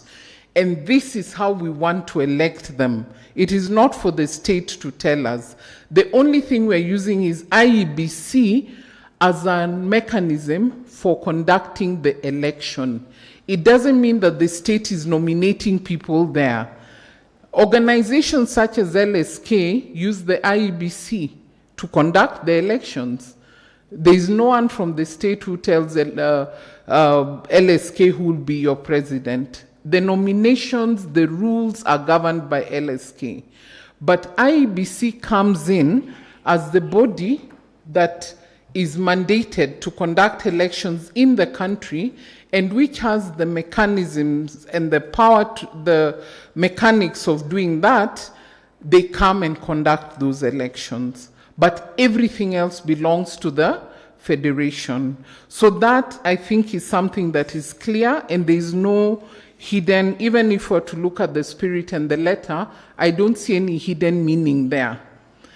The only issue here is the issue of federation of forums.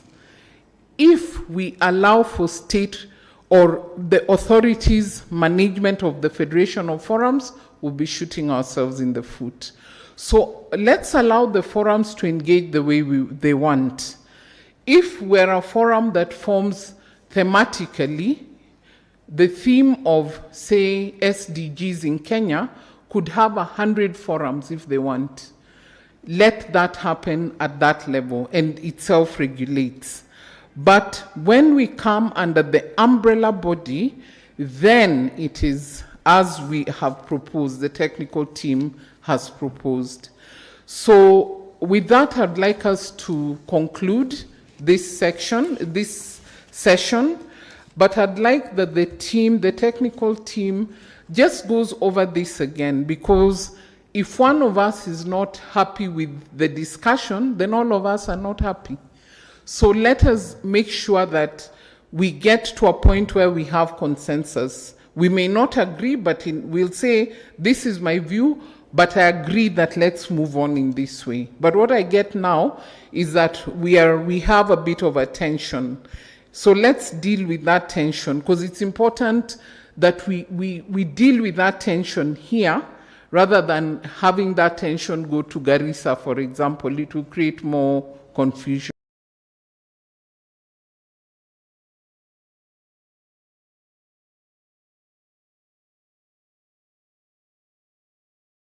By Steve.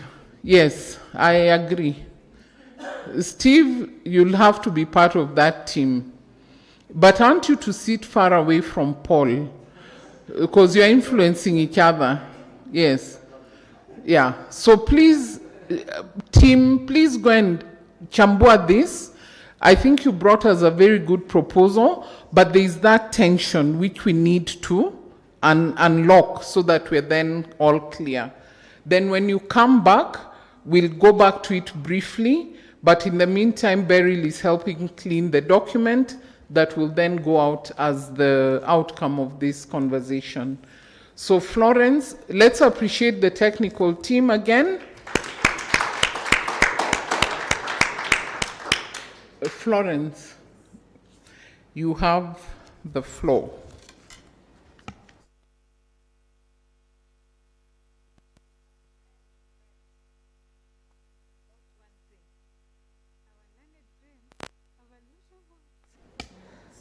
Cindy, our learned friends have a lot of words. That was the issue in our group. So enda tu mumalize Kiingereza, alafu mkuje mtuambie kwa ile lugha tunaelewa, na musilete kwa hiyo Kiingereza mingi, si ndio? Ndio hivyo. You have affected yourself. But thank you so much for that session. Very interesting. But it has made us think. Self-regulation thing, we have to be very careful. I'm here to do a very short and small thing. We've been here for 3 days. This is the 3rd day, Nimepoteza siku moja. We've been here for 3 days, and in my understanding, we belong to a network or a forum, isn't it? Do we belong to a network, to a forum? I want us to plan on how we are going to disseminate the information. And for us to be able to track this, I have put a very simple template. Do you have the notice for public participation? You all have it, isn't it? So on my template, you see where it says where. We have how many areas where the public participation is going to go to? 10.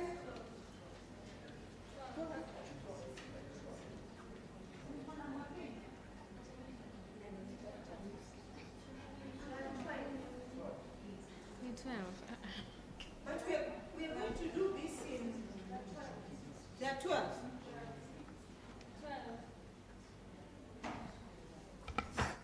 12.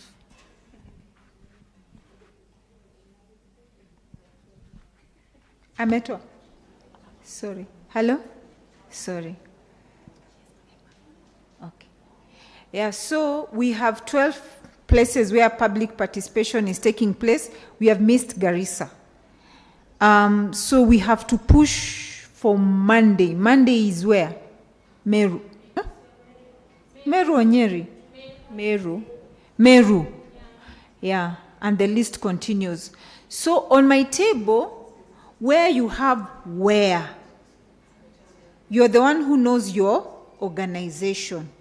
If you are present in Meru, or you have partners in Meru whom you can mobilize to present our memo during public participation, you will put your name on.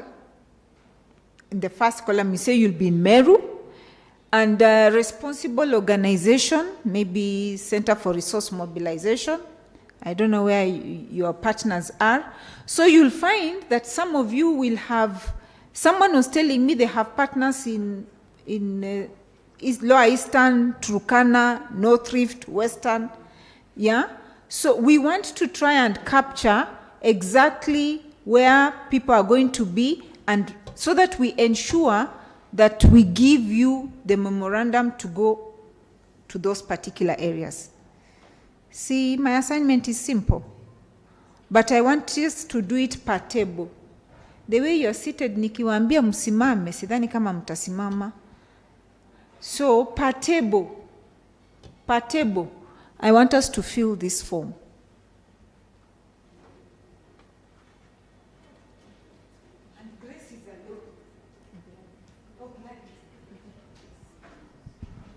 Gladys is alone. You may have to join a team.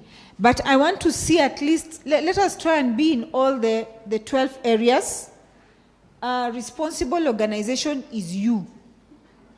Or if you're going to assign somebody to do Turkana, you say you're going to assign this organization in Turkana. If you want us to have the contact, we can add another column where we put the contact. That is something we can do in less than 10 minutes. Yeah? Huh? Oh, the online team can... Hakuna haja ya kudiscuss. Let them just fill the form. For the online team, because you're seated alone, just fill the form and submit it to Jamila. Our communication.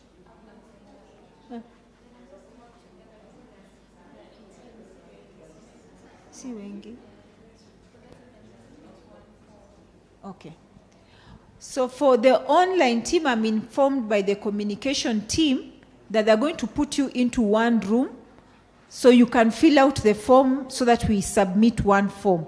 So I'm expecting 1, 2, 3, 4, 5, 6 forms. You can join any. Can I get the secretary from this team who is forwarding the form? The 3 of you. 1 person, 2. Namaliza. Wewe. Vile tuta agree. Aya, hapa. Sorry. This is the media guy. Who is submitting the form? You are. Oh, you want that? No, just type it. Oh, you want the...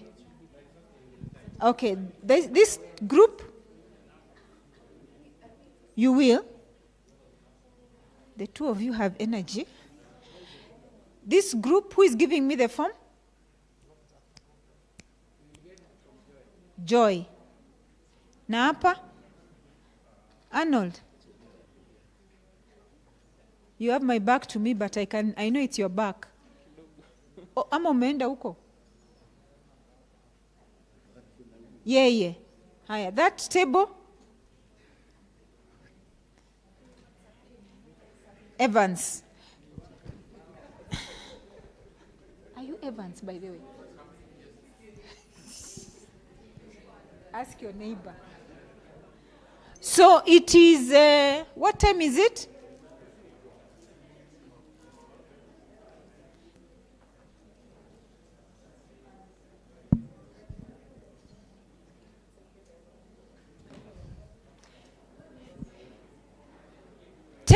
Or 15 minutes. Hello? You know, you are standing between us and our tea.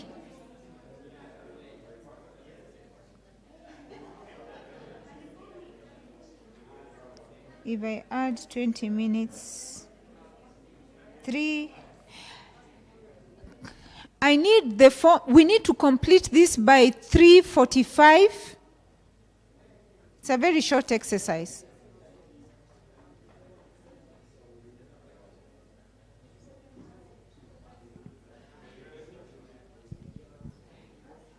You can add a 4th column for contacts in case, yeah.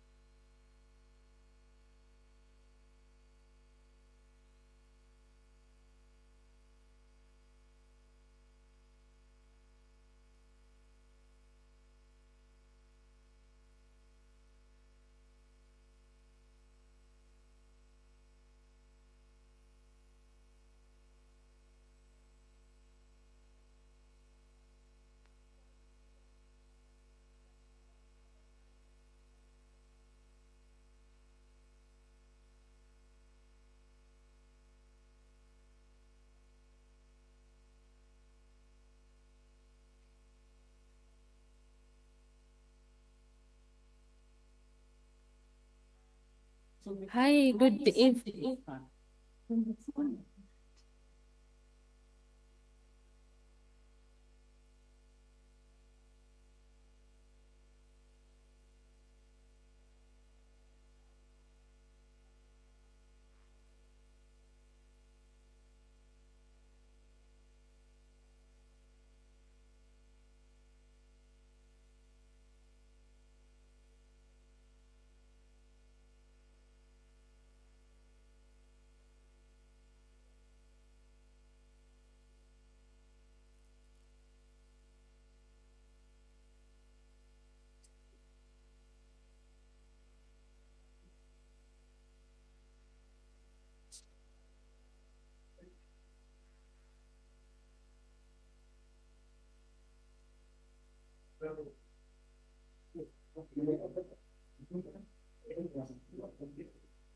Hello, are we?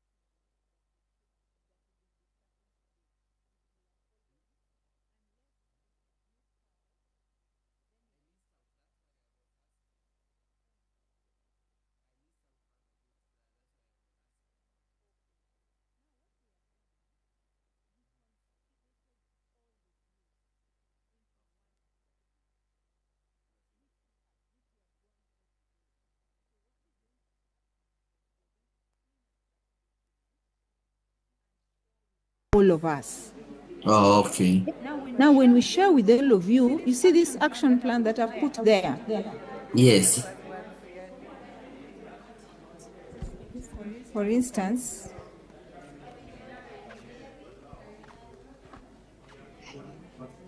sorry, I seem to be talking everyone in the room. But what will happen is, if you are going to be in Meru, you will use the document we have given you and maybe add any other views you feel are very relevant to present in Meru. Okay. Umenielewa? Nimeelewa. Aya. So, thank you. Okay. Karibu. So I fill have a out this question though. template.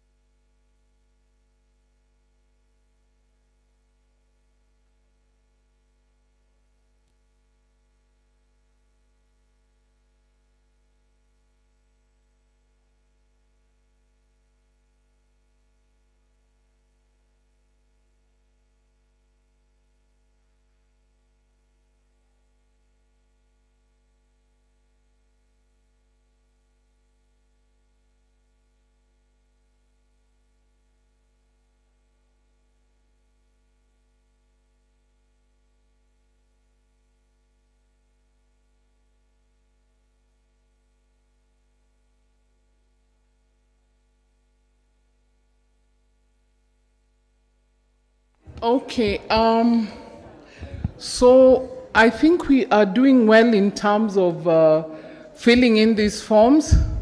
If you can hear me, clap once.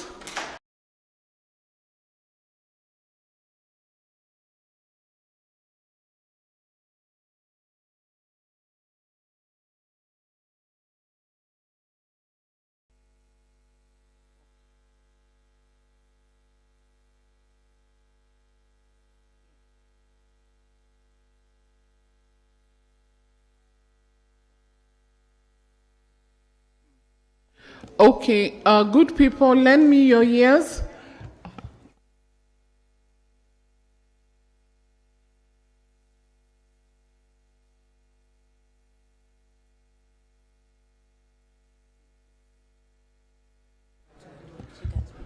Okay. So, good people, we are drawing to a close of this very interesting session. And I'd like to, if you could all give me your attention, I'll be very happy. I like attention. So, yes, now I'm happy. You can see I'm even smiling. So, I'd like to invite George from the SDGs Kenya Forum. I know I'm breaking protocol, but George has an urgent appointment he has to attend, and I would not want us to go before he speaks to us, or I wouldn't want him to go before he speaks to us. So, George, you'll excuse me for breaking protocol, but please come. Let's appreciate him as he comes. George is the chair of the SDGs Kenya Forum, one of the co-chairs, and the fact that he's been with us the whole day, I think is something we really must appreciate. So thank you very much.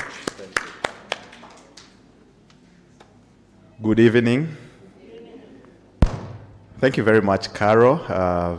Very grateful to be here today and participate in these deliberations about the PBO Act and its regulations. I'm very excited, but I'm also scared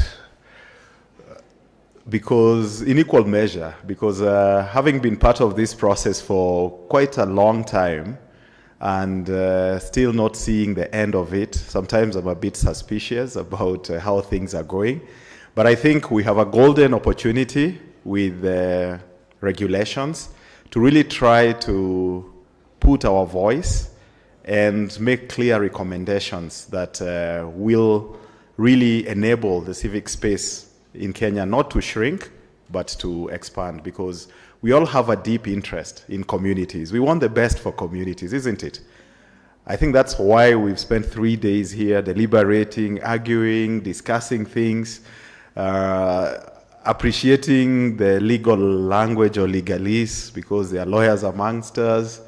We've also talked with our layman terms. I'm a layman, so, and I'm not embarrassed, because sometimes you need to look at things from that point where you are not really burdened by what the law says, but you just look at things from a practical perspective.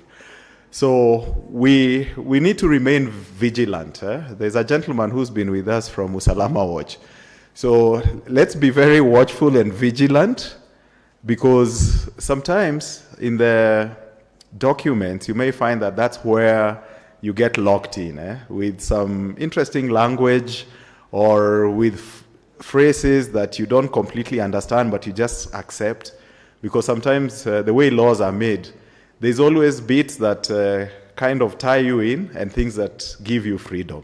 So we need to be just very careful so that we are able to at least exist in a regime where we have space to talk, to express ourselves, and really talk about the plight of the communities. And I think accountability is a big thing, which even as we look at the Act and its regulations, we need to push for, both from the government, but also from ourselves. And one of the things that I'm really excited about in terms of this PBO Act is a self-regulation mechanism. That's something that we really pushed for in the early days when the Act was being developed, because we felt that that was an important thing. It was during the days of Moi, and at that point we felt that the system really wanted to come down hard on civil society. There was a vibrant civil society then, and we want to live those days again. And if these laws and new policies and frameworks give us that space, then the better. But let's be realistic, because the world has also shifted. Everyone is looking more inwardly. The donors who told us to drive the localization agenda, what have they done with the funding? After we were ready now to receive the funding, what has happened? They've taken it away. And in those days, they would even hold government to account on monies that they gave to the government. Today, most of the institutional donors interested in governance issues, they are not. So we really need to redefine how civil society operates, runs, manages, and governs itself, and do things. So from the Act and also the regulations, there is space for us to do that. So that gives me confidence that, yes, we may be in an interesting regime, but the future is still bright if we participate. And so these engagements and public participation events across the different regions, let's ensure that we are there in person. If not, then we have very strong representatives who can represent what we've agreed from this platform. So on behalf of the board of the SDGs Kenya Forum and the director, I'd like to say thank you very much for being here with us for 3 days.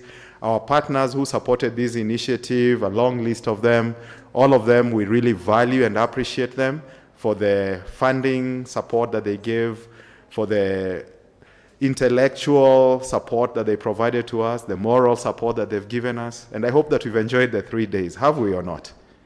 Okay, let's put our hands together if we have. Asante. So thank you very much. I have to exit the scene.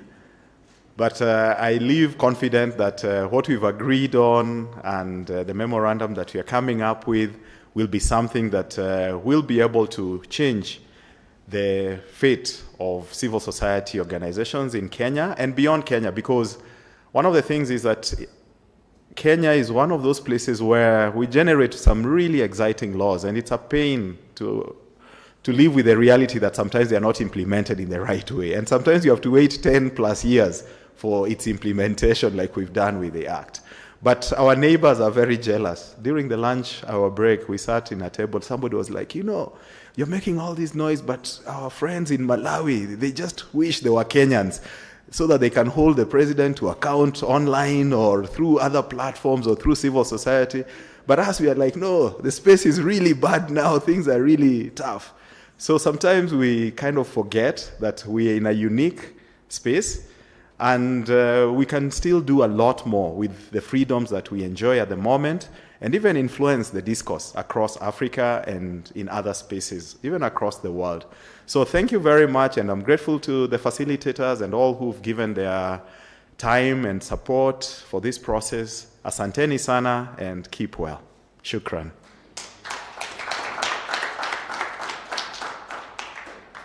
I think George deserves a fancier clap. So tufanye gani ya Nyayo? Huh? Gani? Ati nini?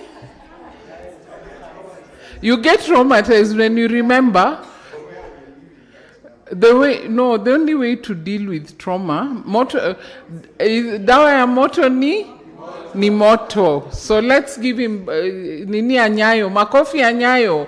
1, 2, 3. Asante sana, Bwana Chairman. Tumeshukuru.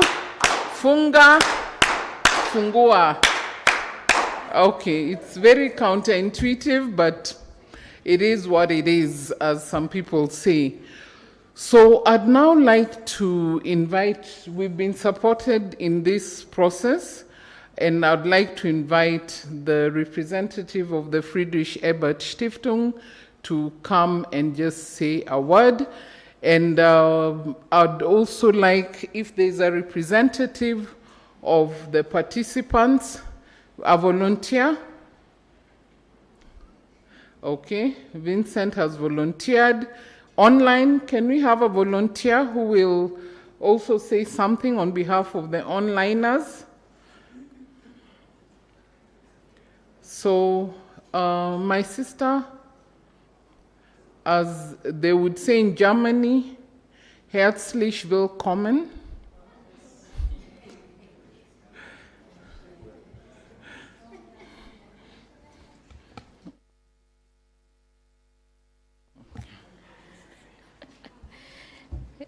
Thanks, Carol. She's asking if I speak German.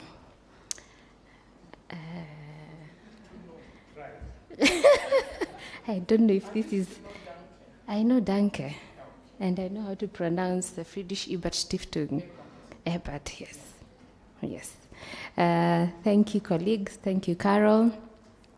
It's been quite exciting for the past 3 days. All of you in the room have been very insightful. I know within the the discussions, the breakout sessions, and the groups, for me, it was quite exciting to see lawyers argue semantics with we are calling them laymen. Yeah, the difference between a capital F for foundations, normal foundation, constitution, capital C, and the constitution with a C, and just hearing and seeing the knowledge that each of us bring towards this, not just the act, but this whole entire process, is truly representative of why we do the work that we do and the passion with which we continue to do the work that we do for the benefit of our communities. For us as FES Kenya, of course, we are happy to have supported this process, of course, recognizing how significant this opportunity and the platform we've been provided to feed into the regulations is, in light of the current political landscape, global geopolitics, and why it is important for us to protect and safeguard the space that allows us to continue to do the work that we do. Thank you to the coalition, the forum, for bringing all of us together. And just as we have planned, let us all purpose to attend and push our partners to participate in the local forums. I know Garissa has passed, but let us endeavor to push our partners and our friends to submit not just the memoranda that we have, but if they have within their spaces collated views and feedback, let us endeavor to push and mobilize as much and as wide as we can to amplify the sentiments that we have collated.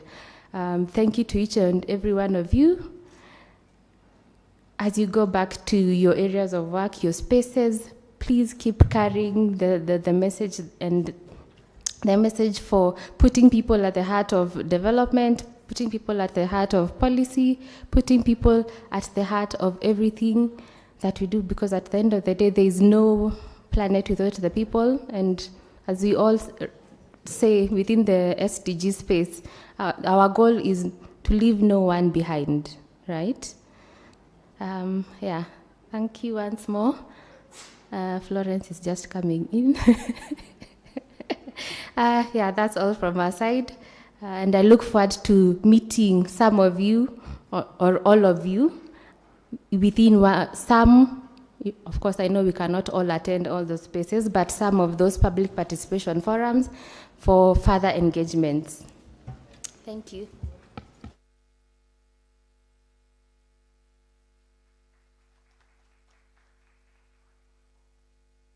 So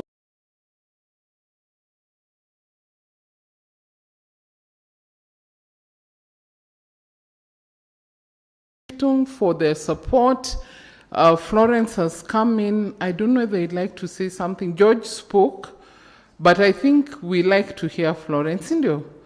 We like to see her, we like to hear her. So, Hana Bahati. So please, okay, actually, catch your breath. Vincent, yeah, we disturbed protocol, but now we'll restore protocol. Vincent, come. Who's speaking on from our online participants? Agnes Mamburi. So actually, Agnes, why don't you speak first and then Vincent comes. Agnes, you have the floor.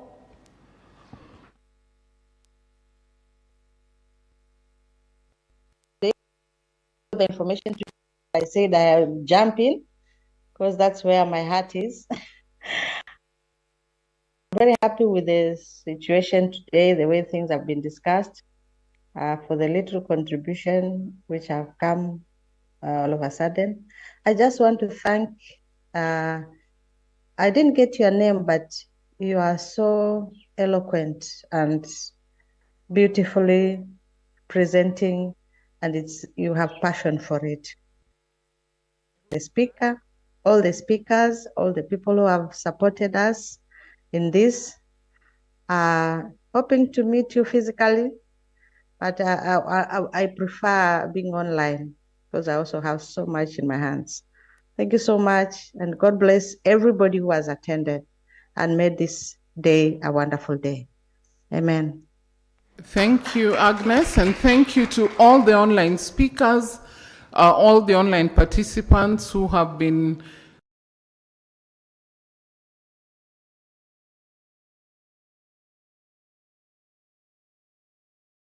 to evening, and we've had a consistent participation from Tuesday. We don't take that for granted. We're grateful. So, Vincent, you have the floor. Yes. Can give 5 factorials. Sindio. So we really appreciate Agnes 5 factorials. Let's start.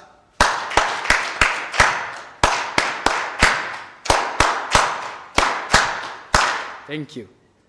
So on behalf of the Center for Resource Mobilization and Community Development, and also the National Steering Committee that we represent under the META initiative, which I head the Governance, Peace and Security pillar. I'm here courtesy of the National Steering Committee. I would like to really thank the SDG Kenya Forum and also the other organizers for making this possible. I have to admit that we have done justice to the review of the PBO Act. The contribution here has been very informative, deliberate, informed, thoroughly researched, and you could see the passion in the people on how they really want this act to be.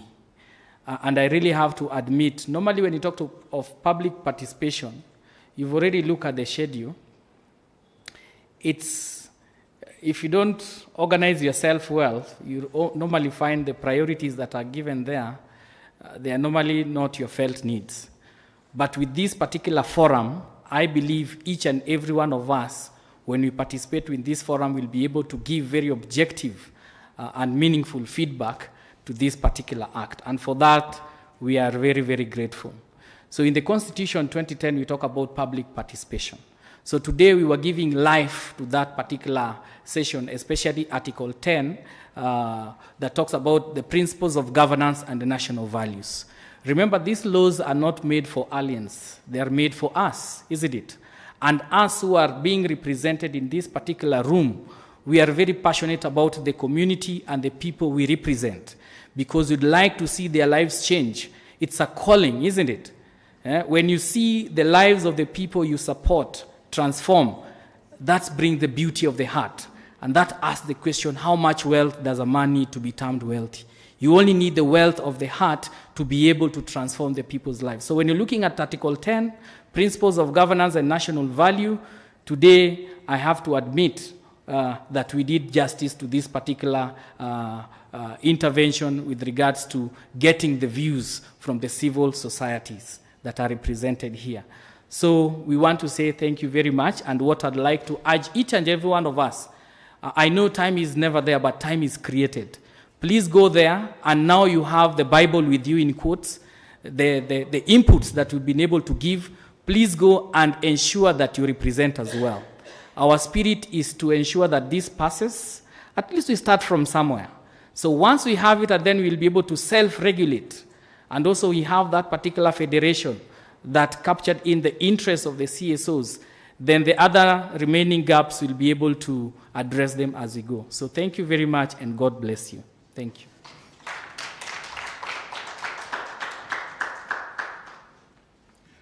Let's give him a different kind of clap. Si amesema kizungu mingi.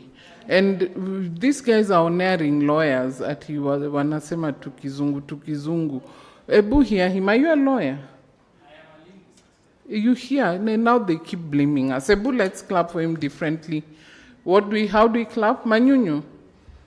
How does it go?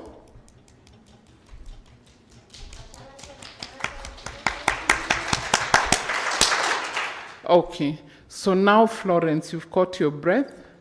Come and close us out. You're standing between us and tea. Yes, just for the record. Thank you. Good afternoon, good evening.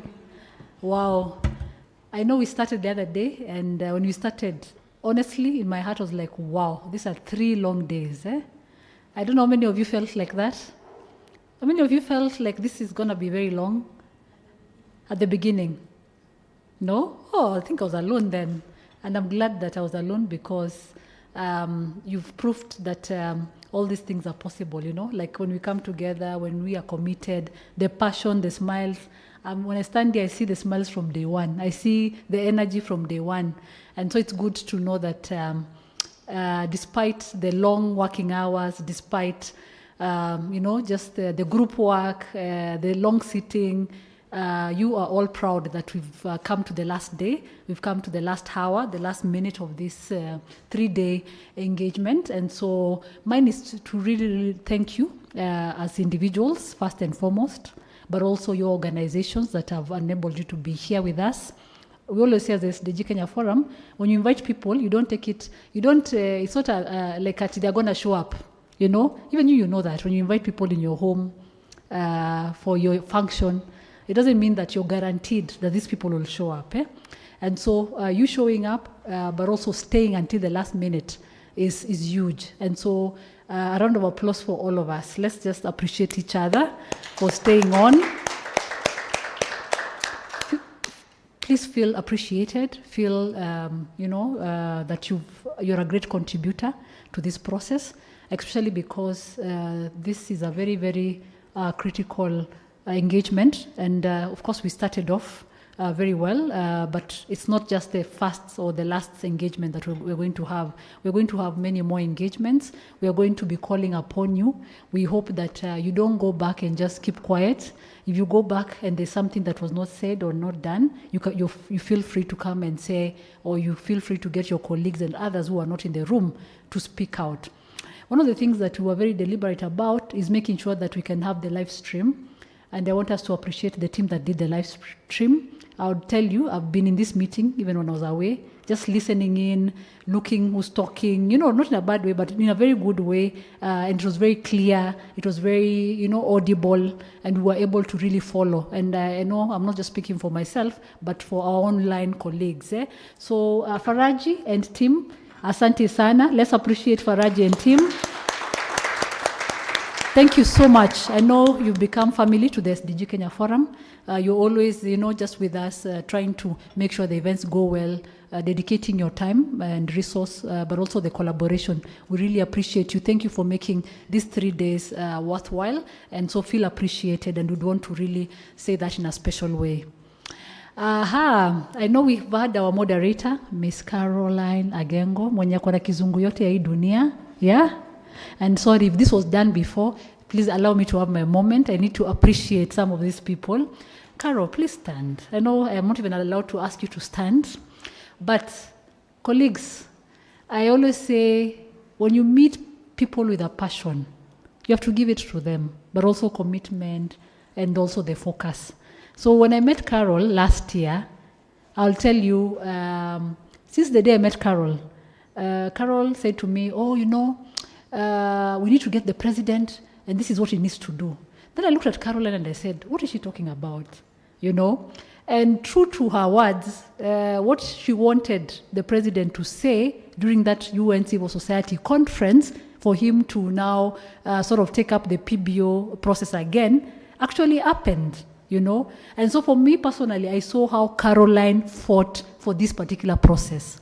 And so she was the right person to moderate this event. And so, Caroline, we really appreciate you. Thank you for the nights, the sleepless preparations, but also supporting the team here from the SDG Kenya Forum and all the participants. I'm sure you've learned so much from Caroline, who's, she's been in this movement for many years. I always say, let's give people their flowers when they're still alive, when they're still strong, when we can appreciate them and give them, a thumbs up. So to Caroline, let's appreciate Caroline. Thank you so much. Thank you, Caroline. You can have your seat. It's indeed very special because I know that when Jamila, I didn't even know who was the moderator. So one day I said to Jamila, oh, by the way, we forgot to talk about the moderator. Then Jamila smiled and said, oh, it's Caroline. And also it was such a pleasant surprise because Caroline, as I said, has been in this process for many, many years, and also the passion that she's had and she has to make sure that we can conclude the PBO Act process, the implementation, and so forth. Let me appreciate the facilitators. Florence, I know you're in the room. I don't know who else was a facilitator who was still in the room. Thank you, Florence, my namesake. Please stand. I was telling her, I like all the Florences who are called like me. We just have a special bond. Every time we meet, I've never met a Florence that I didn't like in my life. I don't know about you and your name, but this is my experience. So Florence, I just met you not long ago, but I can tell me and you have so much in common. Thank you for the commitment, for staying with us, for making just the time and really giving us very good content. Let's appreciate Florence. The steering committee, you know yourselves. If you're part of that steering committee, Akina Uraya, Akina Femnet, Akina, you know yourselves. All the members of the steering committee, please stand. Caroline is there also. Kina Jamila, Kina Helen, you know. And many others who are not in the room. Please, we want to really appreciate the steering committee. When we had our first meeting, we came up with a number of organizations that, and maybe Jamila, I know you're going to write that in the report so that also members know who are the steering committee members. I don't know if that happened at some point. It's good to be transparent, but also very honest and know which organizations are within the steering committee. And even the funding of this meeting. First, please stand. I'll appreciate all of you together. And KCDF and also PACJA. I don't know if PACJA reps are still in the room. Any PACJA rep, please stand. Anybody who's here courtesy of PACJA, you can stand. This is how this steering committee has been working. It's not about all of us having the money, but it's about when we sit in that steering committee, we can say, oh, I know this organization. This is our partner. I know Uraya, or I know PACJA, or, you know, but let's bring together our resources. So us being here has been because of the work of this steering committee. This committee that worked so hard, this committee that, of course, put in the resources, and it's not about the financial resource only. It's about the technical, the presence, and all these things that you've seen here. So please be appreciated, and thank you for staying with us the whole time and really owning this process, because this is not about the forum. This is about all of you and all our organizations and the leadership that you're offering. Please, let's appreciate them with a round of applause. Thank you very much. You can have your seat. Now, to the SDG Kenya Forum staff, those are the last people I want to appreciate. You know, many times people say, oh, Florence, but you know, it's not about Florence, as I'm sure you know that very well. And so there are people here who have had sleepless nights. We also have the rapporteur Beryl, Jamila, that's Stella. Just come. I think it's good mukuje musimame huko si hapo. So we have one Gen Z. Is it one? How many Gen Zs do you have in the office? Okay, I know one. Okay, I know there are a few others, but there's one famous Gen Z in the office. She's called Jamila. Hey, Jamila. So actually, this project is under Jamila's desk, a Gen Z. And I always want to say very proudly, Ellen and I are very proud of Jamila and the work that she does. Because, you know, just being a Gen Z and you're the one running with all these things, I know you received Jamila's many emails, requests, push, calls and everything. And Kendi, who's not here in the room today. And so for me, it's just to appreciate. Jamila, thank you so much. And keep up that good work. I know this will take you very far. Thank you, Jamila. Of course, to Stella, our communications person, I know you always, and even I forgot to ask Stella, and Stella, I know you didn't do this. Did everybody here like the postings? Yes. They did, eh? She did. Oh, yeah, Stella. Oh, and Carol. That's good. Thank you, Stella. I always say, why do we go for events, and then we are 50 of us, then there's a post from the host, and then nobody likes it? Is it normal? No, it's not. Please, let's like and follow each other. That's one thing I always advocate for, because I'll get to know what Uraya is doing, I'll get to know what Global Peace is doing, I'll get to know what Champions for SDGs are doing, and many of you and all of us. Please, let's have that culture of appreciating each other. Beryl, thank you. She was the rapporteur for the 3 days, and the reports you will see will come from Beryl, our wakili. She's our wakili. And thank you so much, Beryl. And then there's Helen. I always say, when you don't see Florence, you'll see Helen, you know. And Helen has the power and the strength to really deliver. She might not speak as much, but she's a powerhouse. So thank you so much, Helen, for that. Kasanteni sana. Let's clap for them as they all leave. So colleagues, I thought I'd take a minute there just to appreciate, because as you can see, the whole day I've been in meetings in the office. I've been in the office since 9 a.m. until now, meeting after meeting. But I'm glad that the team was here. Caroline was here steering the program, and all of you were here very active. So with that said, let me say a closing prayer, and then karibuni chai. Please don't leave tea. Again, hotel, please direct for the hotel. We want to appreciate you, I think. Sindio? Sim, enjoy the food, eh? In fact, let me be honest, I wasn't very keen about coming here. But I'm so glad we did, eh? Sindio? So thank you so much. We want to appreciate. I just want to say one thing. Because she won't say it herself, you know, they say a fish rots from the head, Sindio? But they don't say that a fish is sweet from the head. I come from a fishing community. Fish, if you don't eat the head of a fish, yun is shauri yako. SDGs Kenya Forum would not be what it is unless it had good leadership. So George was here, we appreciated him, we want to appreciate Florence. I told her on Tuesday, when you came in and you left, I told her we didn't miss her because her team took charge. I didn't know miss her, I didn't miss her. Her team was in charge, and we felt SDGs Kenya Forum. So as she appreciated her team, let's appreciate her, because it can only happen if the leadership is good. Sindio? So thank you, Florence. Thank you so much. So can we stand? Let's pray. We close the meeting. Asanteni sana and safe travels. Let's pray. Heavenly Father, we thank you for this beautiful day. We thank you for the 3 days that you've given us, oh Lord. We don't take it for granted that you give us this opportunity to come and deliberate on issues and matters that pertain to the development of this great nation of Kenya. Thank you that you are with us each and every hour, every minute, every second. Everything that we have discussed, Lord, will be for the good of this country.